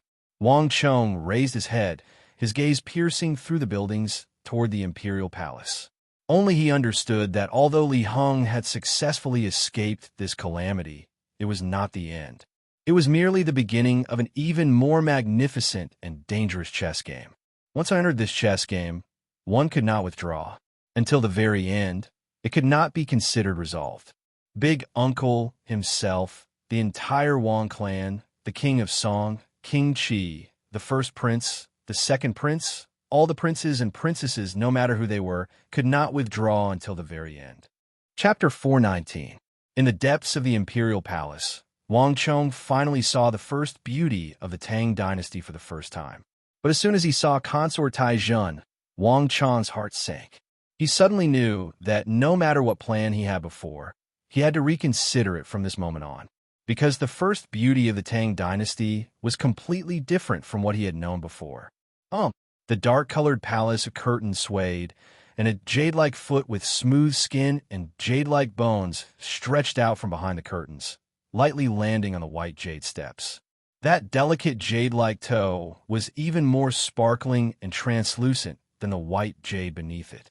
As the slender foot stretched out, a peerless beauty with smooth skin and fair bones slowly walked out from the inside with her head held high.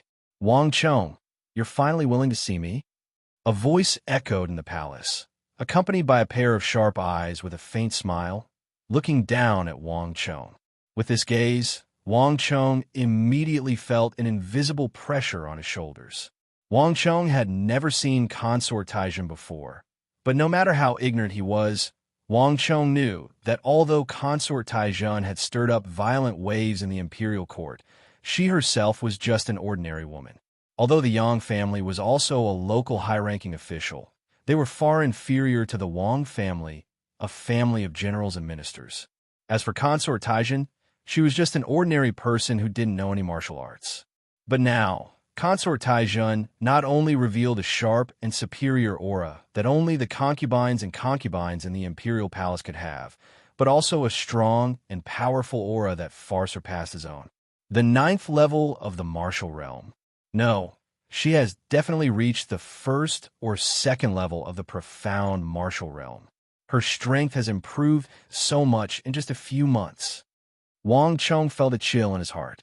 Consort Taijun incident. Wang Chong had learned a lot about consort Taijun from the King of Song. Consort Taijun doesn't know martial arts. Wang Chong was certain of this. However, in just over half a year, not only had consort Taijun changed, but even Yang Zhao had changed. However, consort Taijun's changes were much greater than Yang Zhao's. Ha ha ha. Little sister, this is my good brother, and also your good brother. Don't make things difficult for him. A hearty voice came from his side. There were no outsiders here. Yang Zhao hurriedly stood up and spoke up for his sworn brother. A scholar who has been away for 3 days must be looked at in a new light. The current Yang Zhao was completely different from when Wang Chong had first met him. He wore a white robe and a black silk hat, and his right hand was stroking his beard. His entire body naturally exuded the aura of a scholarly official that would win the admiration of others.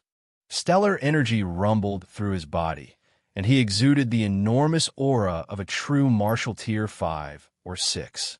This ruffian who had once wandered the streets of the capital without the strength to truss a chicken had undergone such an astonishing transformation after entering the palace and officialdom.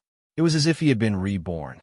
Wang Cheng had diligently practiced for almost a year, but compared to the transformations that Yang Zhao and consort Taizhun had undergone in the last few months, he truly couldn't keep up. Forbidden bestowment art. A thought flashed through Wang Cheng's mind as he subconsciously thought of this forbidden art. Wang Cheng was no stranger to this forbidden art. Back then, his master, the evil emperor, had intended to use this method to transfer all of his energy to Wang Cheng.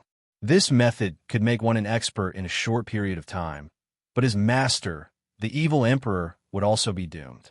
This was a huge price, so Wang Cheng had refused on the spot. No matter what kind of bestowment art it was, the price to make one an expert in a short period of time was not small. Thus, this method had never been widely used. But the imperial household was clearly different. I heard back then that there was a group of secret guardians in the palace. These people began cultivating from a young age, and the meaning of their existence was to accumulate energy so that they could use the bestowment art on the princes and princesses. I didn't pay much attention back then, but it seems that the rumors were true. Wang Cheng's mind was in turmoil, but he quickly regained his composure. Your Highness, you're right.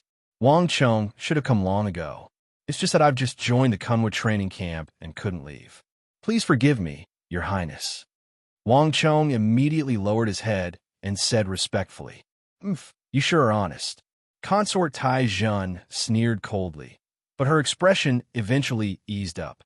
Even though she was a little angry at this lad for rejecting her time and time again, she couldn't stand in the way of her cousin. Moreover, it was true that Wang Cheng had joined the Kunwa training camp. However, it was impossible for her to let go of the matter so easily. Speak, what is it?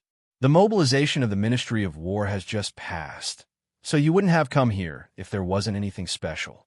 Speak, what is it?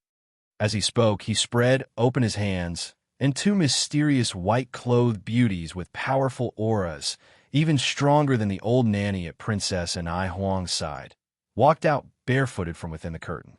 These two middle-aged beauties had hairpins in their hair, and they had cold expressions on their faces. They each held consort Tai Zhun's hands and supported her to sit on the throne in Yuzhen Palace. On their foreheads was a tear-shaped flame totem, and it was extremely eye-catching.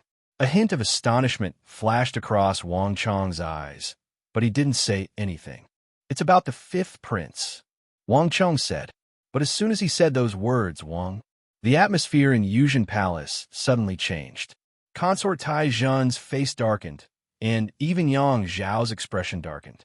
Even though he was the one who had recommended Wang Cheng, he hadn't known what Wang Cheng was going to say. Wang Cheng, do you know what you're saying? You're crazy. Men, send the guest out. Consort Tai Zhun's face was as cold as ice. She shot a glance at Yang Zhao, stood up, and immediately ordered the guest out. Even though she hadn't been in the palace for long, she wasn't blind. The matter regarding the fifth prince had only happened in the afternoon, but there was no one in the palace who didn't know about it. She was favored in the palace, and with the favor of the Holy Emperor and her concubine status, no one in the palace dared to provoke her. But Consort Taizhun also knew that there were some things that she couldn't afford to provoke in a place like this. The War of the Princes just so happened to be one of those taboos. Wang Cheng, you've really gone too far this time. The War of the Princes isn't something we can interfere with. Do you know what you're asking of her ladyship? The fifth prince is now the enemy of everyone. Who knows how many people want to kill him? Whoever dares to help him will become the enemy of all the princes and princesses in the palace, as well as all the concubines in the palace. Damn it. If I knew you were here for this kind of thing, I definitely wouldn't have brought you here. Yang Zhao's expression was very unsightly. There was no need for Consort Taizhun to give him that attitude. If he had known this, he would have stopped Wang Cheng first. Don't easily get involved in the disputes between the princes. This was common sense. Even if one didn't have the accumulation of great clans, without the experience and lessons of the clan, this was a principle that even an ordinary person understood. The danger of the War of the Princes was too great. They still didn't have a stable footing in the palace. Even if they were favored, this was still a taboo that couldn't be lightly touched. They couldn't agree to Wang Chong's request. This had already exceeded the scope of an ordinary request.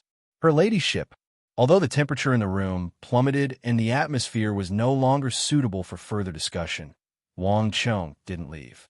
He knew that this matter wouldn't be easy, but no matter what, Wang Chong had to try. Her ladyship, if an elephant entered the forest, what would happen? What do you mean? Consort Taijin sneered. Had Wang Chong gone crazy? What forest? What elephant? She didn't think that these words meant anything. No matter what, she would never easily help the fifth prince and put herself in danger. However, Wang Chong was as calm as ever. There was no change in his expression. But if the forest turns into a room like this, but the animals in the forest don't change, if the elephant doesn't change, what will happen to your ladyship in the future? Wang Chong continued. Wang Chong, what are you trying to say? This time, Consort Taizhan's eyelids finally twitched. She stared at Wang Chong, vaguely sensing something. Your ladyship, the forest has turned into a room, but the animals haven't changed. The elephant hasn't changed. Does your ladyship think that the animals huddled together will wait to be trampled to death by the elephant, or will they attack as a group? Impudent. Are you trying to say that I'm an elephant? This time, before Wang Chong could finish speaking, Consort Taizhan interrupted him. This comparison was too rude. Your ladyship, please forgive me. Wang Chong didn't have that intention. But doesn't your ladyship feel that your situation is very similar to the fifth prince's? As Wang Chong spoke, he raised his head and gazed at Consort Taizhan, who was seated on the throne. Wang Chong, shut your mouth. Your ladyship is of noble birth and is doted on by the holy emperor. How could you be the same as the fifth prince? Don't speak nonsense. Seeing that Wang Chong was about to become ridiculous if he continued speaking, Yang Zhao hurriedly spoke up to stop him. Cousin, sit down and let him speak. I'd like to see just what he can say. Just how similar am I to the fifth prince? Consort Taizhan sneered. Wang Chong's thoughts couldn't be hidden from her. However, if he thought that a few casual words would change her mind and make her participate in the War of the Princes, then his thinking was too simple. Even if the one who came today was that old master of the Wang clan, she still wouldn't change her mind. Your Highness, the elephant is too big. Even if it doesn't do anything, it can't do anything. Even if it doesn't do anything, the animals in the room will also feel threatened. Doesn't your ladyship feel that your current situation is the same? Even if you don't do anything, you're still a threat to the other concubines, consorts, and even the princes. If your ladyship doesn't participate in the War of the Princes, will you really be safe? Chapter 420. Wang Chong was the first person who dared to say such words. Consort Taizhan's situation was actually very bad. Whether it was the Consort Taizhan incident or the Holy Emperor's favor, Consort Taizhan appeared to be boundlessly glorious on the surface. But in reality, whether it was in the court or the palace, Consort Taizhan was facing heavy pressure. In the court, there were still many officials who criticized her. Many people didn't object on the surface, but they were secretly very dissatisfied. Therefore, Consort Taizhan always tried to stay out of the court's affairs as much as possible to avoid the dissatisfaction of those officials. And in the palace, Consort Taizhan suddenly rose to the throne, almost single-handedly snatching away all of the Holy Emperor's favor. Because of this, the Holy Emperor even wanted to go against all the officials. For many concubines and concubines, this was something they couldn't bear. If not for their misgivings about the Holy Emperor, who knew how many concubines and concubines in the 3 palaces and 6 courtyards would have long attacked her. Consort Taizhan was well aware of this. So, in the vast palace, besides the vicinity of Consort Yuzhen, the Imperial Garden, and a few places she usually went, she always avoided the other concubines and concubines as much as possible. There was no relationship between them, much less any contact.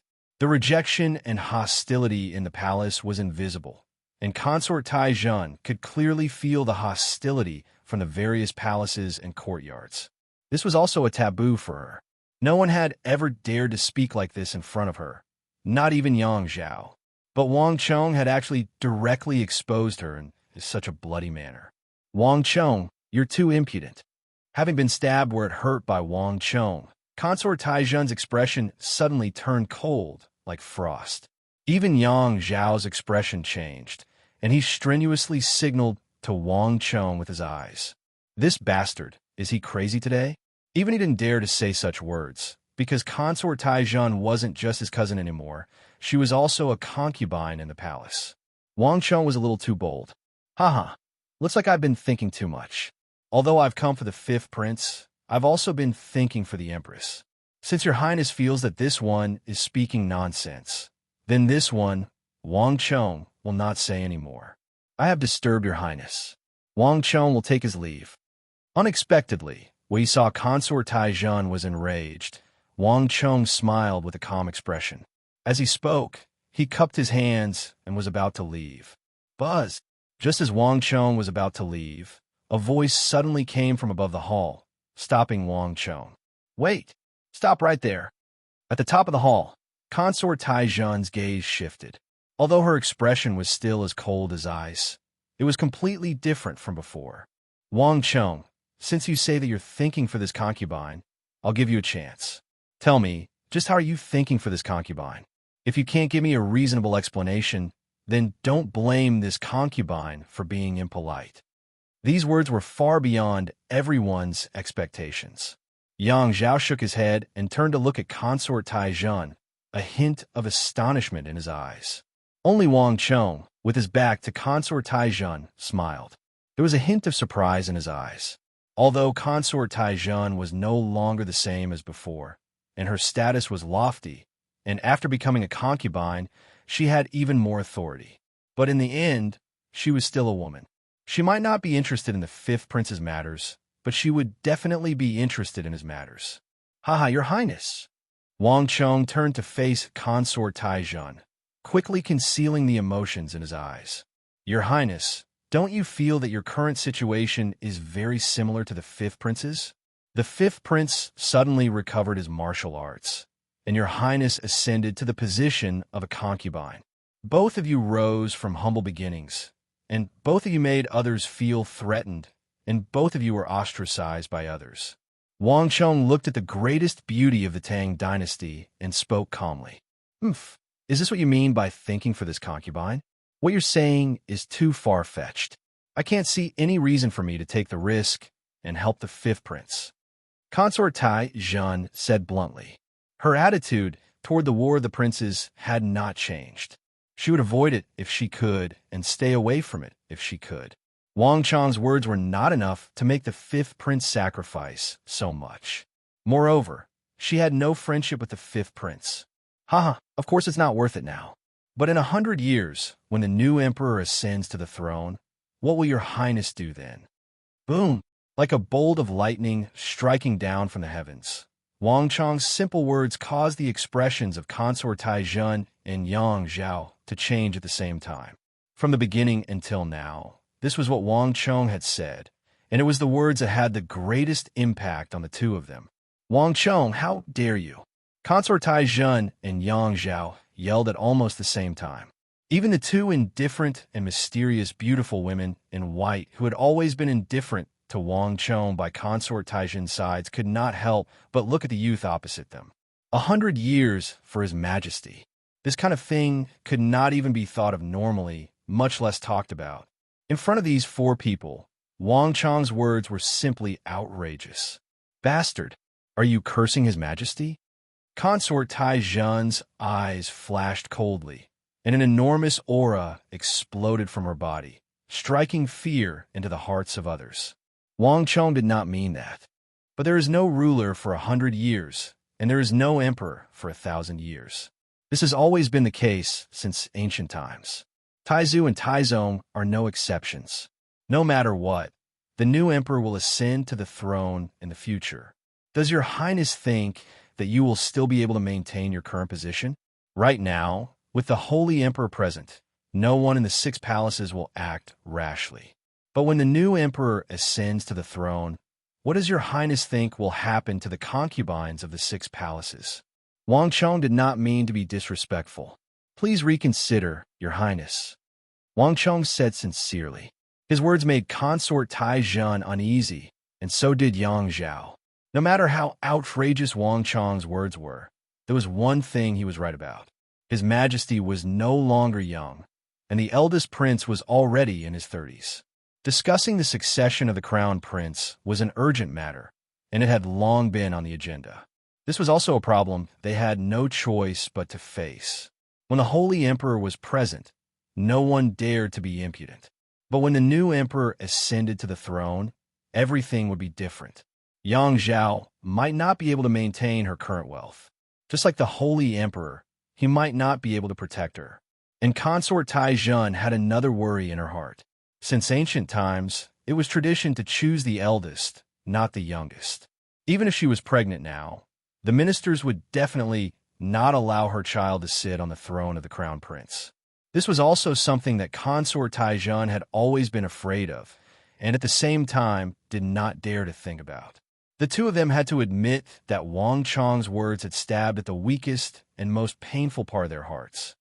Wang Chong, do you know that if I wanted to, I could throw you into the celestial prison right now? Consort Tai Jun slowly raised her head and looked at Wang Chong said.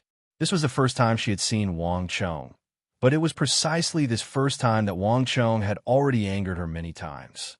And many of the things he had said were things that she was extremely afraid of, things that she would normally never allow anyone to mention in front of her. Haha, your highness. There are some things that wouldn't have happened if Wang Chong didn't say them. Wang Chong said. Consort Tai Jun's expression was a little dazed. Once again, Wang Chong's words were impeccable. She wanted to get angry, but she couldn't bring herself to do so, because Consort Tai Jun knew that even though Wang Chong appeared to be outrageous, everything he had said was the truth, the things that she was worried would happen. Chapter 4:21. Yang Zhao was also a little absent-minded. He was also brimming with the desire for power, or else he wouldn't have entered the capital. He didn't mind getting involved in the War of the Princes, but Consort Tai Jun didn't like others mentioning the matters of the imperial palace in front of him, so Yang Zhao had never brought them up. As time passed, he began to feel that it was nothing. Recently, he'd been riding the crest of success, and he'd been commanding the world, causing him to completely forget about those things. But Wang Chong's words suddenly reminded him. Just as Wang Chong had said, there were some matters that even if one didn't pay attention to them and didn't get involved, they would eventually appear in front of one. It would have been fine if it was just a normal matter, but if the War of the Princes involved Consort Tai Jun, then it would affect his future.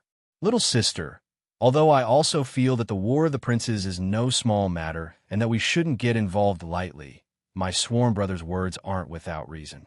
But my sworn brother's words aren't without reason. It's impossible to completely stay out of it. Perhaps we should seriously consider this matter and discuss it before deciding what to do. Yang Zhao suddenly turned around and said, let alone Consort Tai Jun. Even Wang Chong was surprised by these words. After all, if Yang Zhao were to speak, the effect would be much greater. After all, they were cousins, and their relationship was much closer than his own. His words, which he had originally intended to use to convince Consort Tai Jun, had moved Yang Zhao, an unexpected gain. As expected, upon hearing Yang Zhao's words, Consort Tai Jun finally showed some interest. In the capital, the person she relied on the most was this cousin of hers. Big brother, the matters of the imperial palace are difficult to explain, and it's not something you can understand. Consort Tai Jun had a scoundrel look on her face, her attitude much softer than before. In addition, the harem is not allowed to interfere in politics. This is a convention. His Majesty also doesn't like women in the harem to interfere too much. If I interfere too much, I'm afraid that His Majesty will be unhappy. Furthermore, I really can't see how my situation will benefit if I help the fifth prince. The first few sentences were directed at Yang Zhao, but the last few sentences were directed at Wang Chong. Ha ha ha. When Wang Chong heard this, he laughed. Your Highness, isn't it obvious? Among all the princes in the imperial harem, Only the fifth prince was like the concubine. They were both innocent people without the slightest background. In the palace, no one helped him. He doesn't have any concubines or concubines behind him. Among all the princes in the imperial harem, only the fifth prince is someone that your highness can truly win over. As long as your highness treats the fifth prince well, the fifth prince, who has no background, will definitely rely on your highness and will never have any intention of betraying you. Furthermore, your highness is currently alone in the palace. If you have the fifth prince's help, you will be able to pose a threat to the other princes and your highness, making them even more reluctant to act rashly. More importantly, in the future, if the fifth prince ascends to the throne, he will definitely be deeply grateful to your highness. Even if your highness's status in the future can't be compared to that of the first lady, I'm afraid that it won't be much worse. Of course, if your highness has other plans, such as preparing to conceive a dragon and give birth to a true dragon to ascend to the Purple Pole realm in the future, that will be a different matter. Just pretend that Wang Chong didn't say anything. As he spoke, Wang Chong lowered his head. Consort Tai Jun was listening attentively at the beginning, but when she heard the latter part of Wang Chong's words, she couldn't help but burst into laughter at Wang Chong's words. Little thing, what nonsense are you talking about? Even if I conceive His Majesty's dragon, it will be at least 18 years before he grows up. By that time, the War of the Princes will have long been settled. What other plans would there be? Consort Tai Jun's smile suddenly lost its previous sharpness. That charming smile was like 10,000 flowers blooming at once, bright and moving. Even Wang Chong was slightly dazed, and the atmosphere in the great hall also became much warmer with Consort Tai Jun's smile. Although Consort Tai Jun's smile was hearty, Wang Chong could still sense a trace of regret in it. If she wanted to take root in this palace filled with open strife and veiled strife, the best way was to conceive a dragon's son. But Consort Tai Jun had only just entered the dragon stage, while the other princes of the Holy Emperor had long since come of age. Even if she had any ideas, it was already too late. This was something that couldn't be changed no matter what. To Consort Tai Jun, it was a pity. Wang Chong naturally understood this, so he wisely didn't continue the topic. Wang Chong, can you tell me why you think so highly of the fifth prince?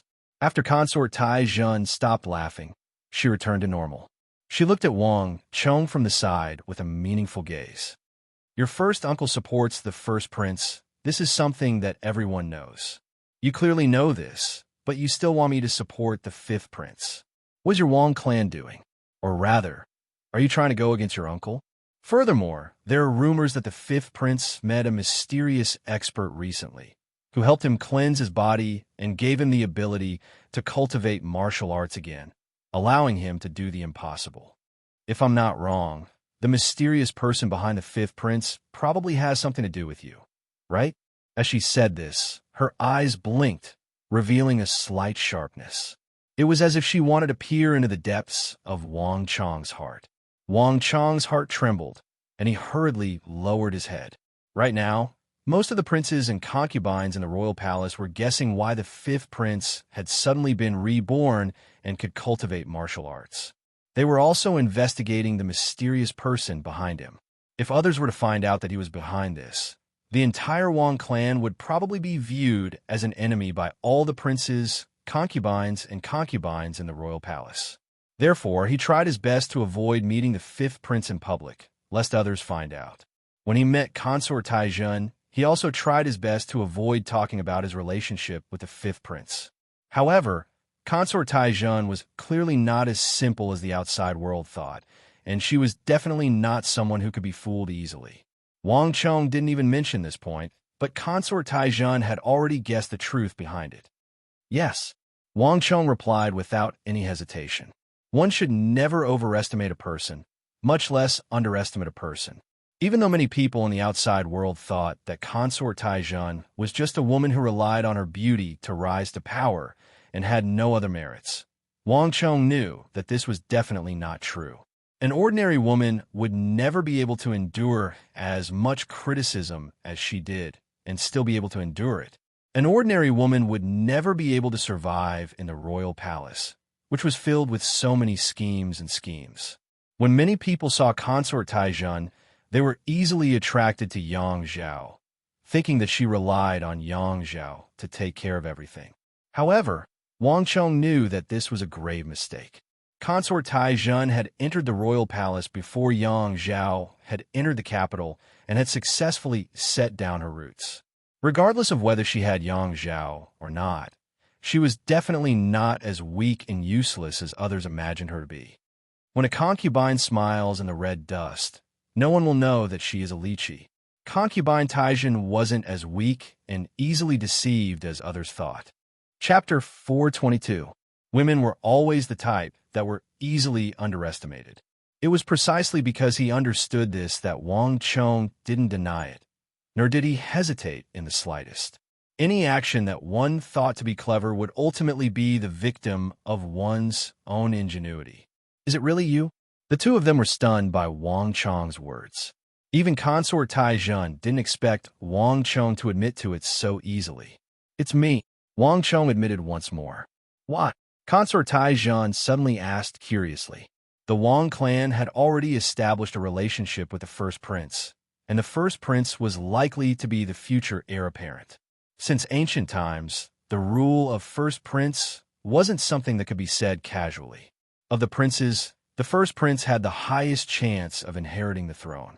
Consort Taizhun couldn't understand why Wang Chong would take such a huge risk to go against his big uncle just to help the fifth prince, who didn't seem to be of any benefit to the Wang clan. What is this Wang clan's Qilin's son thinking? Consort Taizhun stared at Wang Chong with a glint in her eyes. She suddenly felt a strong sense of curiosity. It would be one thing if he was an ordinary person, but the person before her was Wang Chong.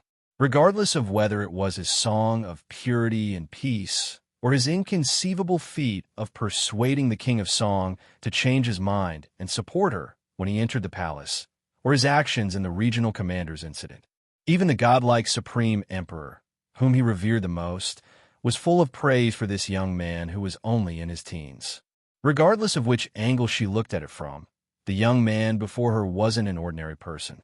He couldn't be judged using common sense.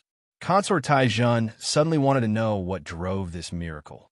Why would this young man disregard the stance of his clan and the first prince to come to her Yuzhen palace to recommend the unknown fifth prince to her? How did he come up with such thoughts?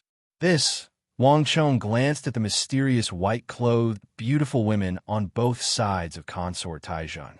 Consort Taizhun understood and raised her wrist slightly. The two of them understood and left respectfully. Soon, only Consort Taizhun, Yang Zhao, and Wang Chong were left in the room. It's very simple. It's because my thoughts are different from my uncle's. I think that the future crown prince is probably not the first prince, but His Highness the fifth prince.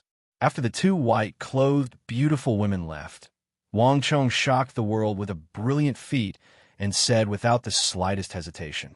Wang Chong did not hide anything and immediately told him the secret he had discovered from the fifth prince.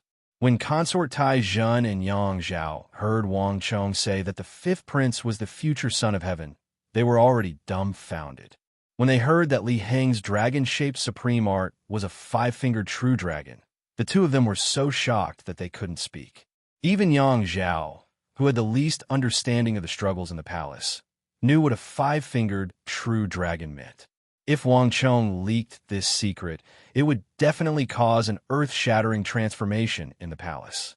When the princes learned that Li Heng could suddenly cultivate martial arts, they were all filled with killing intent. If they knew that the Holy Emperor had passed on a five-fingered true dragon technique to him, even if it meant being punished by the Holy Emperor, they would definitely kill him. For a moment, the two cousins looked at the youth in the hall like they had seen a ghost. This was no ordinary news or intelligence report, but a massive secret that could alter the course of the War of the Princes. Although he was young, the intelligence in Wang Chong's grasp was so astonishing that even the most formidable king of spies would be flabbergasted. The hall was so quiet that one could hear a pin drop. Wang Chong said nothing, but his mind was in turmoil. Nothing ventured, nothing gained. In normal circumstances, he would never have told anyone about the fifth prince. But if the fifth prince wanted to survive this calamity, He needed consort Taizhen's help. And if he wanted to truly obtain her help, there were some secrets that he had to tell her. Only this way could he obtain her trust. The facts proved that Wang Cheng's risk had not been in vain. The shock on the faces of consort Taizhen and Yang Zhao was enough to show that his words had affected them. If one were to say that the fifth prince was just a young prince who didn't have much power at the start, then right now his position in the hearts of consort Taizhen and Yang Zhao had undoubtedly risen to a whole new level. Your Majesty, the War of the Princes is no small matter. It is not strange for your Majesty to be unable to quickly make a decision. This matter is not urgent, and your Majesty still has plenty of time to think. But Wang Cheng still has a few words for your Majesty. I hope that your Majesty can open it after Wang Cheng leaves. As Wang Cheng spoke, he suddenly took out a letter that he had hidden in his sleeve. Strike while the iron is hot. Taking advantage of the fact that his words had taken effect on consort Taizhen and the fact that the fifth prince's status in consort Taizhen's eyes had greatly increased, Wang Cheng took out his final trump card. Whether or not it could take effect on consort Taizhen and make her completely decide to stand on the fifth prince's side would depend on this final letter. Wang Cheng, what's the matter? Can't you tell me face to face? Do you really have to write a letter? Seeing the letter Wang Cheng had taken out, consort Taizhen had a strange expression on her face. It was something that could clearly be explained face to face, but Wang Cheng had insisted on taking out a letter. Anyone who saw this would find it very strange. No, your Majesty will understand after reading it. Wang Cheng held the letter with both hands and shook his head. This time, he was abnormally determined. There were some things that could only be thought of, not done. There were some things that could only be seen, not spoken. I understand. Bring it over. Then Wang Cheng will take his leave. Wang Cheng handed over the letter and did not linger any longer. Before the palace gates completely closed, he left Yuzhen Palace. Almost at the same time that Wang Cheng turned to leave, consort Taizhen hesitated for a moment, but in the end, she could not hold back her curiosity and opened the letter. She pulled out the letter with the crooked handwriting. Wang. With just a single glance, consort Taizhen's mind was thrown into disarray. A hint of panic flashed across her eyes. However, it was only for an instant before she concealed it. Other than herself, not even Yang Zhao, who was right next to her, noticed it. Little sister, what exactly did this brat write? Yang Zhao leaned over and glanced at the letter in her hands as he asked curiously. He was really very curious as to what exactly Wang Cheng had insisted on writing on the letter and not saying it in front of him. It's nothing. To his surprise, consort Taizhen, who had always trusted Yang Zhao and shared all her secrets with him, suddenly crushed both the letter and the envelope into powder. Before Yang Zhao could even catch a glimpse of a single word, the letter had already vanished into thin air. This had never happened before, left Yang Zhao flabbergasted. He stood there in a daze, somewhat at a loss as to what to do. Cousin, pass on my decree. Take one of my jade pendants and bestow it on fifth Prince Li Heng. Say that he performed the sword dance in front of the palace and performed to the Holy Emperor. I am very appreciative of his filial piety and have specially bestowed it to him. After saying this, consort Taizhen turned and left, entering the inner hall. Behind her, Yang Zhao was dumbstruck. Even if you beat him to death, he still wouldn't understand what consort Taizhen had seen in Wang Cheng's letter for her to be in such a panic. Moreover, consort Taizhen clearly hadn't made up her mind before. Why had she immediately changed her mind after reading Wang Cheng's letter and decided to bestow a jade pendant on Li Heng? Moreover, she had even made it clear that she would pass on her decree. Wasn't this basically announcing to the entire palace that she would protect Prince Li Heng in the future? This was the exact opposite of his cousin's original intention of not lightly getting involved in the War of the Princes. Yes, this lowly subject will carry out the decree. Yang Zhao sighed, gave a deep bow, and then turned to leave. No matter what decision his little sister had made, he would do his utmost to carry it out. But what he couldn't understand was what sort of bewitching drug his sworn brother had fed consort Taizhen for her to have such a massive change in attitude after reading a single letter. This sworn brother of mine really isn't someone a normal person can fathom. Yang Zhao sighed, unable to tell whether he was happy or sad, angry or happy. Shaking his head, he quickly walked out of Yuzhen Palace. He could almost imagine that after he left this place, there would probably be another earth-shattering wave in the depths of the palace. Given his cousin's current status, she would definitely be able to stir up another storm in the palace. Meanwhile, Consort Taizhun was walking through the depths of Yuzhen Palace, her mind in turmoil, frustrated. In her mind, Wang Chang's crooked handwriting replayed over and over again. Although the letter had been burned by her, the words on the letter became more and more profound, deeply imprinting themselves into her mind. Generally speaking, when one uses beauty to deal with others, when beauty fades, love flees, and flees leads to the end of kindness.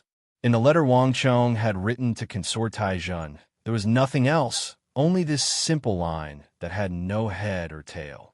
Although it was simple, Consort Taizhun already understood Wang Chong's meaning.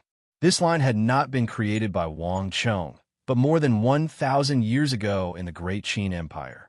At the time, when a lobbyist of the Qin Empire had persuaded the most favored Madame Huayang to accept Qin Yiren as her adopted son, he had said these words, and the latter would one day become the future heir apparent of the Great Qin Empire, giving birth to the first emperor in the history of the Central Plains, first Emperor Yingzheng, just like the current Holy Emperor. Madame Huayang had no children, but she doted on her son, just like her. Qin Yiren, on the other hand, wandered the world without anyone to rely on and was not valued, just like fifth princely Hong. But all these metaphors could not compare to the simple line on the surface of the letter. Generally speaking, when one uses beauty to deal with others, when beauty fades, love flees, and flees leads to the end of kindness. Consort Taizhun was well aware of how she had risen to her current position, which was why she was so anxious, which was why Wang Chong's words had such a great impact on her. Wang Chong had said so many things and revealed so many secrets, but none of them could compare to the shock that these words had given her. Because this truly was the greatest worry and taboo in the depths of her heart that she had never mentioned to anyone. Wang Chong, I hope that this consort did not make an error in judgment. Chapter 423. Congratulations to user for participating in the War of the Princes, participating in the True Dragon Project, and changing 5th Prince Li Heng's fate. You are rewarded 15 points of destiny energy. As Wang Chong walked out of the Imperial Palace in the darkness and closed the gate behind him, a voice he had not heard in a long time resounded in his mind. With this voice and a light breeze, an invisible energy poured into Wang Chong's body from the depths of space-time. Wang Chong felt his entire body warm. I've finally succeeded. Upon hearing this voice, Wang Chong's lips curled into a smile. He knew that his final letter had been effective. When dealing with those Uzan experts in the practice ground, Wang Chong had already obtained 15 points of destiny energy. With the addition from Consort Taizhun, Wang Chong had obtained 30 points of destiny energy in a single day. At this point, Wang Chong had accumulated 109 points of destiny energy.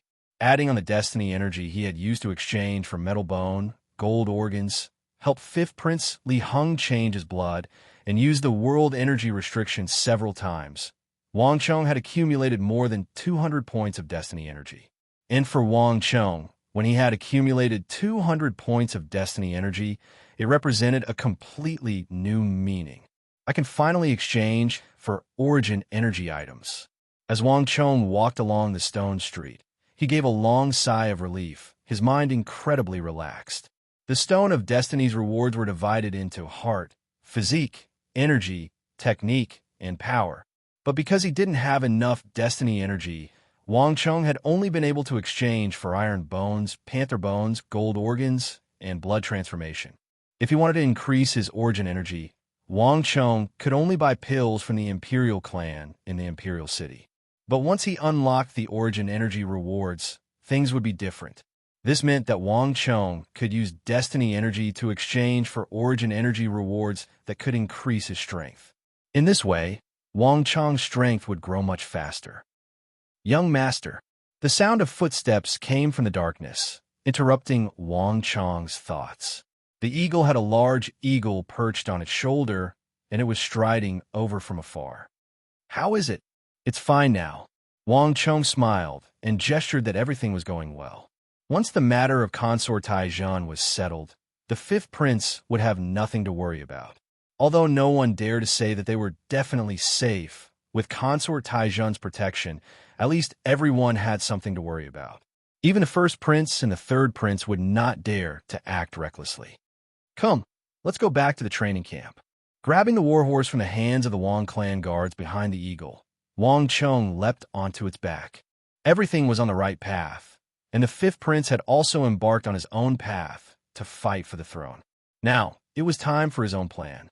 Now that the deflecting blade manner had developed to this stage, it was time to move on to the next step of the plan. "I just wonder how Dusong Mangpoj is doing." As he gazed at the dark sky and the tens of thousands of lanterns in the city, Wang Chong thought of the Uzun Great General Dusong Mangpoj, who had been traveling incognito, and a smile appeared on his lips. This Uzun Great General was an existence that would cause the Tang dynasty of the Central Plains to feel a deep headache. This person was not only powerful in martial arts, but also extremely intelligent. Thus, even a hero like Geshu Han, who had ruled over the Tang dynasty and ruled over the Uzun border, had been helpless against him. However, now that Wang Chong had seen through his identity in the capital, he probably wouldn't be so lucky. Run. Let's see if you'll be so lucky." With a faint smile, Wang Chong urged his horse toward deflecting blade manner. Gallop!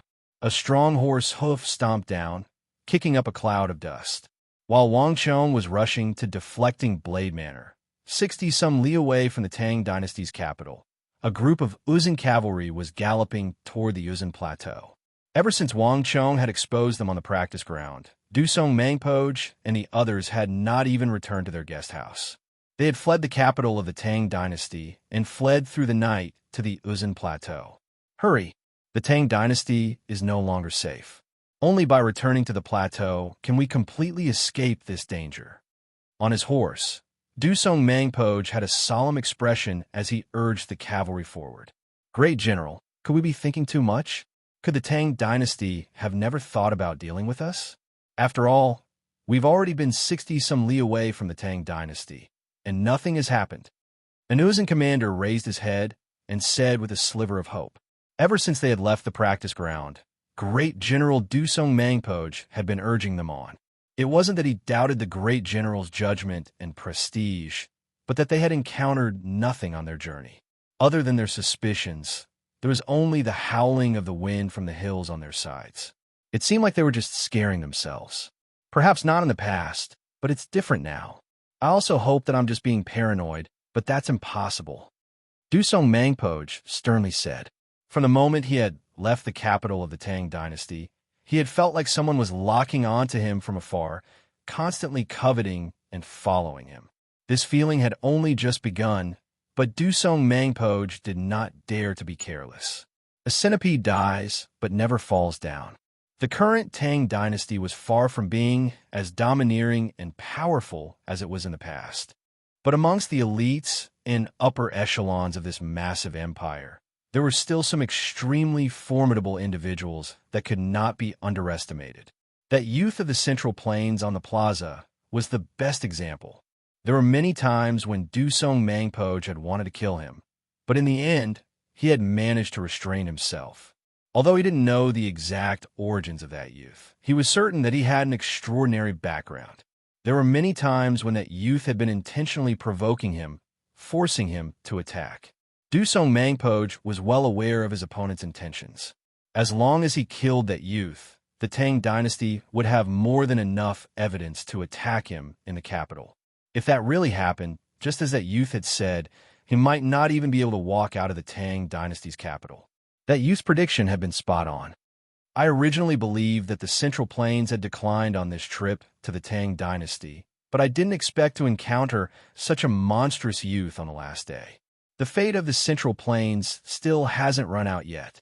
Dusong Mangpoj couldn't help but sigh. The first prince had swapped places with his cavalry, having his subordinates assume his identity to meet with the Holy Emperor of the Tang dynasty. This matter had been so secretive that no one knew of it other than his own party. Not even the ministers of the Tang dynasty had seen through it. Dusong Mangpoj had originally believed that no one would see through the first prince's trick until he returned to the plateau. Who would have thought that the young man would be able to see through their plan so easily and kill the cavalryman in front of everyone without any hesitation, dampening the prestige of their group? Of course, if that was all there was to it, it would have been fine. After all, this was a trick that the first prince had played on a whim, a game. But the youth had been able to expose his identity with a single glance. This was what truly shocked Dusong Mangpoj. If the one who had done this had been some renowned figure of the Tang dynasty, he would have been able to accept it. But given the youth's age, he could never have met him, much less recognized him. For the identity he had maintained for more than 3 months to be exposed in such a manner was truly unexpected for Dusong Mangpoj. Great General, I'm sorry. I've implicated you. At this moment, a voice came from the side.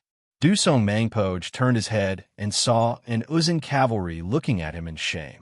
First Prince, there's no need to be so polite. I was the one who made this decision in the first place. Coming to the Tang dynasty was to continue my dream of many years, and it has nothing to do with you. First Prince, there's no need to blame yourself. Dusong Mangpoj grinned and waved his hand, unconcerned. This shamefaced Uzun cavalry was naturally the true Uzun First Prince. The Uzun people were fierce and ferocious, and they worshipped martial prowess. The Uzun First Prince was a proud person who would not easily apologize to others. But the First Prince also knew that this matter was no trifling matter. If a great general of the Tang dynasty were to stealthily infiltrate the Uzun Empire, the Uzun Empire would definitely do its utmost to keep them here. This was clearly the situation that Dusong Mangpoj was facing. Although the others were still doubtful and unsure if someone was really targeting them, the Uzun First Prince knew that the elites of the Tang dynasty would never let go of this chance. And if he hadn't been too proud and thought himself clever, causing this martial arts competition in the practice ground, he would never have fallen to this level. It could be said that if anything happened to Dusong Mangpoj, it would all be his responsibility. The Uzun Empire had 1 million soldiers, but it only had a scant few great generals. If something happened to Dusong Mangpoj in the Tang dynasty, it would be a massive stain on this operation, and it would even severely threaten his right to succeed the Tsenpo. This was the true reason for the First Prince's unease. Listen to me. As long as we are within the borders of the Tang dynasty's capital, the Tang dynasty will not dare to move against us. But once we are a certain distance away from the capital, things will be different. If something happens to us, the Tang dynasty will be able to push the blame onto someone else. And in order to deal with me, they will definitely move against you. Because this is the only way to explain things on the surface. This is why I am escorting all of you out of the capital. In a little while, don't take the main road. Once you leave this place, choose a clear direction. You can't turn back until you reach the Uzun Plateau. Dusong Mangpoj said, his voice tinged with an ominous aura. General, will you not be coming with us? An Uzun cavalry commander suddenly sensed something and raised his head. Of course he can't go with you. Before Dusong Mangpoj could reply, a voice came from the side of the road. The voice was so sudden that everyone jumped in fright. Who is it? Who's sneaking around? Hurry and get out here. The crowd fell into an uproar, and the Uzun cavalry seemed to be provoked. They all turned around, pulled out their shining scimitars, and aimed them at the source of the voice. Whoosh! A light breeze blew past, and the wind blew. Diagonally in front of the crowd, a cold figure wearing clothes as white as snow and a ribbon fluttered in the wind. His hands were clasped behind his back as he slowly walked out from the pine forest. This seemingly thin body exuded an aura as vast as the mountains and seas. Bang! A silver boot lightly stepped on the ground, causing the earth to quake. The energy in a radius of several thousand zhong suddenly changed. All the grass, trees, branches, and leaves began to exude a needle-like aura as they aimed at Dusong Mangpoj's group on the official road. Nay! Chapter 424. It's you. Dusong Mangpo's expression chilled as he stared at that elegant white-clothed figure. This was the only thought left in his mind. Dusong Mangpo knew who this person was. In the capital of the Tang dynasty, this person was undoubtedly the leader of the Confucian school. Even in the capital of the Tang dynasty, this person was an influential figure. Although he was not a great general, his influence was not one bit inferior to a great general of the Central Plains like Geshu Han. He could only win, not fall behind. Dusong Mangpo had never imagined that the Tang dynasty would send such a person to kill him. Haha, it's me. This person's face was like jade, and despite the deep wrinkles at the corners of his eyes, he seemed to be in his 50s or 60s, but his appearance was that of a man in his 30s or 40s. A long sword hung from his waist, and a bell hung from it. The bells fluttered in the wind and clashed against the silver scabbard, producing a clear and melodious sound. Dusong Mangpo felt like he was facing a powerful foe, and he was a gentle and frail man. The emperor of the Tang dynasty truly thinks highly of me, Dusong Mangpo solemnly said as he looked at the newcomer. Great general has shown such sincerity to travel such a great distance to the capital. No matter what, we must properly entertain you. 10 years ago, great general traveled incognito. This Lee came in a hurry and did not have the time to entertain you. This time, no matter what, we must sit down and drink with general. The white-clothed, middle-aged man, with a sword hanging on his waist, said as he slowly walked forward. The leaves, the tips of the grass, and the needle-like sword intent that pierced through the air became even more formidable. This feeling of having a dagger pressed against their backs made all the Uzun cavalry, including the first prince, feel uneasy, their hair standing on end. The Uzun did not fear the bloody charge of the battlefield. However, the scene in front of them had clearly exceeded the scope of an ordinary battlefield. You've come for me. Can you let them go? Dusong Mangpo knew that no matter what, it would be difficult to resolve this matter peacefully. Right now, he only hoped that he could attract the attention of the person in front of him so that the others could have a way out. I'm fine with it. However, whether or not they could escape with their lives depended on themselves. After all, I'm not the only one here today. The middle-aged man in white said with a profound tone. He did not even look at the first prince and his men, as if the Uzun cavalry were just some small fries.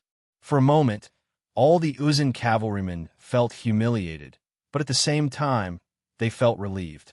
This eye was too powerful, so powerful that they couldn't even muster the will to resist. The gap between the two sides was simply incalculable. Understood. What are you waiting for? What?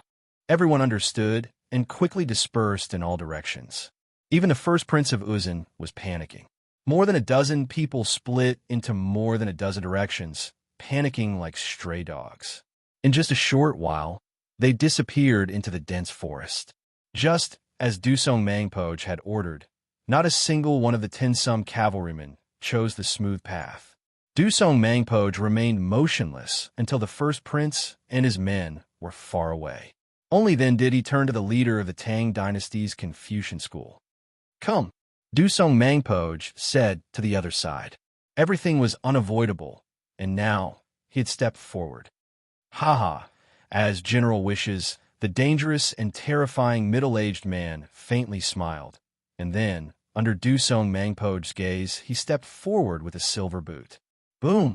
A moment later, a huge tornado-like light pillar suddenly rose into the sky with a loud rumble. The bright light mixed with the sounds of dragons and elephants turned the sky into day. And when the destructive energy contained in this pillar of light was released, all the trees in a radius of 10-some li were instantly turned to ash. This was a heaven-shaking battle. Wang Cheng learned of this news 2 days later. A diplomatic mission from the Uzun Empire was returning from the Tang dynasty to the Uzun. When it passed through Longxi and entered the border, it was suddenly attacked by a Turkic force. Other than the Uzun first prince and a few Uzun warriors, no one else was able to escape. The Tang dynasty expressed its deep apologies for this matter. In addition, it stated that although the first prince and his men had not been attacked in the territory of the Tang dynasty, it would strengthen its efforts to exterminate the Turkic forces that had infiltrated the border. As for the person that Wang Chong was most concerned about, Uzin Great General Dusong Mangpoj, no one in the Tang dynasty, from the imperial court to the common people, talked about him. It was like this Uzin Great General had never appeared. And this was indeed the case. Dusong Mangpoj's name was not on the list of the Uzin Empire's diplomatic mission. He had been replaced by some obscure Uzin soldier. Since he had never come, how could he talk about it? When Wang Chong heard the news from the eagle, he couldn't help but laugh. There were still many capable people in the imperial court who knew how to play these games. Thus, politics was always the dirtiest game, no matter where it was. However, Wang Chong had asked around and used the influence of his clan to find out a little information on Dusong Mangpoj. Dusong Mangpoj had succeeded in escaping, but he had been heavily injured. Given his injuries, it would be a very long time before the border between the Tang dynasty and the Uzin Empire would see this influential great general of the Uzin Empire. What a pity! Even so, he still managed to escape. In the pavilion of Deflecting Blade Manor, Wang Chong sat on the ground, slamming the letter in his hand onto the table, a look of regret on his face. Dusong Mangpoj had only been heavily injured after his identity had been exposed. This was completely different from what Wang Chong had expected. If this Uzin Great General could die in the territory of the Tang dynasty, Wang Chong might be able to obtain a reward of energy points that could change his fate. But Wang Chong was also well aware that Dusong Mangpoj was on the same level as Geshu Han, Fomen Linta, Gao Xinji, and Zhang Shugui. It wasn't too difficult for such a person to heavily injure them, but killing them was no easy task. After all, the strength of an imperial great general could not be underestimated. Moreover, if they wanted to escape, it would not be easy to stop them. But no matter what, without the presence of a powerful figure like the Uzin, the western border of the empire would be much more peaceful. The pressure on Geshu Han would also lessen. In this aspect, Wang Chong had inadvertently helped Geshu Han greatly. Forget it. Heavily injuring him is already pretty good. If I really want to kill him, I'll have to do it on the real battlefield.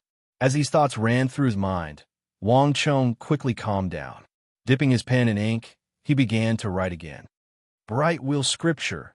After writing down this name on the first line, Wang Chong's mind began to swiftly recall it, and then these memories transformed into a scripture that fell onto the paper, transcribing the techniques and scriptures in his memory. In truth, Deflecting Blade Manor already had a few of Wang Chong's transcriptions, but these were far from enough. What Wang Chong needed to do was establish a scripture repository unique to Deflecting Blade Manor. Only in this way could Deflecting Blade Manor be complete, and only in this way could Wang Chong establish a complete set of advantages. Furthermore, even when Wang Chong was no longer around, Deflecting Blade Manor would still be able to continuously absorb talents and provide them to the Empire. With Wang Chong's foresight, experience, and fighting prowess, as well as the massive pool of students and strength within reach of the Kunwa training camp, not only would those who joined Deflecting Blade Manor be able to learn the art of war and cultivate in the spirit vein, they would also be able to learn a large number of cultivation techniques that couldn't be easily learned elsewhere. Furthermore, Deflecting Blade Manor spanned across the 3 great training camps, and the network of connections it had slowly built up would also be able to swiftly send the talents of Deflecting Blade Manor to their respective specialties. Only by making full use of these resources would he be able to swiftly rewrite the history of the Tang dynasty's gradual decline and shake up the entire structure of the Central Plains. The strength of a single person was simply too weak. Only by gathering the strength of everyone could he rewrite an era and rewrite the fate of the empire. Although Deflecting Blade Manor was small, to Wang Chong, it was the fulcrum where he could gather the strength of everyone and rewrite the fate of an era. Tossing aside a book that could calm one's mind and subdue one's inner demons, Wang Chong beckoned the eagle over. Take these books and bring them to the underground scripture cavern. The scripture pavilion hadn't been completed yet, and Deflecting Blade Manor didn't have the ability to protect itself. For the time being, they could only be stored in the underground cavern of Deflecting Blade Manor. But Gongzi, the eagle, who had always been obedient to Wang Chong, unexpectedly stopped in his tracks, showing no intention of obeying Wang Chong. That person is currently in the scripture cavern. Isn't this a little inconvenient? Haha, isn't that even better? With him around, there won't be any worries in the scripture cavern. Isn't that even better? Wang Chong raised his head and faintly smiled. Wang Chong knew who the eagle was referring to. The only person who dared to barge into his Deflecting Blade Manor, completely disregarding his fate, and the only one who dared to make others angry was the future invincible great General Li Sai. A few days ago, when Li Sai came to look for Wang Chong, he had inadvertently barged into the underground cavern. Initially, Li Sai had been disdainful of the scriptures written by Wang Chong. How formidable could the scriptures written by a brat who was still wet behind his ears be? But after flipping through a few of the scriptures, Li Sai's attitude changed completely. From then on, Li Sai stayed in the cavern. He was a courageous and loyal official, but he was also a martial maniac who viewed martial arts as his own life. Wang Chong was well aware of this, so he lifted the ban.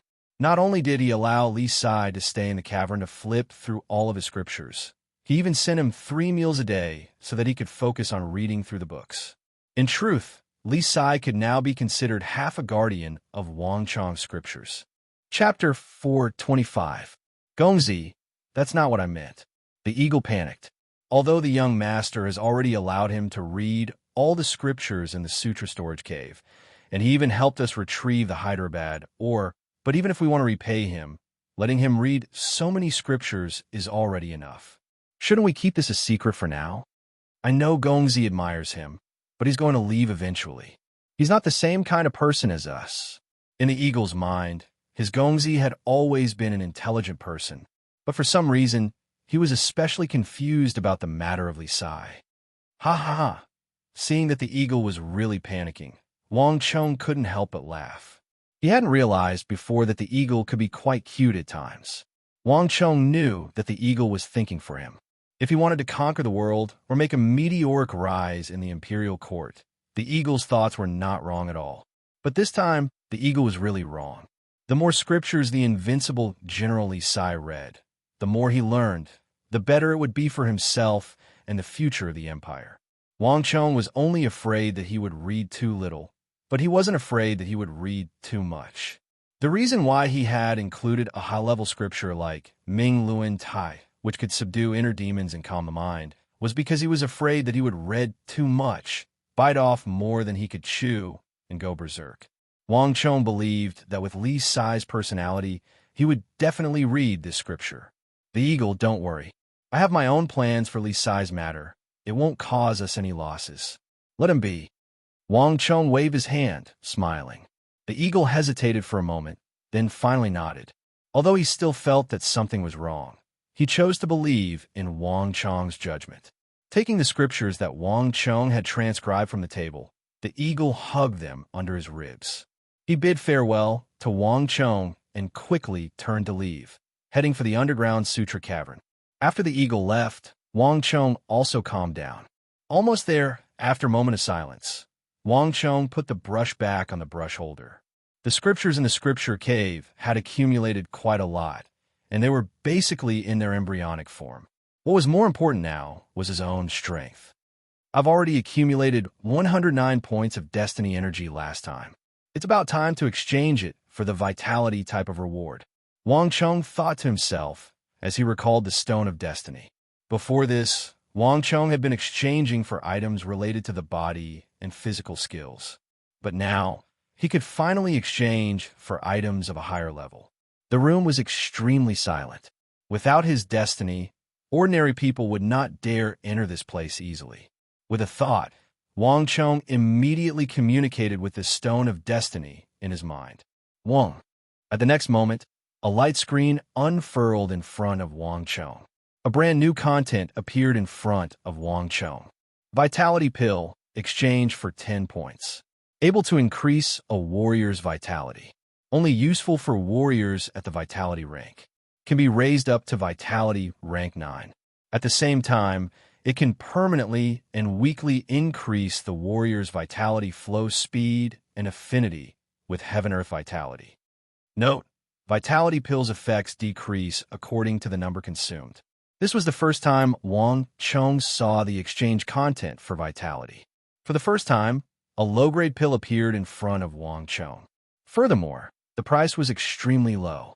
Although the restrictions were huge, only warriors at the Vitality rank could use it. It was almost useless for the current Wang Chong. Even so, its effects were still extremely obvious, permanently increasing the flow of Yuan Qi within a martial artist's body and their affinity with Heaven and Earth Yuan Qi. Just this alone caused the value of this pill to increase exponentially. Increasing the vitality flow speed meant that one's attacks would be faster and more explosive. At the same time, it would give one an advantage in a protracted battle. Increasing one's affinity with Heaven-Earth Vitality meant that one's strength would grow faster when cultivating. Even though these two aspects only increased one's strength slightly, just based on these two aspects, even if the Vitality Pill was useless to those at the true martial realm and above, it was still extremely valuable. This pill can be exchanged for when necessary. It can be used as a reward for Zhao, Jingdian, and the others to increase their strength. Looking at the content on the light screen in his mind, Wang Chong fell into deep thought. As the saying goes, a slight difference could lead to a huge error. Even though it was just a slight difference when both sides were facing a bottleneck and were at the same cultivation realm, this slight difference was often a qualitative change. In an intense confrontation, where soldiers fought against soldiers and generals fought against generals, the difference in the speed of Yuan Qi flow often brought about the difference between life and death. Just based on this, Wang Chong decided to exchange an Origin Energy Pill for each of the core members of the Deflecting Blade Manor in the future without affecting his own business. With a thought from Wang Chong, the content on the light screen changed and continued to show new content. This time, it was related to stellar energy. Stellar energy sharpness changes the nature of stellar energy and increases its sharpness. The effect of level 1 aura of sharpness would increase every third exchange, and so on and so forth. Exchange points 15. This simple paragraph of content made Wang Chong's eyelids twitch. The effect of the Essence Qi pill was already very amazing, but the content of this paragraph was even more effective. It can actually change the nature of stellar energy. It's unbelievable. Wang Chong sat cross-legged on the ground, his heart pounding rapidly. He had originally thought that it would be good enough if he could obtain a few pills that could increase his stellar energy, but he hadn't expected the Stone of Destiny to be able to directly change the nature of stellar energy. This was far more than Wang Chong had expected. 3 exchanges actually give me the effect of a level 1 aura.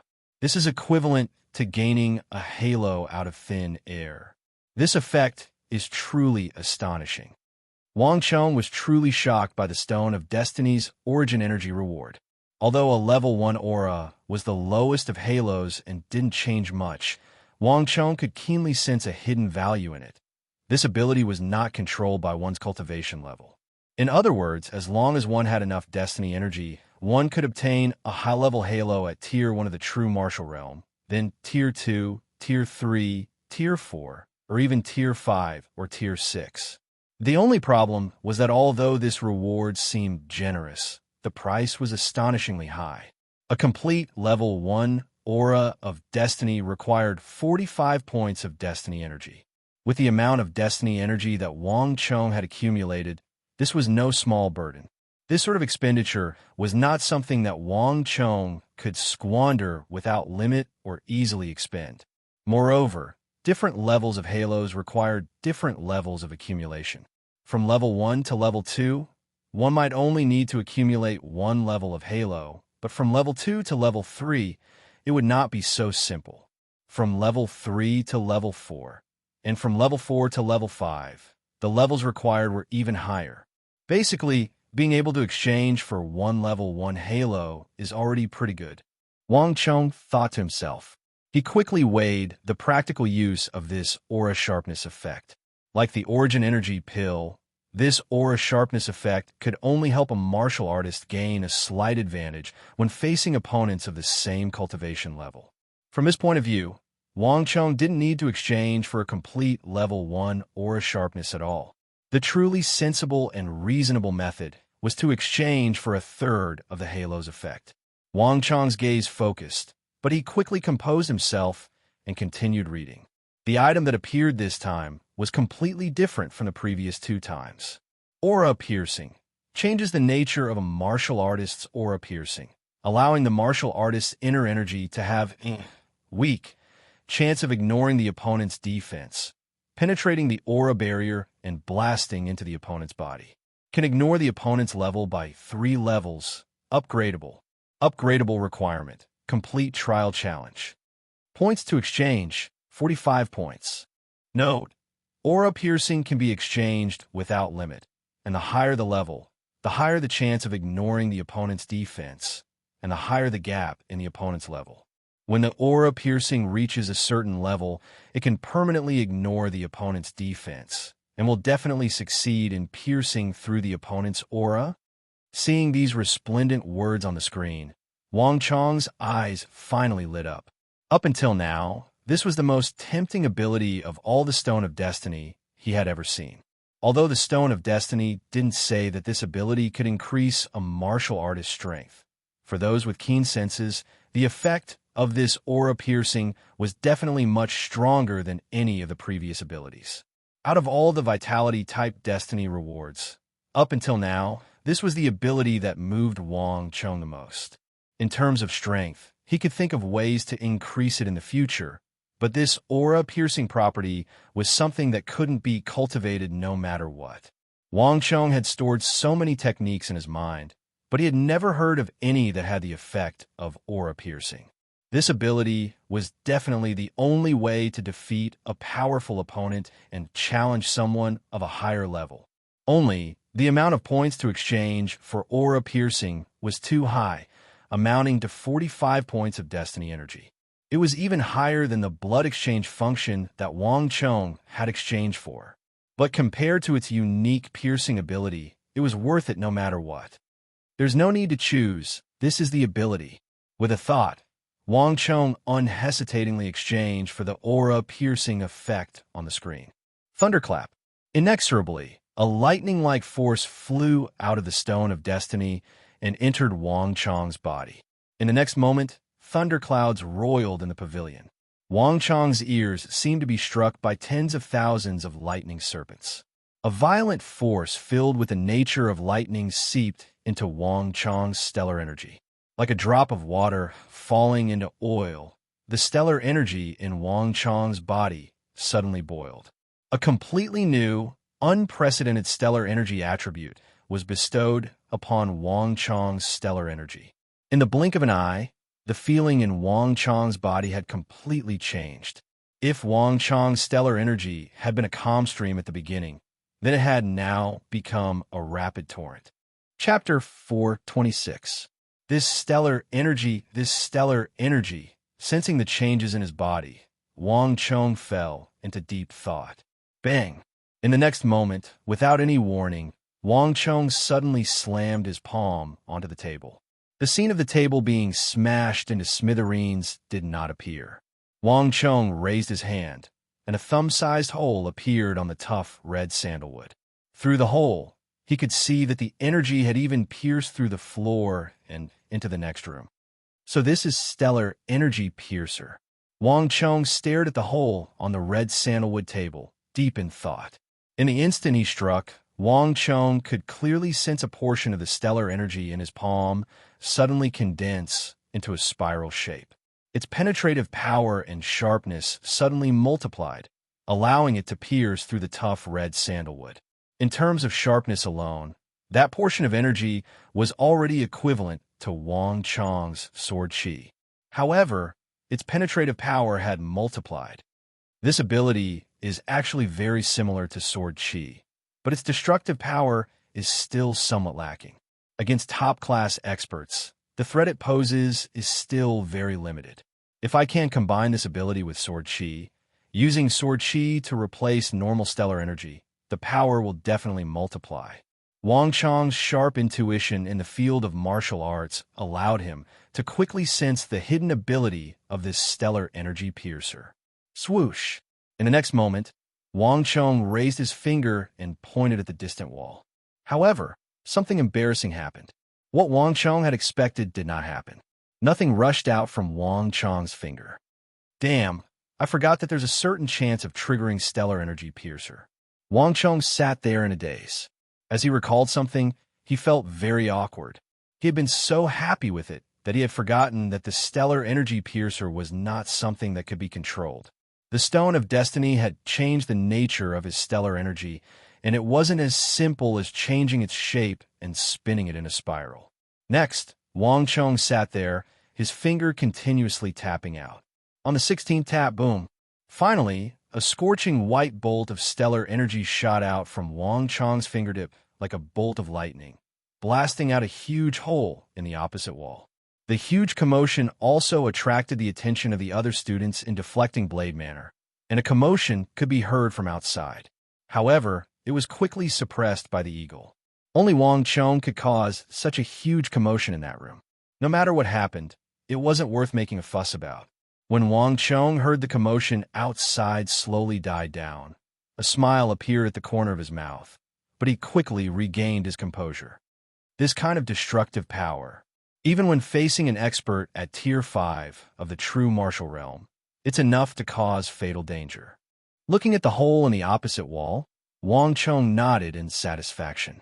Although he had only shot out a bolt of chi, when paired with the stellar energy piercer's spiral energy, its destructive power was multiplied tenfold. In other words, even without the aid of the charge of the warhorse, Wang Chong could still use his own stellar energy to injure an expert at Tier 5 of the true martial realm. Moreover, Wang Chong made another discovery. Although the Stone of Destiny didn't specify the probability of triggering the stellar energy piercer, only saying that it's very weak based on its effects, it should be triggered once every 16 times. In other words, the probability is around 5%. Wang Chong sat cross-legged on the ground, his eyes shining with the light of wisdom. There were many things that didn't need to be explained. As long as one was smart enough, they could be learned through trial and error. A 5% probability seemed very low, and it was basically impossible to trigger with a single palm strike. But if the battle was intense enough and there were enough palm strikes, then when a number reached a certain level, the number of times the stellar energy piercer would appear would be stable enough. And if one was good at calculation, then Wang Chong could completely control the stellar energy piercer to appear at any time he wanted. Whoosh! With a thought, Wang Chong tapped out with his finger again. Wang Chong continued to experiment, and the final result verified Wang Chong's judgment. The probability of the stellar energy piercer appearing was indeed around 5%. As long as one used this probability well, it would be very effective. Whoa! Just as he was cultivating in the pavilion, a sudden burst of cheers came from outside.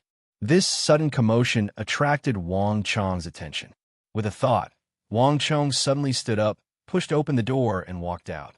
The next moment, even though Wang Chong was calm, he froze at the door. Outside the door, the sky was cold and gloomy. At some point, large snowflakes had begun to fall from the sky. It's snowing.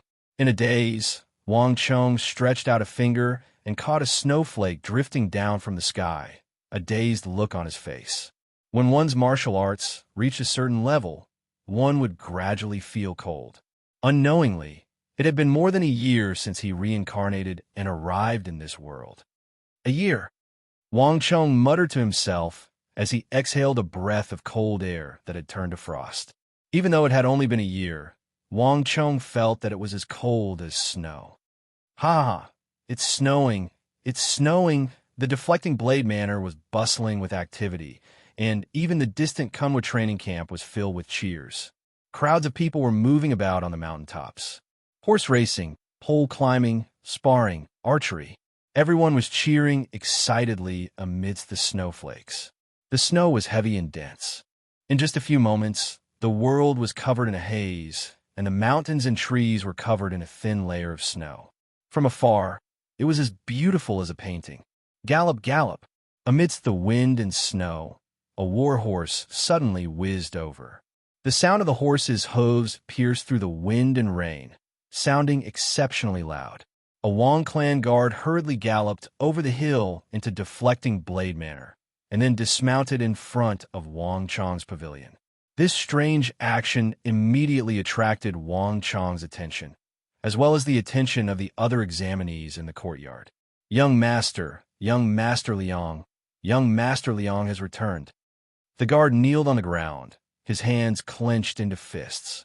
After taking several deep breaths, he finally managed to say these words. What? Wang Chong had only been casually glancing at the guard, but upon hearing these words, his entire body trembled as if struck by lightning. His face filled with disbelief. What did you say? Say it again. Reporting to young Master Liang has returned from overseas. We've already received a letter from him saying that he will be returning to the capital in the next few days. The guard knelt on the ground and repeated his words. Bang! Like a stone stirring 1,000 ripples, Wang Chong clenched his fists in his sleeves. His robe began to sway in the wind.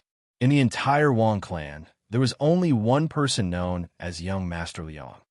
It was Wang Chong's older cousin, Wang Liang, who had been sent overseas and had not been heard from for more than half a year. Wang Liang had returned. He had finally returned from his overseas voyage. This could be considered the best news that Wang Chong had heard today. Wonderful!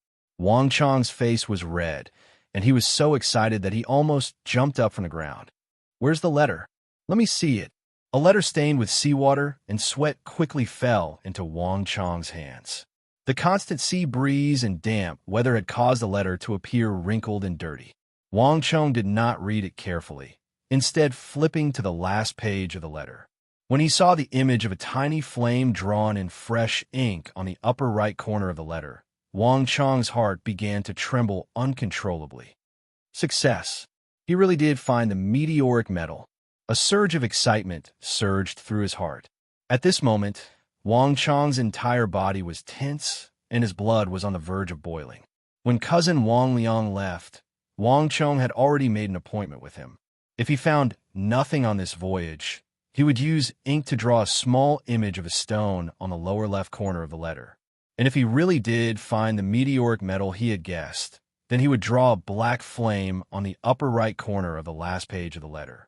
His cousin had found it. Just as he had guessed, he had found a meteoric metal that no one cared about in those islands. In another space-time, they would become famous because of the Malaysian sword, but in this world, no one cared about them. They were treasures that belonged to him alone. After more than a year, he finally had a foothold in this era and the strength to truly change it. Whoosh! Turning his head, Wang Chong gazed at the mountains. The winds howled, and the snow fell even heavier. Helmsman, steer to the left. The river is frozen. Watch out for the ice.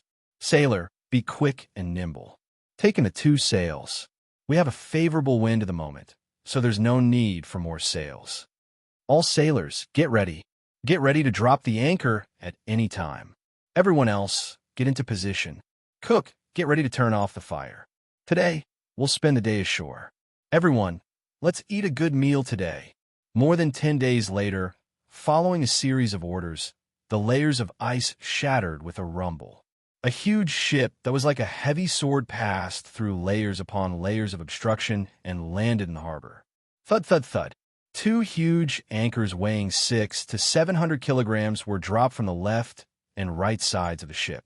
The anchors broke through the ice and fell into the water, splashing white mist. 1 ship, 2 ships, 3 ships. As the first ship reached the shore of the harbor, the other ships also arrived in the harbor. The moment they reached the shore, the entire fleet burst into earth-shattering cheers. We're back. We're finally back. Ha ha. I finally don't have to eat dirt anymore. Strong liquor, beautiful women. I'm going to have fun to my heart's content this time. Tonight, let's not go home until we're drunk. Okay. The entire fleet was cheering. Whoosh, whoosh, whoosh. As rope and wooden ladders were thrown down from the side of the ship, sailors with rough skin and weathered faces climbed down from the ship with red faces. Some of the stronger ones even jumped down from above. Chapter 427. Everyone's faces were red from the cold, but their eyes were bright and excited. One cook, sailor, helmsman, guard, archer, one by one, they disembarked from the ship. Once everyone had left, a weather-beaten youth finally appeared on the first ship. This youth did not seem very old, but his eyes exuded the aura of a seasoned veteran. He did not look like a young man, but more like a middle-aged man of 30 or 40 with a story to tell. I'm finally back. Standing on the high railing of the ship, Wang Liang looked down at the crowded, lively, harmonious, and united crew and the familiar, empty harbor. He exhaled a breath of cold air, his mind filled with emotion. It had only been a little more than half a year since he had set out, but to him, it had been as long as a lifetime. On this adventure, he had experienced far too much and seen far too much. Taking in a deep breath of cold air, Wang Liang raised his robe and stepped onto the wooden gangway, descending from the ship. The wooden gangway creaked under his feet, each creak so clear and loud that it felt like it was right next to his ear. "Captain! Captain! Captain!" Seeing Wang Liang descend, all the sailors, guards, cooks, navigators, archers, crossbowmen, and lookouts in the harbor began to cheer. Their eyes were brimming with fanaticism and worship, as if the youth descending from the railing was some illustrious and influential personage. Wave after wave of cheers rose up, and not even the wind, snow, or bitter cold could stop them. Even the guards of the Wang clan seemed to have forgotten Wang Liang's identity. Just like everyone else, they sincerely regarded him as their most important captain. In their hearts, this identity of captain was clearly even more worthy of respect than Wang Liang's identity as young Master Liang. Finally leaving the fortress ship and stepping onto solid ground, Wang Liang finally gave his first speech since stepping onto the continent under the gazes of hundreds of people. "We're back, just as I promised all of you. All of you will obtain what you want. Wealth. Captain, Captain." The originally excited crowd suddenly became even more fanatical.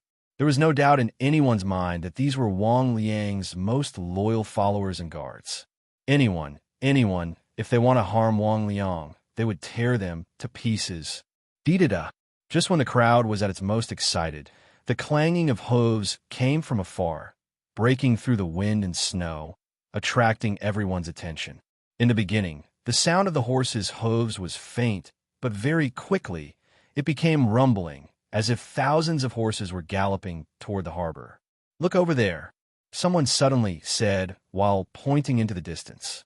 In an instant, everyone noticed a mighty black torrent in the distance, heading in the direction of the harbor. Screech! At the very front of the group was a large golden eagle. Its voice was loud and clear, and its wings were like iron. It glided through the wind and snow, appearing extremely conspicuous. Below the golden eagle was a 16 or 17-year-old youth wearing a fox fur coat. He had sharp eyebrows and bright eyes, and he was leading the way. Although he was young, the youth's every move and action had a kind of prestige that made people believe in him. "Young Master! It's young Master Chong." In the crowd, the Wang clan guard was the first to recognize him. Soon, others recognized him as well. There were very few people in the capital who didn't know of the Wang clan's Qilin son. A significant portion of this crew had come for the youngest son of the Wang clan, young Master Chong. Of course, part of this was because of his reputation, but the main reason was the legendary Wuzi steel weapons of the capital and the wealth of this young Master Chong. "Cousin, you're finally back." Wang Chong urged his horse forward, sending snow flying. In the freezing harbor and the frozen sea, Wang Chong immediately spotted Wang Liang at the very back of the group. Galloping through the crowd, Wang Chong dismounted from his horse, strode forward, and fiercely hugged his cousin. "Ha! I'm back! I'm back!" Wang Liang also heartily laughed as he hugged Wang Chong back.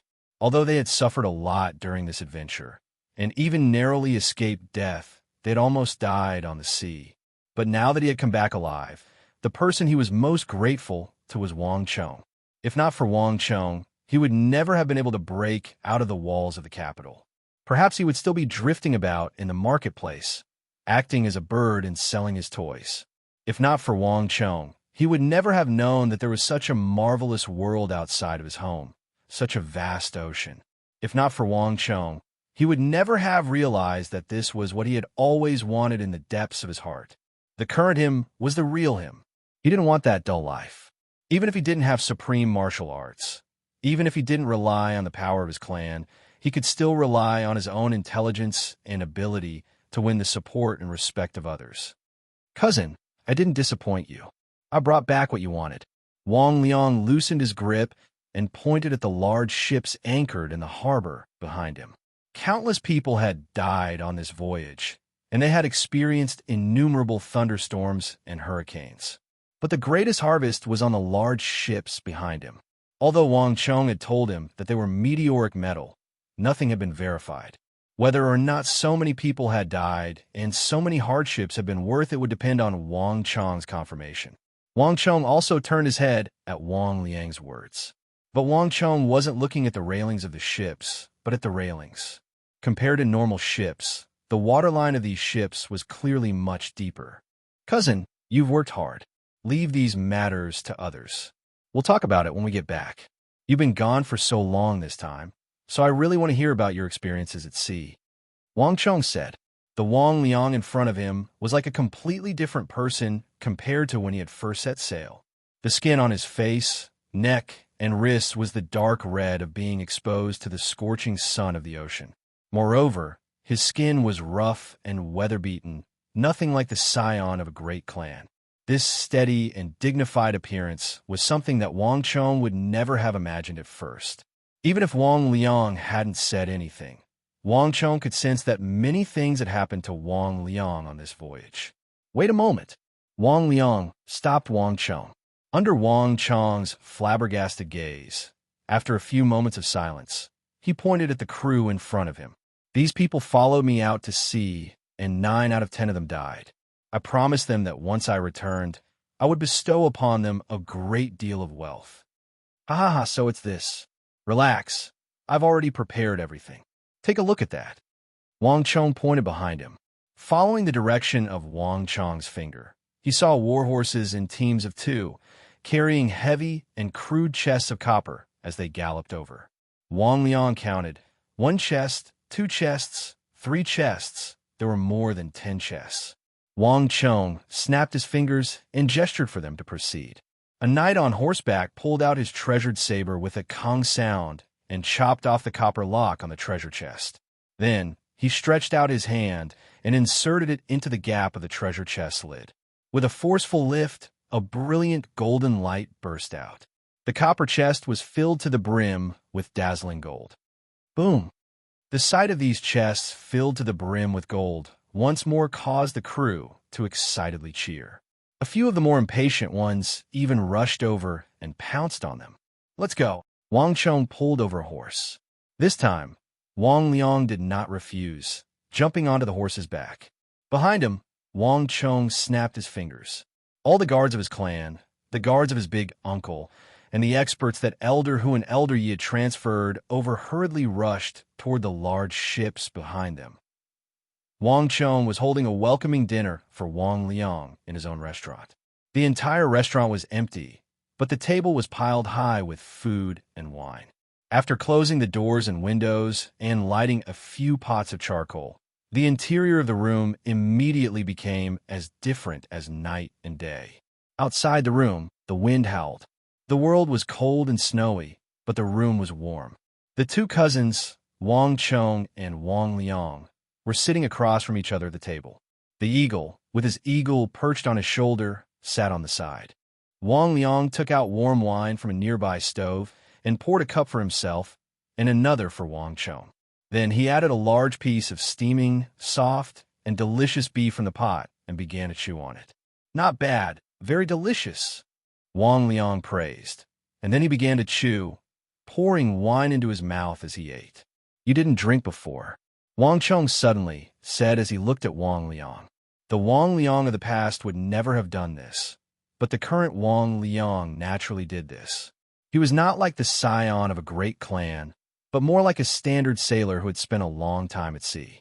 Haha, if you had experienced what I experienced, you would have done the same. Wang Liang heartily laughed as he continued to chew on the beef and drink the warm wine. Just what happened? Wang Chong asked. He had been suppressing this question for a very long time. Wang Liang did not hesitate to recount his experiences on the sea. Even though Wang Chong had already expected this, he still couldn't help but be deeply moved by Wang Liang's story. The sea was an abyss. It was far from land, far from morality, infinitely close to the abyss of hell, a place that tested one's humanity to the extreme. In that place, Wang Liang had to face all sorts of problems, both external and internal. As Wang Liang drank, he played down his experiences. But when Wang Chong heard that the guards he had sent to protect Wang Liang had also turned traitor, he finally understood just how complicated the situation Wang Liang had faced was. Chapter 428. As Wang Liang spoke, even Wang Chong couldn't help but feel his heart tremble. In the face of the boundless ocean, the strength of a martial artist was insignificant. As he listened to Wang Liang, Wang Chong knew that he had probably underestimated the dangers of sailing on the ocean. Even at his worst, Wang Chong had never ventured out to sea. He had used the largest fortress ship, the most formidable clan guards, and the backing of the Wang clan. Wang Chong had believed that this would be enough for him to rest easy, but now that he thought about it, he realized that his thinking had been too simple. The ocean was not like the land. It changed at every moment. Falling from there, even the most powerful martial artist would only be able to walk a dead end. Not only that, besides the power of nature, one also had to contend with the complex nature of the human heart. When food was scarce, the conditions were harsh, and one could not see land for half a year or even longer, and one did not even know if one could return to land. These conditions were the most likely to provoke the ugly side of a person's heart. In the most dangerous moments, Wang Liang had even faced 3 or more factions at the same time, and each faction wanted to kill him and replace him. Even the cook on the ship had this thought. Everyone blamed him, complained about him, and everyone believed that it was his fault. They wanted to replace him and control the others in the fleet. There's one more thing that I want to tell you. The matter of the meteoric metal has already been exposed. Wang Liang suddenly said. What? Wang Chong's pupils constricted, and the chopsticks he had extended froze in the air. The meteoric metal was of great importance and could not be easily revealed to outsiders. Otherwise, the factions that had gone out to sea to fight for the meteoric metal would be as numerous as carps in the river. The meteoric metal was an existence that could rival the ore of Hyderabad. Moreover, there was not just 1 or 2 pieces of meteoric metal, but a large amount of it, exposed in the open on the archipelagos in the sea. This kind of secret was enough to deeply arouse the interest of any aristocratic family. It would also cause a frenzied bloodbath at sea. The secret of the Hyderabad ore had already been exposed, and it had even been discovered by the Yao clan and King Chi's men. If even the extraterrestrial meteoric iron of the outer islands were to be exposed just as it was discovered, it would be an enormous loss for him. But you don't have to worry, I've already taken care of it for you. No one else on the ship knows about it, except me. Wang Liang took a sip of wine, raised his head, and casually said, Are you done? Wang Chong was stunned. It's a long journey from the island to the mainland. Wang Liang lightly said. Wang Chong could smell the thick scent of blood in Wang Liang's voice. Raising his head to carefully examine this formerly idle cousin of his, Wang Chong realized that besides the rough and weather-beaten face, Wang Liang's eyes also contained a firmness and decisiveness that Wang Chong had never seen before.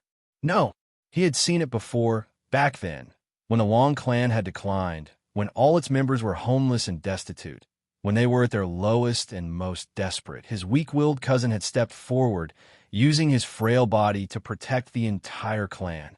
His cousin had had this exact expression on his face when he had been forced into desperate straits. No, even his cousin from back then could not compare to the cousin sitting before him right now.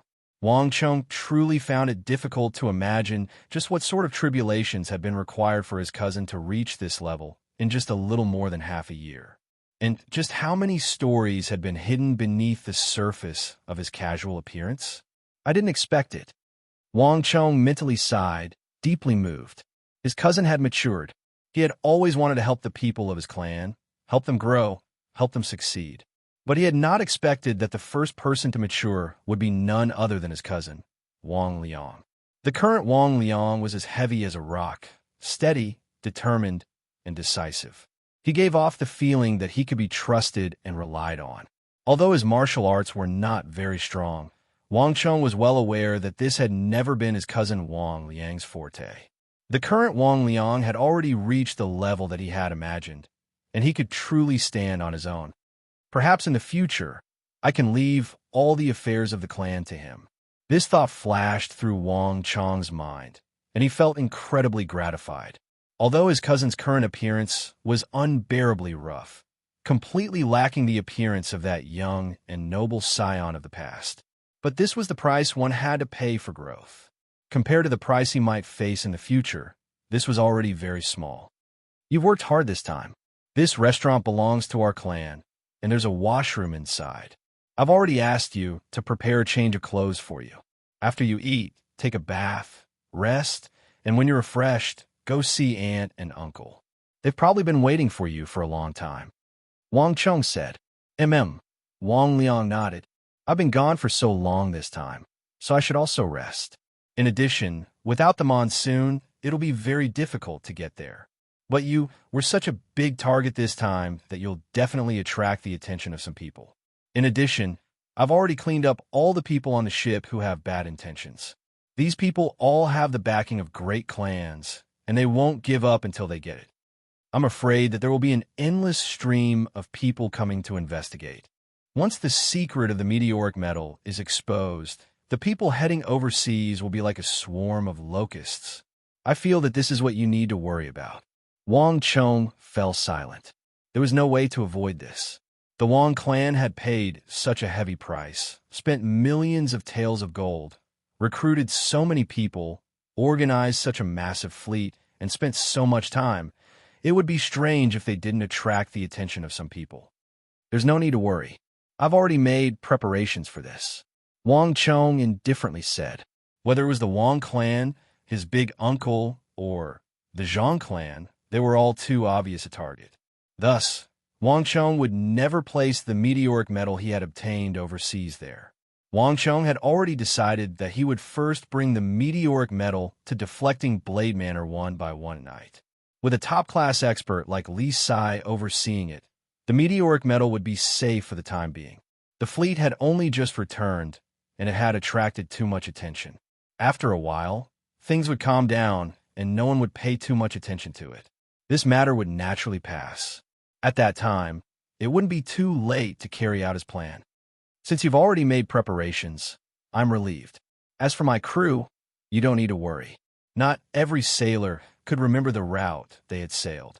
Without my map, even if they wanted to, they wouldn't be able to find that place. Moreover, most of them only know that we're going to the island to find some sort of massive rock, but they have no idea what it's used for. Even if some people sneak a look behind my back and discover that it's wrapped in metal, they definitely won't know that it's meteoric metal. In addition, I'll keep them in check for a while. Wang Liang's words had a dignified air to them. Wang Chong nodded, stood up, and said no more. His cousin's thoughts were quite meticulous, so there was no need for him to say anything more. From now on, he finally had another person in the Wang clan that he could discuss matters with. Cousin. Just when Wang Chong was prepared to leave, a voice came from behind him. Wang Liang put down his wine cup and chopsticks, his eyes unblinking as he stared at Wang Chong. There was a hint of something special in his eyes. That meteoric metal, just what are you planning to do with it? Don't tell me that you're just using it for business. Wang Chong froze at these words, and then he finally turned around. It was like he was meeting his cousin for the first time. He had done so many things since his reincarnation. Everyone was just surprised by his performance, or perhaps his abilities. Only his cousin, Wang Liang, was the first person to ask why and what he was planning to do. There was no doubt that this overseas trip had made him much more mature and enlightened him on many things. Haha, in the future, you'll know. Wang Chong chuckled and turned his head. He walked down the stairs, passed through the gate, and vanished into the snow outside. Behind him, Wang Liang froze for a moment, and then he smiled. There were times when not denying was admitting, and not answering was answering.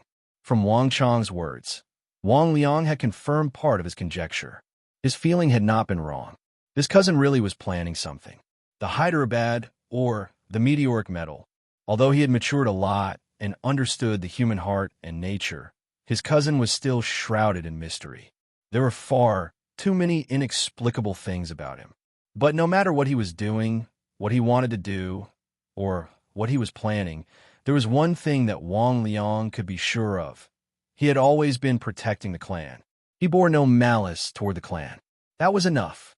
Thus, no matter what he wanted to do, even if he wanted to usurp the throne, Wang Liang had no intention of stopping him, nor would he stop him. What a heavy snowfall! Hearing the howling wind outside, Wang Liang walked over with a cup of warm wine and pushed open the window. Outside the window, a slender figure walked alone on the long and empty street, quickly vanishing into the wind and snow. Time passed in a flash. Rumble! A slender figure sat cross-legged on the summit of the snow-capped mountain. Along with the rumbling of thunder, heaven and earth distorted. A chaotic, vast, and frightening power of heaven and earth, which made one's mind tremble, was unstoppable. Like a flood, it swept across the white mountaintop. Creak! The layers of snow, shaken by this energy, rustled down. And at this moment, a voice that had not been heard for a long time came to Wang Chong's ear. Congratulations to user for overcoming the third world constraint. Consumed 40 points of destiny energy. Remaining destiny energy, 24 points. Next world constraint, 9 months from now. Consumed 60 points of destiny energy. In addition, with each world constraint, user's gold organs and flood dragon bone will be strengthened. The degree of strengthening is directly proportional to the number of times. Chapter 429. The third world constraint had finally been successfully passed. Streams of energy breathed in from the depths of space-time, pouring into his mind and body. In this short period of time, Wang Chong sensed that his strength and mental energy had both grown significantly. "I've finally passed the world constraint," Wang Chong quietly said to himself, his heart brimming with joy. This binding and repulsive force from the world was like a bomb. A single misstep could result in death. Now he had finally passed it. Standing up from the ground, Wang Chong stretched his body. Cack-lack! A series of crisp sounds came from his body, and at the same time, an enormous chi was released from Wang Chong's body. This chi broke through from the origin energy realm to the true martial realm, then from Tier 1, Tier 2, all the way to Tier 3 of the true martial realm. After 20-some days of cultivation, the pills that Liu Zhang had given him, and the backlash from passing the third world constraint, Wang Chong had finally smoothly stepped into Tier 3 of the true martial realm. 2 more tiers, and I'll reach Tier 5 of the true martial realm, and then I can advance to the second tier of the Halo of Dusk Stallion. Wang Chong's eyes brightened as he inwardly rejoiced. The most powerful aspect of the Halo of Dusk Stallion was not the increase in strength it could bring, but its strategic use on the battlefield. A Level 2 Halo of Dusk Stallion meant that as long as one was within the range of the Halo, all warriors would receive the blessing of the Halo and directly advance to Tier 2 of the true martial realm. Their strength, speed, and dexterity would all rise to this level. This sort of overall improvement was extremely astonishing. Slowly ending his cultivation on the summit of the mountain, Wang Chong exhaled a cold breath. With a thought, he quickly focused his mind on the Stone of Destiny in his mind. The longer one stayed in this world, the more severe the world constraint and the backlash would be. Wang Chong had long since gotten used to this. But this time, while resisting the power of the world constraint, Wang Chong realized that the Stone of Destiny was suddenly a little different. The time interval has been extended to 9 months, but the amount of destiny energy consumed is not proportional. This means that in the future, the repulsion from the world will increase at an irregular pace. In other words, I will need to consume more and more destiny energy in the future. Wang Chong lowered his head, his eyes flashing rapidly. From this change in the world constraint, Wang Chong quickly noticed something that was hard to notice. Although 60 points of destiny energy was a lot, with 9 months of buffer time, it should be enough. What really caught Wang Chong's attention was the content mentioned later. Every time I pass the world restraint, the gold liquid organs and the flood dragon bones abilities will be strengthened. Moreover, the degree of strengthening is proportional to the number of times. This kind of content had never been published before. The other items were one thing, but the gold organs and the flood dragon bone were extremely important to him. There was basically no way to improve the former, while the latter was extremely difficult. The Jiao bone was a type of dragon bone, and it was the lowest level of dragon bone. Once a warrior reached this level of cultivation, it would become more and more difficult to improve, even if they had extraordinary talent. For the dragon bone level of bone, the difficulty of each level was several times, or even more than 10 times. Even though Wang Chong had the memories of 2 lives, he did not have any good ideas. Otherwise, he would not have stopped at the Saint Martial realm in his previous life and not advanced any further. If he could safely pass the world repulsion and world constraint, he would be able to improve the Jiao bone once. This was definitely an unexpected gain. Perhaps I can use this to reach a level I never reached in my previous life. At this moment, Wang Chong had to admit that he was tempted. There were challenges, but there were also rewards. The greater the risk, the greater the reward. This seemed to be the hidden rule of this mysterious stone of destiny. Of course, if he failed, there would probably be a heavy punishment. Whoosh! While he was deep in thought, a sudden rustling sound came from above. Wang Chong looked up and saw a snow-white falcon flapping its wings, breaking through the snow and flying down from the sky. It's the eagle. With a thought, Wang Chong quickly extended an arm. There was no way that the eagle did not know that he was training here. If there was nothing important, the eagle would never disturb him. Catching the snow falcon, Wang Chong took the letter from its leggings. With just a glance, his heart sank. If you want to leave, I can't stop you. With a long sigh, Wang Chong jumped down from the top of the snowy mountain. Using the phantom steps, he dashed down the mountain like a phantom, leaving only shallow footprints wherever he went. With the advancement of his martial arts, Wang Chong's phantom steps had improved as well.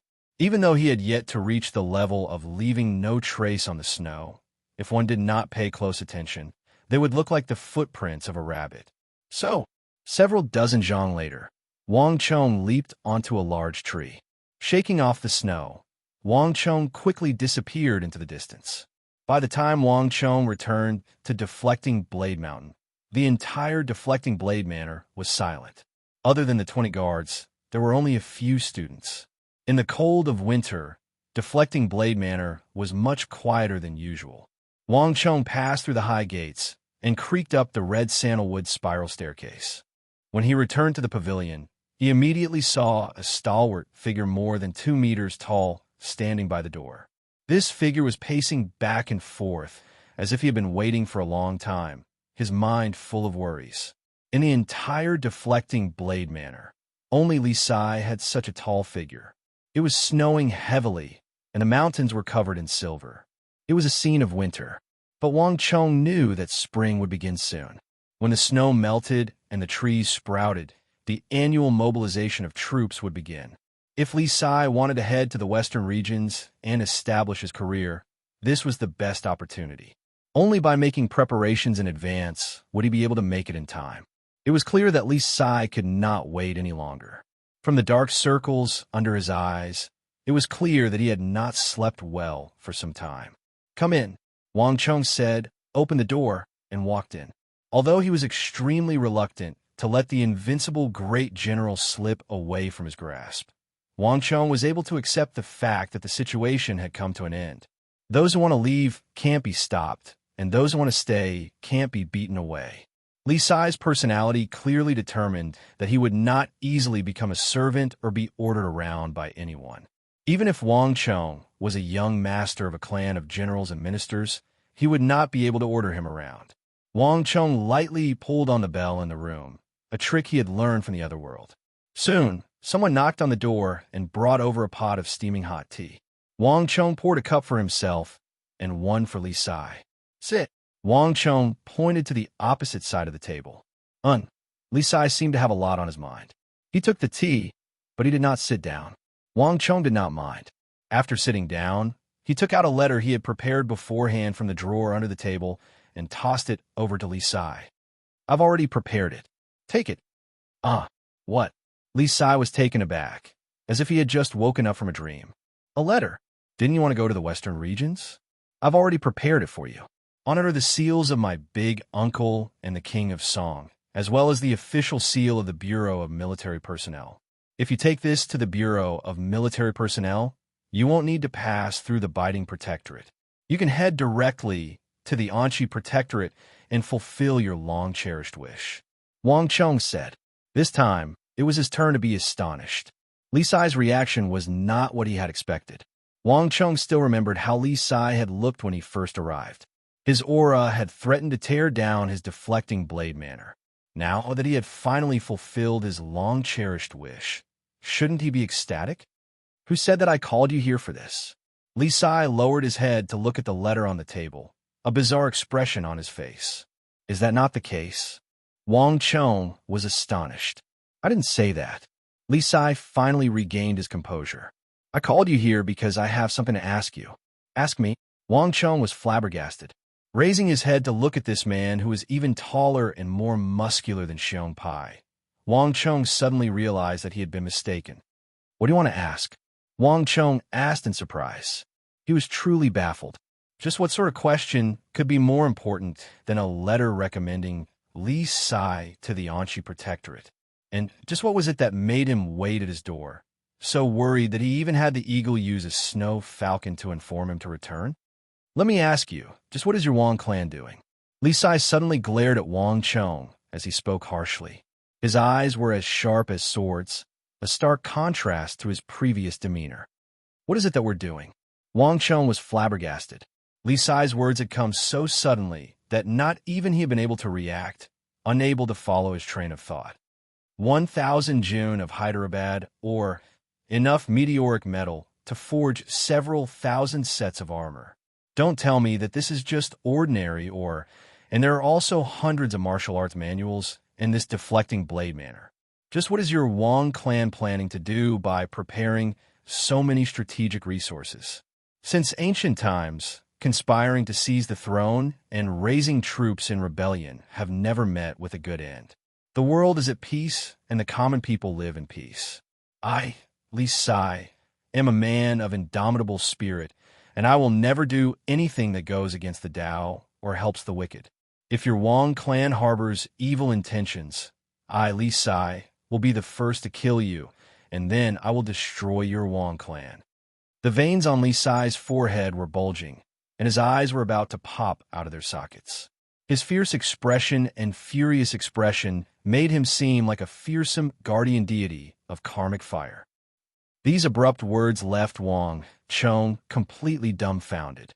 Wang Chong had never imagined that the eagle would urgently call him back and say that Li Sai wanted to see him for this reason. Li Sai had spent several months in deflecting blade manner, seeing his Hyderabad, or seeing his meteoric metal, and seeing his transcribed martial arts manuals. After knowing so many of his secrets, this scoundrel actually believed that he was plotting a rebellion. After observing him for several months, this future invincible great general of the Tang dynasty actually believed that he harbored evil intentions and that the Wang clan was plotting a rebellion. No matter how magnanimous Wang Chong was, he could never have imagined that this future invincible great general would be so worried and restless over this matter. Chapter 430. You think I want to rebel?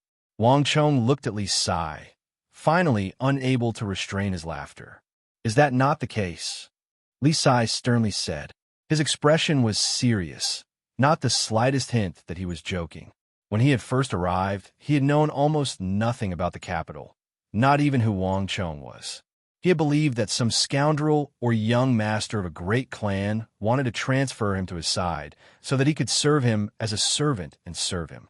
But no matter how unfamiliar Li Sai was with the capital, The months he had spent in the capital were enough for him to understand a few crucial matters. The Wang clan of the capital, where Wang Chong had appeared, was a clan of ministers and generals. In the Tang dynasty, it was definitely one of the most powerful nobles. The Hyderabad, or that Wang Chong had purchased from Sindh, was priceless.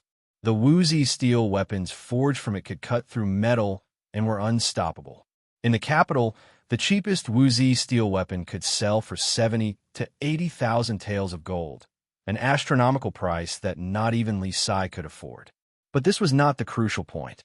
The crucial point was the sharpness of this weapon. In the battle against the dragon bandits Black Dragon Zhao, Li Sai had experienced the fearsomeness of this weapon for the first time.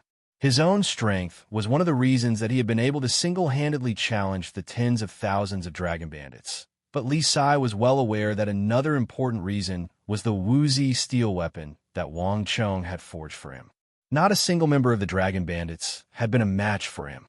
In front of that demonic Wuzi steel weapon, everyone and their horses were like paper, easily cut in two.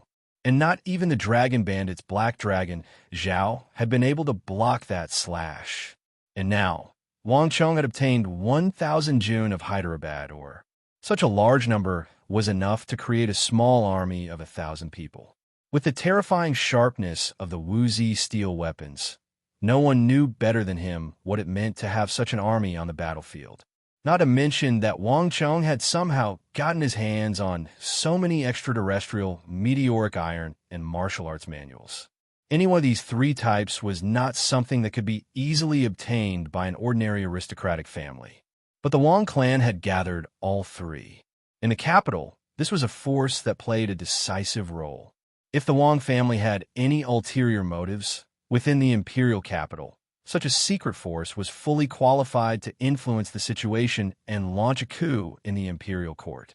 Li Sai did want to go to the western regions to make a name for himself, but he couldn't just sit back and watch such a powerful force grow under his nose and ignore it. Moreover, Wang Chong was already recruiting. At the very least, in his eyes, this deflecting blade manner was the Wang clan's recruiting. Seeing Li Sai's serious expression, Wang Chong finally put on a serious expression. Li Sai was not a strategist. The reason he could become famous was because of his powerful strength and personal loyalty, as well as the charisma brought about by his pure love for the country. No matter what the truth was, there was no doubt that Li Sai was already suspicious of him. No! Wang Chong met Li Sai's gaze and straightforwardly said, "The Wang clan will not, nor does it need to, have any scheme. Moreover, if the Wang clan really did have some scheme, do you think that I would so easily let an outsider know of such an important matter? In addition, the matter of the Hyderabad ore is no longer a secret in the capital. You know of it, and the Yao clan knows of it. Do you think that the Holy Emperor doesn't know of it? If the Wang clan really did have any intentions of disloyalty, do you think that the Holy Emperor would have kept us alive until now? Whether it's the Hyderabad ore or the meteoric metal you brought in, these are all top-class strategic resources. If the Wang clan doesn't have any intentions of disloyalty, why are you buying so many top-class strategic resources? This is already beyond the scope of a clan's normal operations and defense." Li Sai harshly said, his sharp gaze piercing straight into Wang Chong's heart, seemingly peering into the depths of his soul. The room instantly fell into a stifling silence. Wang Chong said nothing. Li Sai was clearly much smarter than he had imagined. The Hyderabad or the meteoric metal, deflecting blade manner, the spirit vein. Ever since his reincarnation, he had done far too much. This was not the first time since his reincarnation that someone had sensed some of his intentions. The more one interacted with his circle, the more one understood, the more one would be able to sense something. Wang Chong had no hopes of making Li Sai believe all of his words like a fool. Wang Chong was only considering whether he should tell him or not. "Li Sai, can you tell me why you insist on going Anshi?" Wang Chong suddenly said. Li Sai froze. He could clearly sense that Wang Chong's attitude and tone were completely different from before, as if he had become a completely different person. This was an extremely strange feeling. But he could see the seriousness in Wang Chong's eyes, and this attitude had unwittingly affected Li Sai. Is there even a need to say it? A man of character should set his sights on the four corners of the world. What sort of achievements can a man make if he just stays in the interior? Li Sai said without hesitation. Although he found Wang Chong's attitude rather strange, he had already considered this point for a very long time, so there was no need to think too much about it. If anyone asked, he could calmly and proudly state his attitude. A man of character should set his sights on the four corners of the world. This was how it should be, so there was nothing more to say. That's not the real reason. It was the same for the biting protectorate, so why did he have to go to Anxi? If you want to go to war, wouldn't the Anong protectorate be the same? Wang Chong shook his head. Of course it's different. Li Sai didn't even think before interrupting Wang Chong. In terms of opportunities to make a name for oneself, no place can compare to the Anxi protectorate. Moreover, not even the Anong protectorate can compare to Anxi. A man of character should go to the most dangerous places. Only then can he prove himself. So you want to go to the western regions because it's more dangerous? Wang Chong said. You can say that. Li Sai did not deny it. Then have you ever thought about why that place is dangerous? This question instantly left Li Sai dumbfounded. Before this, he had only wanted to go to the Anxi protectorate, which was the most dangerous and battle-ridden place in the western regions. He had truly never thought about anything else. If the Tang dynasty is at peace and the world is at peace, would you still need to go there? Wang Chong continued to ask. What do you want to say? I just want to tell you that you are far from the only person in this world preparing for war. Wang Chong indifferently said. The room was so quiet that one could hear a pin drop. Li Sai stared at Wang Chong in disbelief, acting like he was meeting him for the first time. When he had first arrived at the capital, Li Sai's impression of Wang Chong had been that he was a willful and reckless hedonistic scion of a wealthy family. This period of time had greatly changed Li Sai's impression of Wang Chong, and he had come to realize that there were many different and astonishing aspects about him. But at this moment, Wang Chong's few words had caused Li Sai to realize that he had still been far underestimating this youth. If he was really like what she thought or what he said, then this young man was definitely worthy of everyone's respect. His view of him had probably been gravely mistaken. The room was quiet as the two looked at each other, neither of them speaking. Wang Chong, did you really mean what you said just now? Li Sai sternly said. The gods can bear witness. The heavens can bear witness. Wang Chong sternly said. Li Sai's lips moved, but he couldn't say a word. Li Sai. Wang Chong knew that this was his last chance to convince Li Sai. His plan was still lacking a powerful figure. His own strength alone was not enough. If he had an invincible great general like Li Sai to assist him, his plan would have twice the result with half the effort. In that future crisis, his strength alone was too limited, and he had far too many things to do. He needed a powerful figure to replace him and lead the army in terms of martial strength. As for himself, Wang Chong had always been well aware that his greatest advantage was not in martial strength, but in strategy and the art of war. And this did not require great strength. No matter what, I have to try. As Wang Chong looked at Li Sai, an intense thought emerged in his mind. Li Sai, the western regions are even more dangerous, and there are battles to be fought in the western regions. You've only seen the surface. The current empire is no longer the empire of the past, and the foreign countries are no longer the foreign countries of the past. They have absorbed nourishment from the Tang dynasty and strengthened themselves. The Goguryeo Empire, the Eastern and Western Turkic Khaganates, the Uzun Empire, the Mengshi Empire, the various countries of the western regions, and even further west, the Abbasid Caliphate and Karak-Spazinu. These are all threats to the empire. In the western regions, there are the various countries of the western regions, the Uzun Empire and the Abbasid Caliphate and Karak-Spazinu that we have never interacted with before. The situation is extremely complicated, and the imperial court's military strength is weak there. This is the reason why the western regions are constantly at war and more dangerous than the other regions. But Li Sai, you don't know that the greatest threat to the empire in the future is not in the western regions. Then where is it? Li Sai's heart jolted. and he almost subconsciously blurted out, "Chi!" Wang Chong suddenly flicked a finger, and a sharp sword chi flew through the air. The sword chi did not cut through the scroll on the wall, but it accurately cut through the red rope binding the scroll. Even Li Sai couldn't help but be surprised by this meticulous control. Whoosh! The scroll unfurled, and under Li Sai's surprised gaze, a massive map of the Tang dynasty immediately appeared on the wall behind him. Chi! Wang Chong flicked a second sword chi, accurately piercing through the southwest corner of the Tang dynasty map, the place where the Uzun and Mengshi Zhao met. "Here," Wang Chong calmly said, and as he spoke, he slowly drew back his finger. Chapter 431. It had been a year since Wang Chong had reincarnated. In this 1 year, Wang Chong had changed far too many things.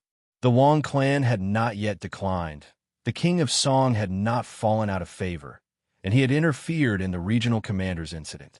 Things were not quite the same as before, and in terms of his own faction, Wang Chong had smoothly established deflecting blade manner, established his own subordinates, and obtained 2 strategic weapons, Hyderabad ore and meteoric metal. Everything was on the right track, and Wang Chong was now most worried about the southwest. Zhangzhou Jianxiong's transfer to the capital was a foregone conclusion, and Xinyu Zhongtong was already in charge of Jiang'e, officially taking over the Annan Protectorate. The structure of the empire's southwest was exactly as Wang Chong remembered it from his last life. Although Wang Chong had already used the power of the King of Song to move the armies of his father and big brother to the southwest border, so that they could enter Jiannan at any time, this was as far as he could go. In the current empire, whether it was Zhang Shuge, Zhangzhou Jianxiong, Geshuhan, Fomenlita, or Gao Xianji, all of them had a very strong sense of territory and territory. If he forcefully moved his father and big brother into Jiang'e, it would only cause Xinyu Zhongtong and Zhangzhou Jianxiong in the capital to grow suspicious and suspect that the Wang clan wanted to interfere in the southwest, divide up their forces, and weaken them. That would only bring about the same result. The southwest was not within the Wang clan's sphere of influence, and Zhangzhou Jianxiong and Xinyu Zhongtong were independent, so they would not listen to Wang Chong's orders. The Wang clan was not powerful enough to control a protector general of an entire region. This was also what Wang Chong was worried about. Although he already knew the dangers of the future, there were very few measures he could take. If he was too radical, he would only incur the hostility of Zhangzhou Jianxiong and Xinyu Zhongtong. Haste makes waste, and that would not be ideal. But Wang Chong could not ignore the massive blow the southwest would inflict on the empire. This was Wang Chong's current dilemma. The cleverest housewife couldn't cook without rice.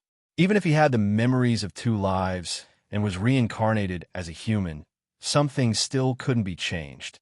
Wang Chong could only do his meager strength and do his utmost to avert the calamities that might occur in the future. And the southwest was the starting point. In the room, Li Sai was stunned by Wang Chong's argument. He had never heard anyone say that the threat to the empire was not in the northwest, but in the southwest. On the borders of the empire, everyone agreed that the southwest was the least likely place for conflict. It had been peaceful for too long. Even Longxi and Annong couldn't compare in terms of the degree of conflict, let alone the western region.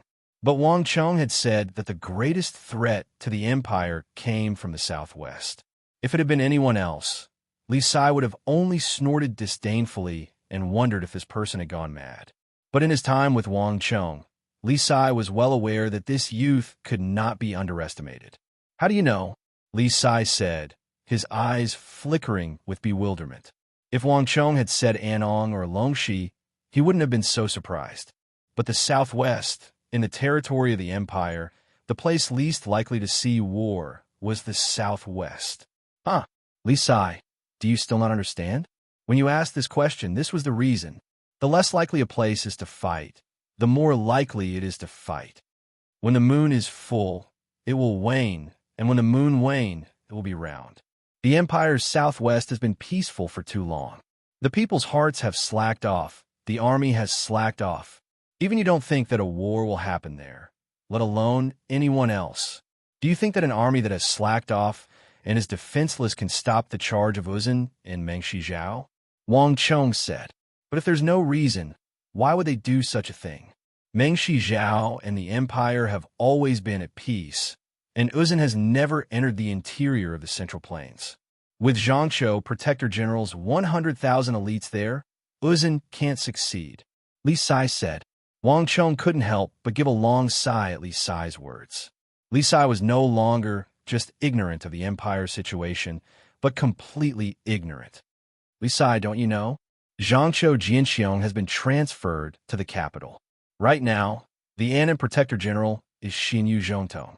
Moreover, Meng Shijiao's King Jelifeng is actively trying to contact Uzun, hoping to coordinate from within and without to attack the Tang dynasty.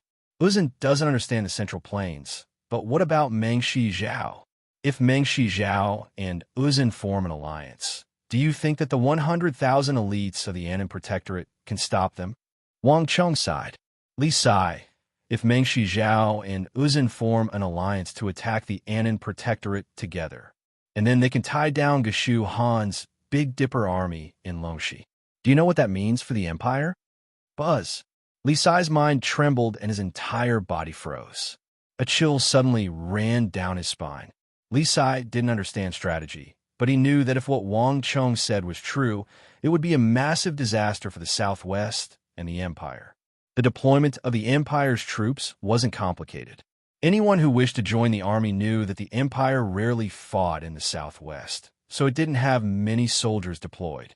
The 100,000 elites of the Annan Protectorate were the only barrier in the Southwest. And if the Annan Protectorate was attacked, the Big Dipper army of Longxi would be the closest and most likely force to reinforce it. At the same time, it would be the only force. But if Geshu Han of Longxi was tied down and the Uzun Empire really did as Wang Chong did, it would be a massive disaster for the Annan Protectorate and the empire as a whole. Is what you say true? Lord Zhangqiu Jianxiong has been transferred to the capital? Li Sai asked in shock. This isn't something that's very difficult to investigate. Lord Zhangqiu has presided over the Southwest for several decades. This time, he's determined to enter the capital, and no one can stop him. Wang Chong met Li Sai's gaze and calmly said, Meng Shijiao is plotting with Uzun to form an alliance. Not many people know of this matter, but we can at least confirm that Meng Shijiao has sent 2 high-level emissaries to Uzun. As for how far the negotiations have progressed, we still don't know. Wang Chong said. Li Sai said nothing. Although he didn't say anything, his deeply furrowed brow indicated the struggle in his heart. For the first time, Li Sai realized that he didn't understand the empire's situation at all. Since your Wang clan knows of this matter, why didn't you tell His Majesty? If His Majesty were to step forward, this matter would definitely be strangled in the cradle. Li Sai couldn't help but ask, an agitated expression on his face. Li Sai, do you think that His Majesty doesn't know what all of us know? Military matters are far more complicated than you can imagine. Putting aside everything else, before the soldiers are mobilized, the provisions have to be prepared. If we send more soldiers to the Southwest, how will we resolve the issue of provisions? 10,000 soldiers fighting for 3 months, but we need to prepare enough provisions for 100,000 soldiers. This requires the coordination of all aspects of the imperial court, not just the Bureau of Military Personnel. Do you think that this is a minor matter? In addition, the imperial court is facing enemies from all sides, and we don't have enough soldiers. If we need to mobilize soldiers, where will we get them from? The Anxi Protectorate? The Anong Protectorate? The Anxi Protectorate? Or Longxi? All of these places are strapped for soldiers. It's already good enough that we don't have to ask for reinforcements. So how can we lend out soldiers? Even if the imperial court wants to mobilize soldiers, it can't. Are we going to use the reserve soldiers to fill in the gaps? In addition, no matter how many soldiers we can mobilize, can we possibly have more than the combined forces of Meng Shijiao and Uzun? In addition, there's still no concrete evidence regarding the matter of Meng Shijiao and Uzun. If they don't mobilize their soldiers and continue to delay us, are we just going to keep standing there? The military expenditure in this quasi-war state is astonishing. In addition, If the imperial court were to make a massive adjustment in its forces just because of a few groundless rumors, how would it be able to mobilize its troops in the future? Wang Cheng said. Li Sai fell silent once more. He was still far from having the keen intuition of the future, invincible, great general. He had never even considered many of the things that Wang Cheng had said. The mobilization of soldiers seemed simple, but the intricacies of actually implementing it far surpassed Li Sai's imagination. Li Sai fell into deep thought. The imperial court is too large. It's a colossus, and even turning its body is difficult. But an individual is different. I have no selfish motives in gathering Hyderabad or in meteoric metal. I just want to do my part to help the imperial court. Li Sai, believe me. At this time, the Southwest needs your help far more than the Northwest. The Northwest is overseen by Gao Xinji and Foman Linta. If anything happens, the Chishi Protectorate in the rear and the Anbei Protectorate in the north can provide support at any time. Even without you, the Northwest won't be lost. But the Southwest is different. Without the barrier of the Annan Protectorate, that place will be a flat plain, and the nearly 1 million civilians will be affected by the war. The southwest of the empire will be set ablaze, reduced to a sea of fire and ruins. Wang Cheng looked at Li Sai, his eyes red. This was not some sort of prophecy, but something that had truly happened in Wang Cheng's last life. It was because he knew of the dire consequences that Wang Cheng was doing everything he could to prevent it. The rise and fall of the world is every man's responsibility. Li Sai, whether you hope to fight for fame and fortune or to establish yourself and contribute to the empire, I hope that you can stay. Tomorrow, come with me to the southwest. Of course, if you have some other special reason, I won't be able to stop you. But I hope that you can seriously consider what I said. As for the western regions, if we can pacify the southwest, I will go with you to the western regions. Because that is also my destination. Li Sai said nothing, a troubled look appearing in his eyes for the first time. His goal in joining the army had been to go to the western regions, something he had decided long ago. But if he hadn't heard about the problem of the southwest before, he would have let it go. But now, since he already knew, he couldn't remain indifferent. All of this is just your guess. But if Uzun and Mengshi Zhao don't attack, do I have to keep waiting? Li Sai said. Ha ha ha. Wang Cheng suddenly laughed. It won't take that long. I'm certain of it. Within a year, the Southwest is certain to be at war. If there's still no war in the Southwest at that time, everything will prove that my judgment was wrong. I am willing to hand over all the Hyderabad, ore, and meteoric metal to the imperial court to dispel your doubts. Is what you say true?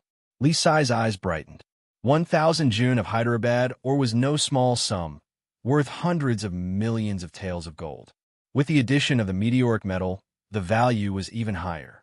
If the Wang clan was willing to hand over these things for free, then the Wang clan would naturally be cleared of any suspicions of plotting to usurp the throne.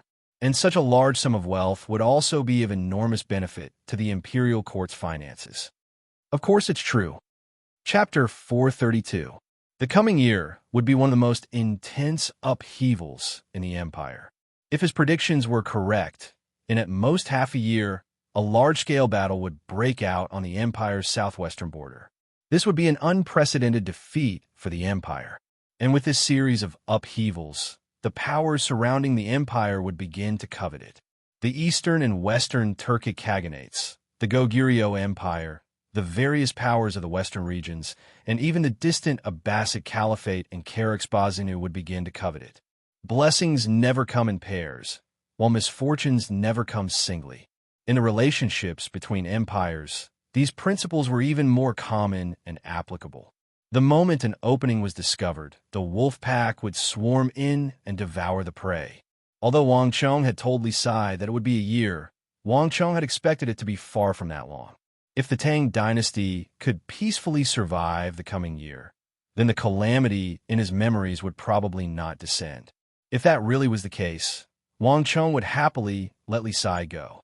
If it wasn't to deal with that terrifying calamity in the future, if it wasn't to deal with the empire's calamity and the dangers of the Central Plains, why would Wang Cheng waste his energy to obtain the Hyderabad ore and the meteoric metal from the outer islands? If the empire could truly survive this calamity, so what if Wang Chong gave up on everything? Wang Chong's decisiveness had clearly exceeded Li Sai's expectations. For Wang Chong to give up on something worth hundreds of millions of gold taels was not something an ordinary person could do. Good. Wang Gongzi. Li Sai looked into Wang Chong's eyes and addressed him respectfully for the first time. Provoked by Wang Chong, he felt a surge of heroism in his heart. If your Wang clan can really give up these hundreds of millions of gold taels of Hyderabad or in meteoric iron and offer them to the imperial court, I, Li Sai, will serve your Wang clan for a few years. So what? Even if we take 10,000 steps back, if it really is as you say, and a war is about to break out on the southwest border, I, Li Sai, will definitely go there without you saying anything. What's the point of being a man if he can't make contributions to the empire and the people if he can't make a name for himself in history? What's the point of being a fly for personal gain? If I can really make some contributions and die a worthy death, what's the big deal even if I have to abandon my head? Wang Chong, a teenager, could have such ambition. Li Sai considered himself a man. As an adult, he was born with a good body. How could he admit defeat to a kid? All right. Wang Chong was overjoyed. After waiting for so long, he finally heard the words he had been waiting for. Over the past few days, these were the words he loved to hear the most.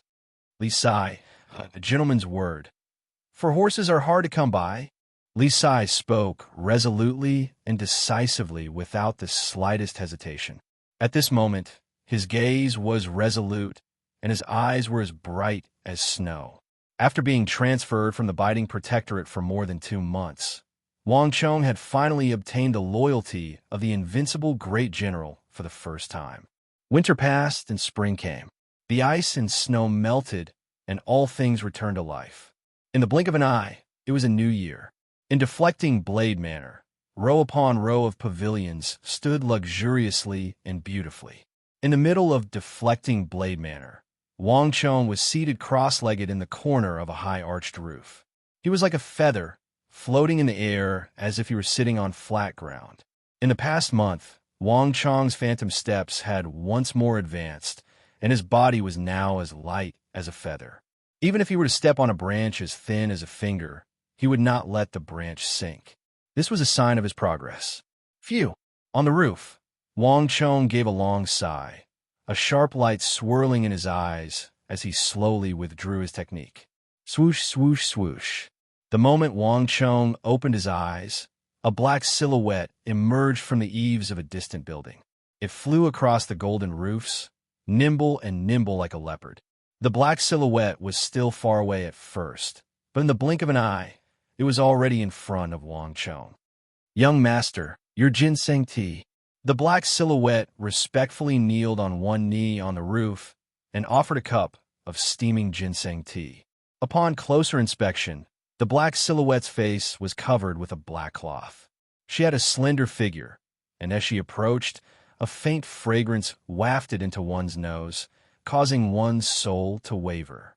Who else could it be but Myasame Lingxiang, who had always been at Wang Chong's side? In the new year, Wang Chong's influence among the Imperial Army instructors deepened once more. On the spirit vein, the influence of the old Imperial Army instructors had begun to show, and more retired Imperial Army instructors joined Wang Chong. A portion of them were transferred to the spirit vein by Wang Chong to instruct the students there. The other portion was transferred to Wang Chong's residence to protect Wang Chong's mother.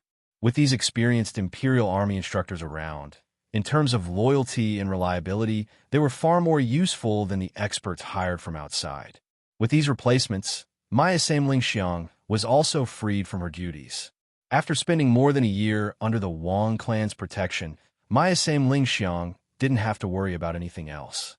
Instead, she focused on her cultivation, and her martial arts were much stronger than before. Her specter steps had also improved significantly.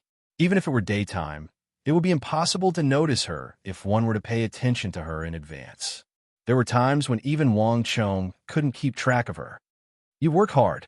Wang Chong took the fragrant Gogurian ginseng tea from Myasame Lingxiang's hands and gulped it down. Given Wang Chong's current cultivation realm, The effects of the ginseng tea were extremely limited. However, the nourishing effect of the century-old ginseng was still effective on Wang Chong. The faster one's martial arts progressed, and the more domineering one's cultivation technique was, the more one needed to nourish one's meridians. This was a gradual process. The old madam has brought word for Gongzi to take care of yourself. Also, she brought some clothes over, saying that the snow has just melted and the weather is still cold, so Gongzi should keep warm. After Wang Chong finished the ginseng tea, Mayasame Lingxiang suddenly spoke up. Hearing those words, Wang Chong was taken aback for a moment before he burst into laughter. After staying in the Wang residence for a period of time, even though Mayasame Lingxiang was no longer responsible for protecting the Wang residence, she had become a messenger for his mother. Given Wang Chong's current cultivation, he was no longer the same as he was in the past. Even if it was snowing heavily, he wouldn't feel much of a chill, so there was no need for warm clothes. However, his mother clearly didn't think so. She still treated him as the frail and inexperienced youth of the past. I understand. You've worked hard during this period of time. This is the newest mental cultivation method of the Spectre Steps. Take it. As Wang Chong spoke, he tossed over a booklet that he had prepared in his bosom. By mastering this manual, Mayasame Lingxiang would be able to reach true martial tier 6, perhaps even true martial tier 7. Over the past year, Mayasame Lingxiang had slowly won over Wang Chong's trust. Wang Chong had never been stingy with his rewards to those who were loyal to him. So, Mayasame Lingxiang made a grabbing motion, and before Wang Chong could even see how she did it, the booklet was already in her bosom. Thank you, Gongzi. Mayasame Lingxiang was overjoyed. Grabbing the manual Wang Chong had written, she clenched it tightly in her hands and kowtowed deeply. The higher one's cultivation, the deeper one's comprehension of martial arts, and the more one would be able to sense the flaws in one's cultivation. Mayasame Lingxiang fully believed what Wang Chong had said to her back then. The Spectre Steps she cultivated was definitely flawed and incomplete, but there was no doubting the strength of this cultivation technique. As long as she could resolve its flaws, this cultivation technique would only grow stronger as she progressed. Furthermore, as an assassin, Mayasame Lingxiang couldn't give up on this cultivation technique. Go! Wang Chong waved his hands. With Mayasame Lingxiang free, she could now shoulder the responsibility of protecting Deflecting Blade Manor. Deflecting Blade Manor was becoming more and more important. As an experienced assassin, she was more suited than him to discover the hidden dangers. Thank you, Gongzi. Mayasame Lingxiang turned around and quickly disappeared from the rooftop. Her speed was so fast that one would think it was an illusion. Gongzi, almost at the same moment that Mayasame Lingxiang left, a muscular figure leaped up from the ground like an eagle and appeared before Wang Chong. Screech! The snow falcon cried. The eagle glanced in the direction that Mayasame Lingxiang had left in and quickly arrived before Wang Chong. Gongzi, is there any news from Solitary Wolf? Wang Chong raised his head, his expression grim. It was completely different from when he had first met Mayasame Lingxiang. At this moment, Wang Chong was most concerned about the Southwest. The Southwest is far away, and it's not easy to send news. I asked Solitary Wolf about it, and he replied that everything is fine. I haven't received any news from him since. But Gongzi, rest assured, if anything happens, Solitary Wolf will send a letter to report to you. The eagle said, From now on, open up 2 communication channels for me. One is a messenger pigeon in the air, and the other is a messenger on the ground.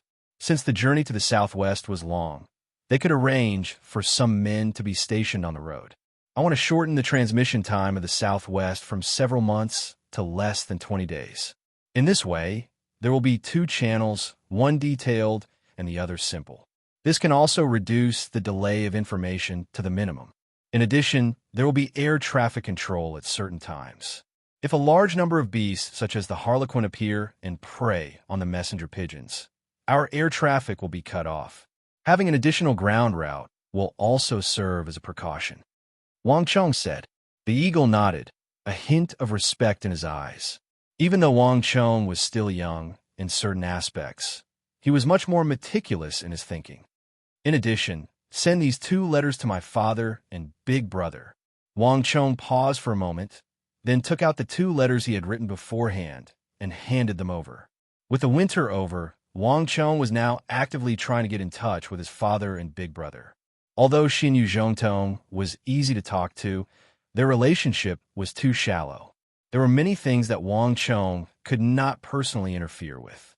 If something happened, he would not be as useful as his own family. If something happened in the southwest, and he wanted to interfere, his father and big brother would be his best helpers. Moreover, from them, he would be able to learn many things that Lone Wolf might not be able to, making it easier for him to determine the situation there at any time.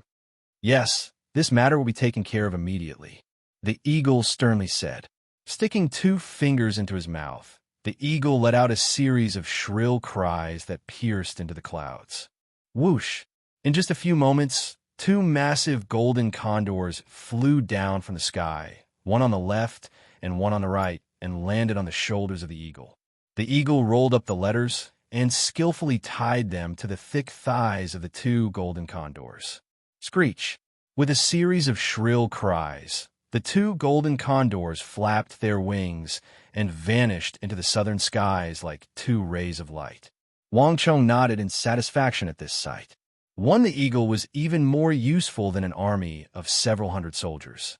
The birds that Old Eagle raised were incredibly fast, so it wouldn't take long for them to deliver the message. Chapter 433. Seeing the 2 golden condors vanish, Wang Chong breathed a sigh of relief. Now, only the King of Song was left. To resolve the problem in the southwest, his father and big brother were far from enough. The Tang dynasty had an army of 20 to 40,000 soldiers at most, and the soldiers under his father and big brother only numbered in the tens of thousands. They were simply incapable of stopping the combined forces of Mengshi Zhao and Uzun. To resolve the problem in the southwest, he would have to go through the Bureau of Military Personnel. However, the eagle could not help him in this matter. He would have to personally meet with the King of Song and see how he could resolve this matter without incurring the opposition of the Yao clan and King Qi. All right, let's go. Wang Chong stretched his waist, raised his robe, and began to walk forward on the golden tiles. The tiles beneath his feet did not budge in the slightest, as if he were stepping on air. Buzz! A wave of voices came from all directions. Upon seeing Wang Chong appear at the edge of the building, a wave of greetings immediately came from the courtyard. Young master! Young master! Young master! Standing at the edge of the golden arch, Zhang Xian could see that the deflecting blade manor was bustling with activity. There were cavalry, archers, chess players, drinking wine, drinking tea, frolicking, competing. There was no end to this. After a winter, Wang Chong's deflecting blade manor had gradually regained its former liveliness.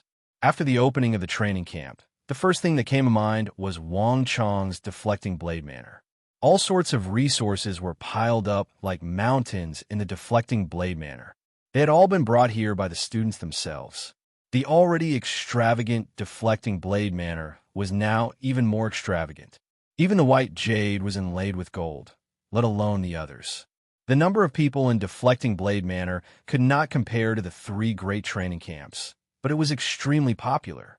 Most of the students that Wang Chong chose were skilled in a particular field or were talented in a certain aspect. Thus, it was not wrong to call this place a camp for geniuses. This made Wang Chong's training camp even more popular and attractive. Wang Chong. Just as Wang Chong was looking around, a cold voice suddenly came from the deflecting blade manor. In an instant, the bustling deflecting blade manor fell silent. In deflecting blade manor, everyone addressed Wang Chong as young master or Wang Chong Gongzi. Very few people would directly address him as Wang Chong, and in such a rude manner. Wang Chong stood on the corner of the eaves and turned his head to look in the direction of the chess hall. In the direction of the chess hall, a handsome young man with rosy lips and white teeth was standing in the crowd. He was dressed in black, and his eyes were filled with provocation as he looked at Wang Chong. It's him. The eagle's eyelids twitched when he saw the unusually handsome young man. This young man had recently become extremely famous in the deflecting blade manner, and he was currently in the limelight. Su Chong, what's the matter? Wang Chong stood on the eaves with his hands behind his back and a faint smile on his face. In deflecting blade manner, there were few people who dared to speak to him in such a manner. And in the chess hall, other than Su Chong or the Su clan Su Yi-Chin, there was no one else who dared to speak to him in such a manner. Wang Chong, do you dare to have a match with me? Su Chong, or perhaps Su Yi-Chin, proudly raised his head and issued a challenge to Wang Chong. 10 years to sharpen a sword. Su Yi-Chin was brimming with confidence. From her, Wang Chong could feel the sharpness of an unsheathed sword. Boring. Young master, ignore that woman. A voice suddenly came from under the roof tiles not far from Wang Chong's feet. It was Mayasame Ayaka's voice. While Su Yi-Chin's cross-dressing might have been able to fool others, it couldn't fool Mayasame Ayaka, who was also a woman. As an assassin, Mayasame Ayaka's perception was far sharper than that of others. Back when she left the Wang clan and entered deflecting blade manor, Mayasame Ayaka had immediately recognized Su Yi-Chin's identity. Young master, that woman is too conceited and disrespectful to young master. Also, she's too rude to young master. Do you want me to teach her a lesson or make her disappear? Mayasame Ayaka's voice sounded from the gap between the roof tiles. Like repels like, and proud women dislike proud women. From the moment she laid eyes on Su Yi-Chin, Mayasame Ayaka didn't have a good impression of her. Ayaka, you're underestimating her. If we were to fight, I'm afraid that you might not be a match for her. Wang Chong faintly smiled as he looked down. Young master, are you underestimating me? Mayasame Ayaka, who was cowering under the roof tiles, immediately retorted. Wang Chong chuckled. It wasn't that he was underestimating Mayasame Ayaka. Mayasame Ayaka knew too little about Su Yi-Chin. She only knew that the fellow below was a woman, but she didn't know that the other party was a powerful existence on par with Ho. It was just that, in order to disguise herself as a man, she had intentionally retracted her aura and concealed her cultivation. As such, when Wang Chong was with her, he had never once considered using martial arts or anything of the sort. After all, he wasn't a match for her at all. No, leave this matter to me. You just have to keep an eye on King Chi's men. Wang Chong said calmly. Even though Mayasame Ayaka's cultivation realm was beneath Su Yi-Chin's, Wang Chong didn't dare to let her give a try. In Wang Chong's plans, Su Yi-Chin was an important member of his team. This woman's ability in logistics was simply too formidable, and she was a woman as well. This meant that she was even more meticulous and meticulous. In the war against the Empire, Su Yi-Chin's logistical ability was enough to dominate the world. Even someone as suspicious as King Chi had trusted her and entrusted his logistics to her. If he had such a talent to assist him, Wang Chong wouldn't have had to lead an army of tens of thousands, starve, and end up at the end of his road. Now that he was starting all over again, Su Yi-Chin's reputation was still lacking. At the very least, it couldn't be compared to her reputation in his previous life. Other than him, no one else had realized the astonishing talent that this talented daughter of the Su clan possessed. In order to obtain this woman's help, Wang Chong was willing to spend a great deal of time, energy, and patience to convince her to join him. Flinging his robes, Wang Chong suddenly leaped down from the roof.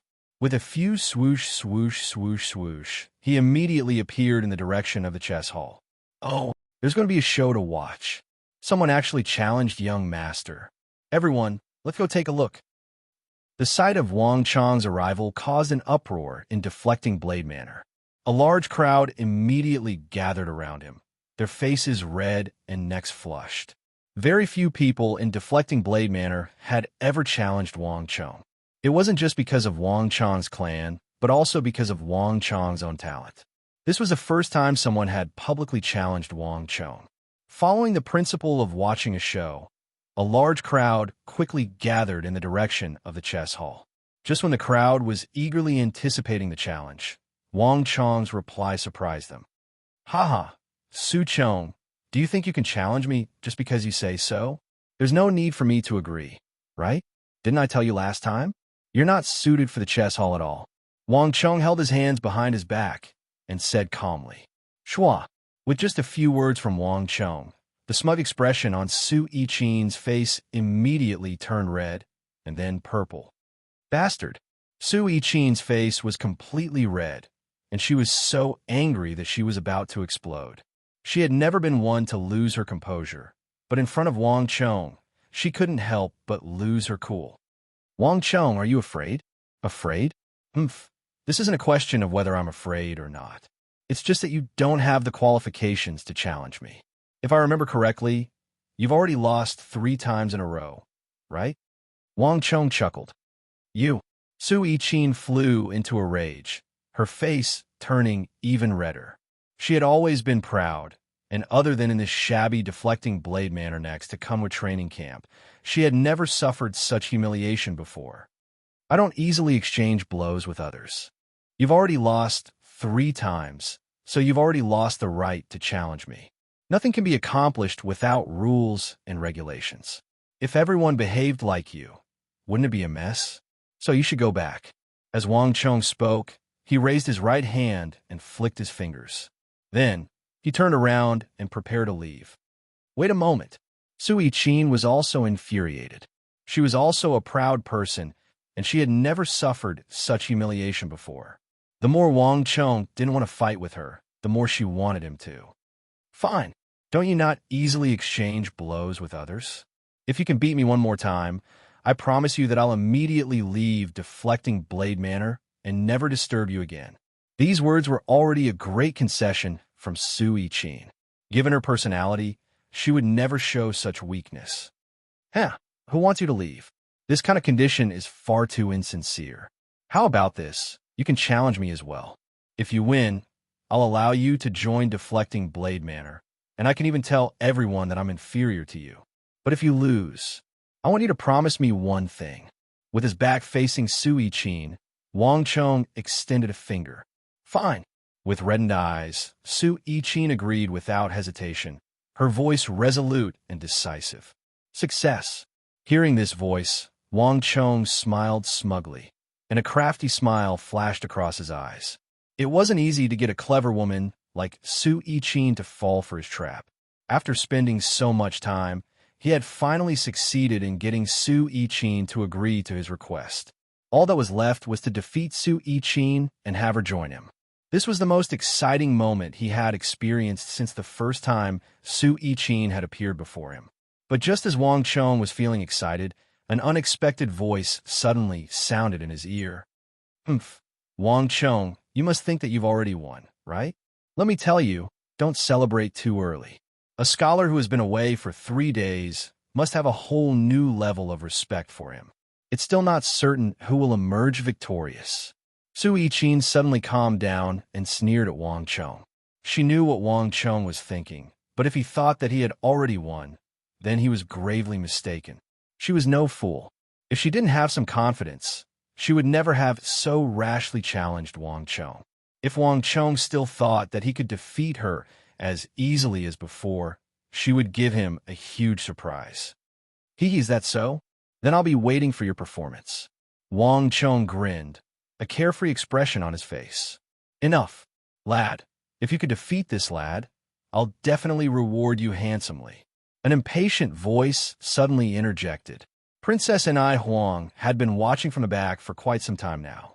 She wasn't interested in the story between men at all, but as long as she could deal a blow to Wang Cheng's pride, she didn't mind supporting his opponent. Wang. Upon seeing Princess Enai Huang, the crowd immediately retreated as though they were avoiding a venomous scorpion. In the deflecting blade manner, there were a few people that one couldn't afford to offend, and Princess Enai Huang was one of them. The greatest lesson they had learned in the deflecting blade manner was to never get too close to Princess Enai Huang. Upon seeing Princess Enai Huang, Wang Cheng could only smile bitterly. On the other hand, Su Yiqin's eyes lit up. Thank you, Your Highness. There's no need to give me face. Give this lad a good beating. I've long found him an eyesore. Princess Enai Huang pointed a finger at Wang Cheng and said rudely, Your Highness, rest assured, I'll do my best. Su Yiqin bowed slightly. However, Princess and I, Huang, didn't seem to be in a good mood. After saying those words, without even sparing Su Yiqin a glance, she flung her sleeves, turned around, and left with large strides. She had no interest in watching two grown men play chess.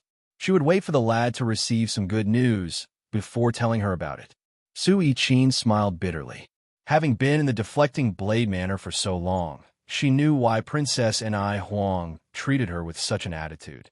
However, Princess and Huang had misunderstood her. Just that, she was currently a man, so she couldn't explain this to her. Wang Chong, come. This time, I'll make you pay for your arrogance.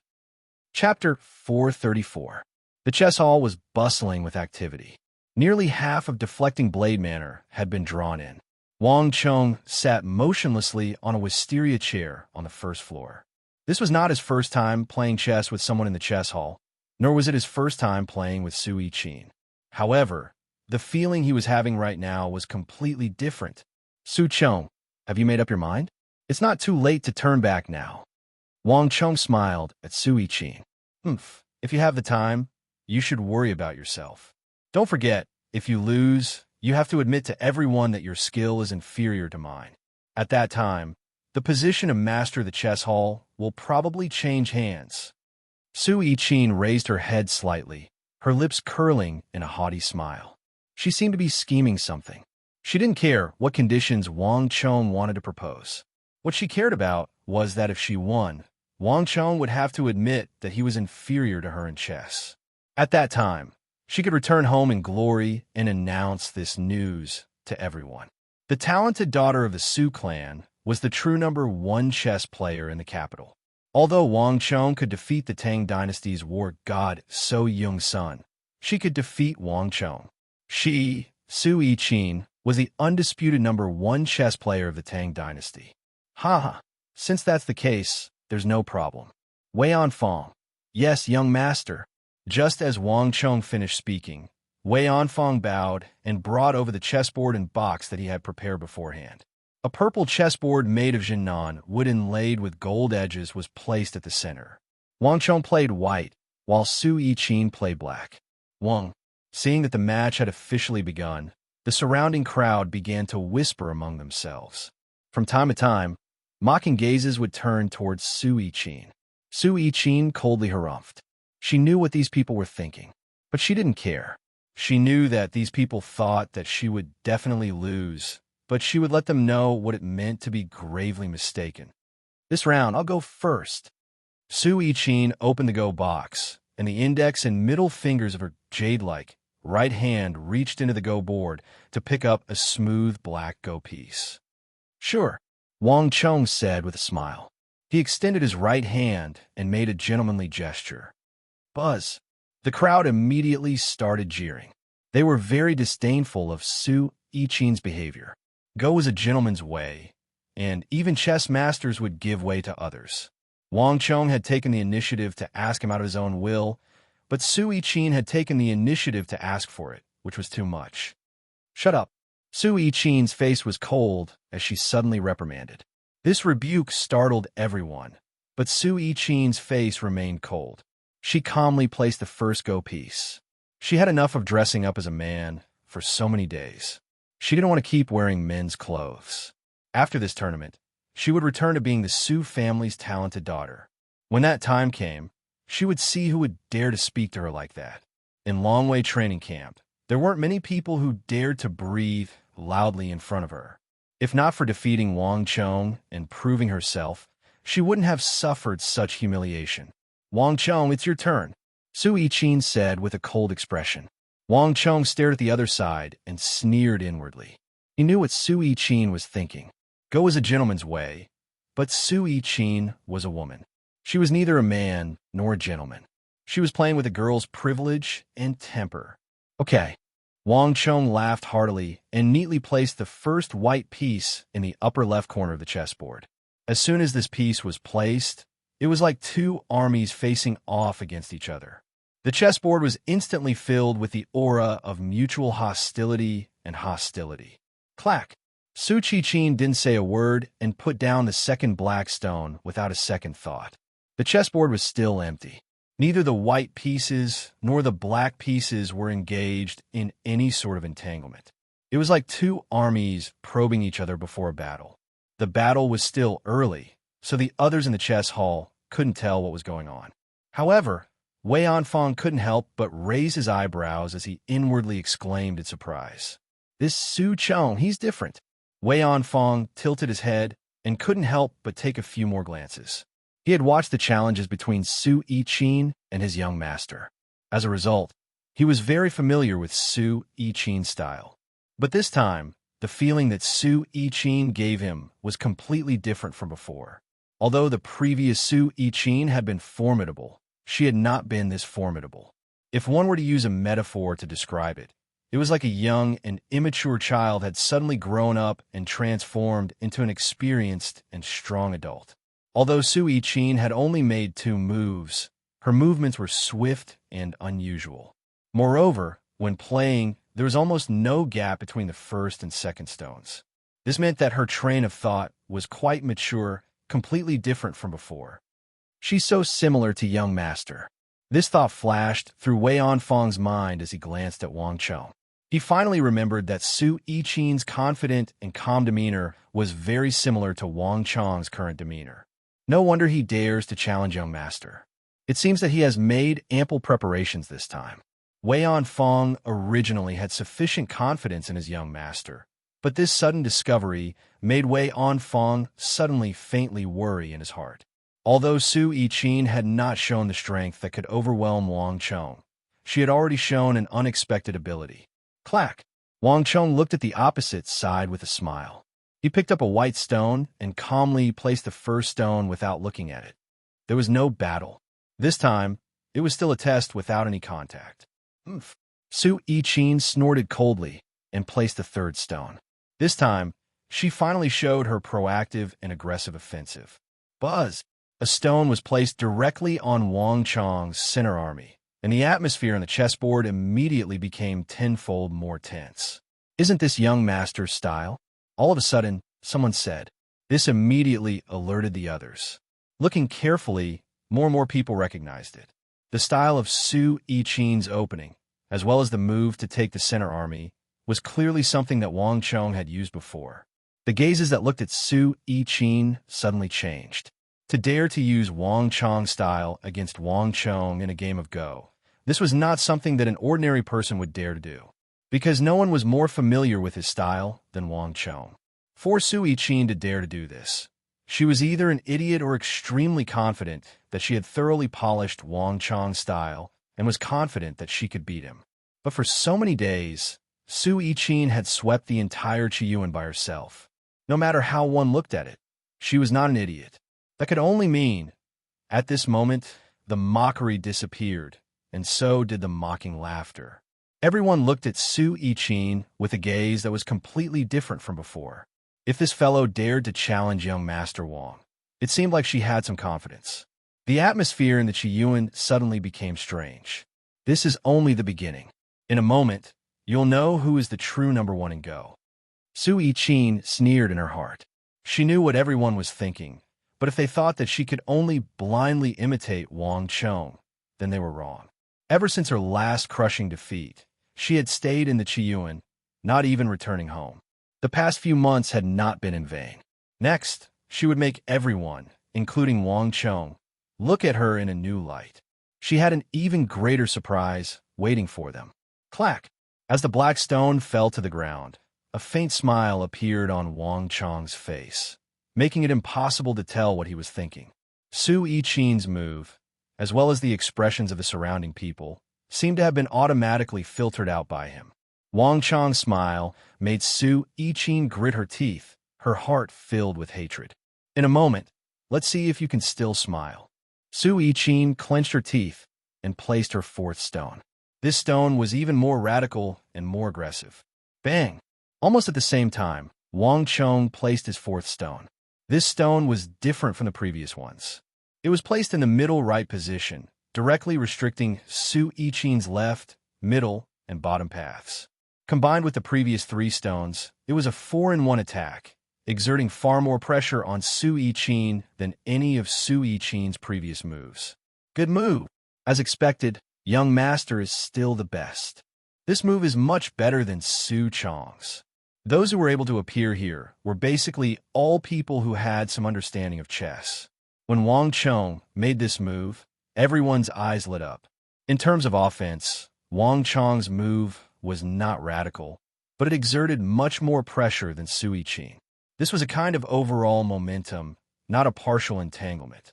At the very least, in terms of the overall situation, Wang Chong was much better than Su Yiqin. Everyone who saw this scene was filled with admiration. As the master of the chess hall, Wang Chong's attainments in Go were truly incomparable to others. Oof, it's finally out. To everyone's surprise, seeing Wang Chong's brilliant move, Su Yiqin's lips curved in a smug smile, like a cat that had succeeded in stealing a fish. Clack! While everyone was still immersed in the brilliance of Wang Chong's move, Su Yiqin suddenly placed a stone. The black stone was like a sharp knife, stabbing straight into Wang Chong's army. In an instant, the style of the Go board changed. Wang Chong's unified offensive was suddenly broken into pieces. The kind of high-pressure Tai aura from before suddenly disappeared.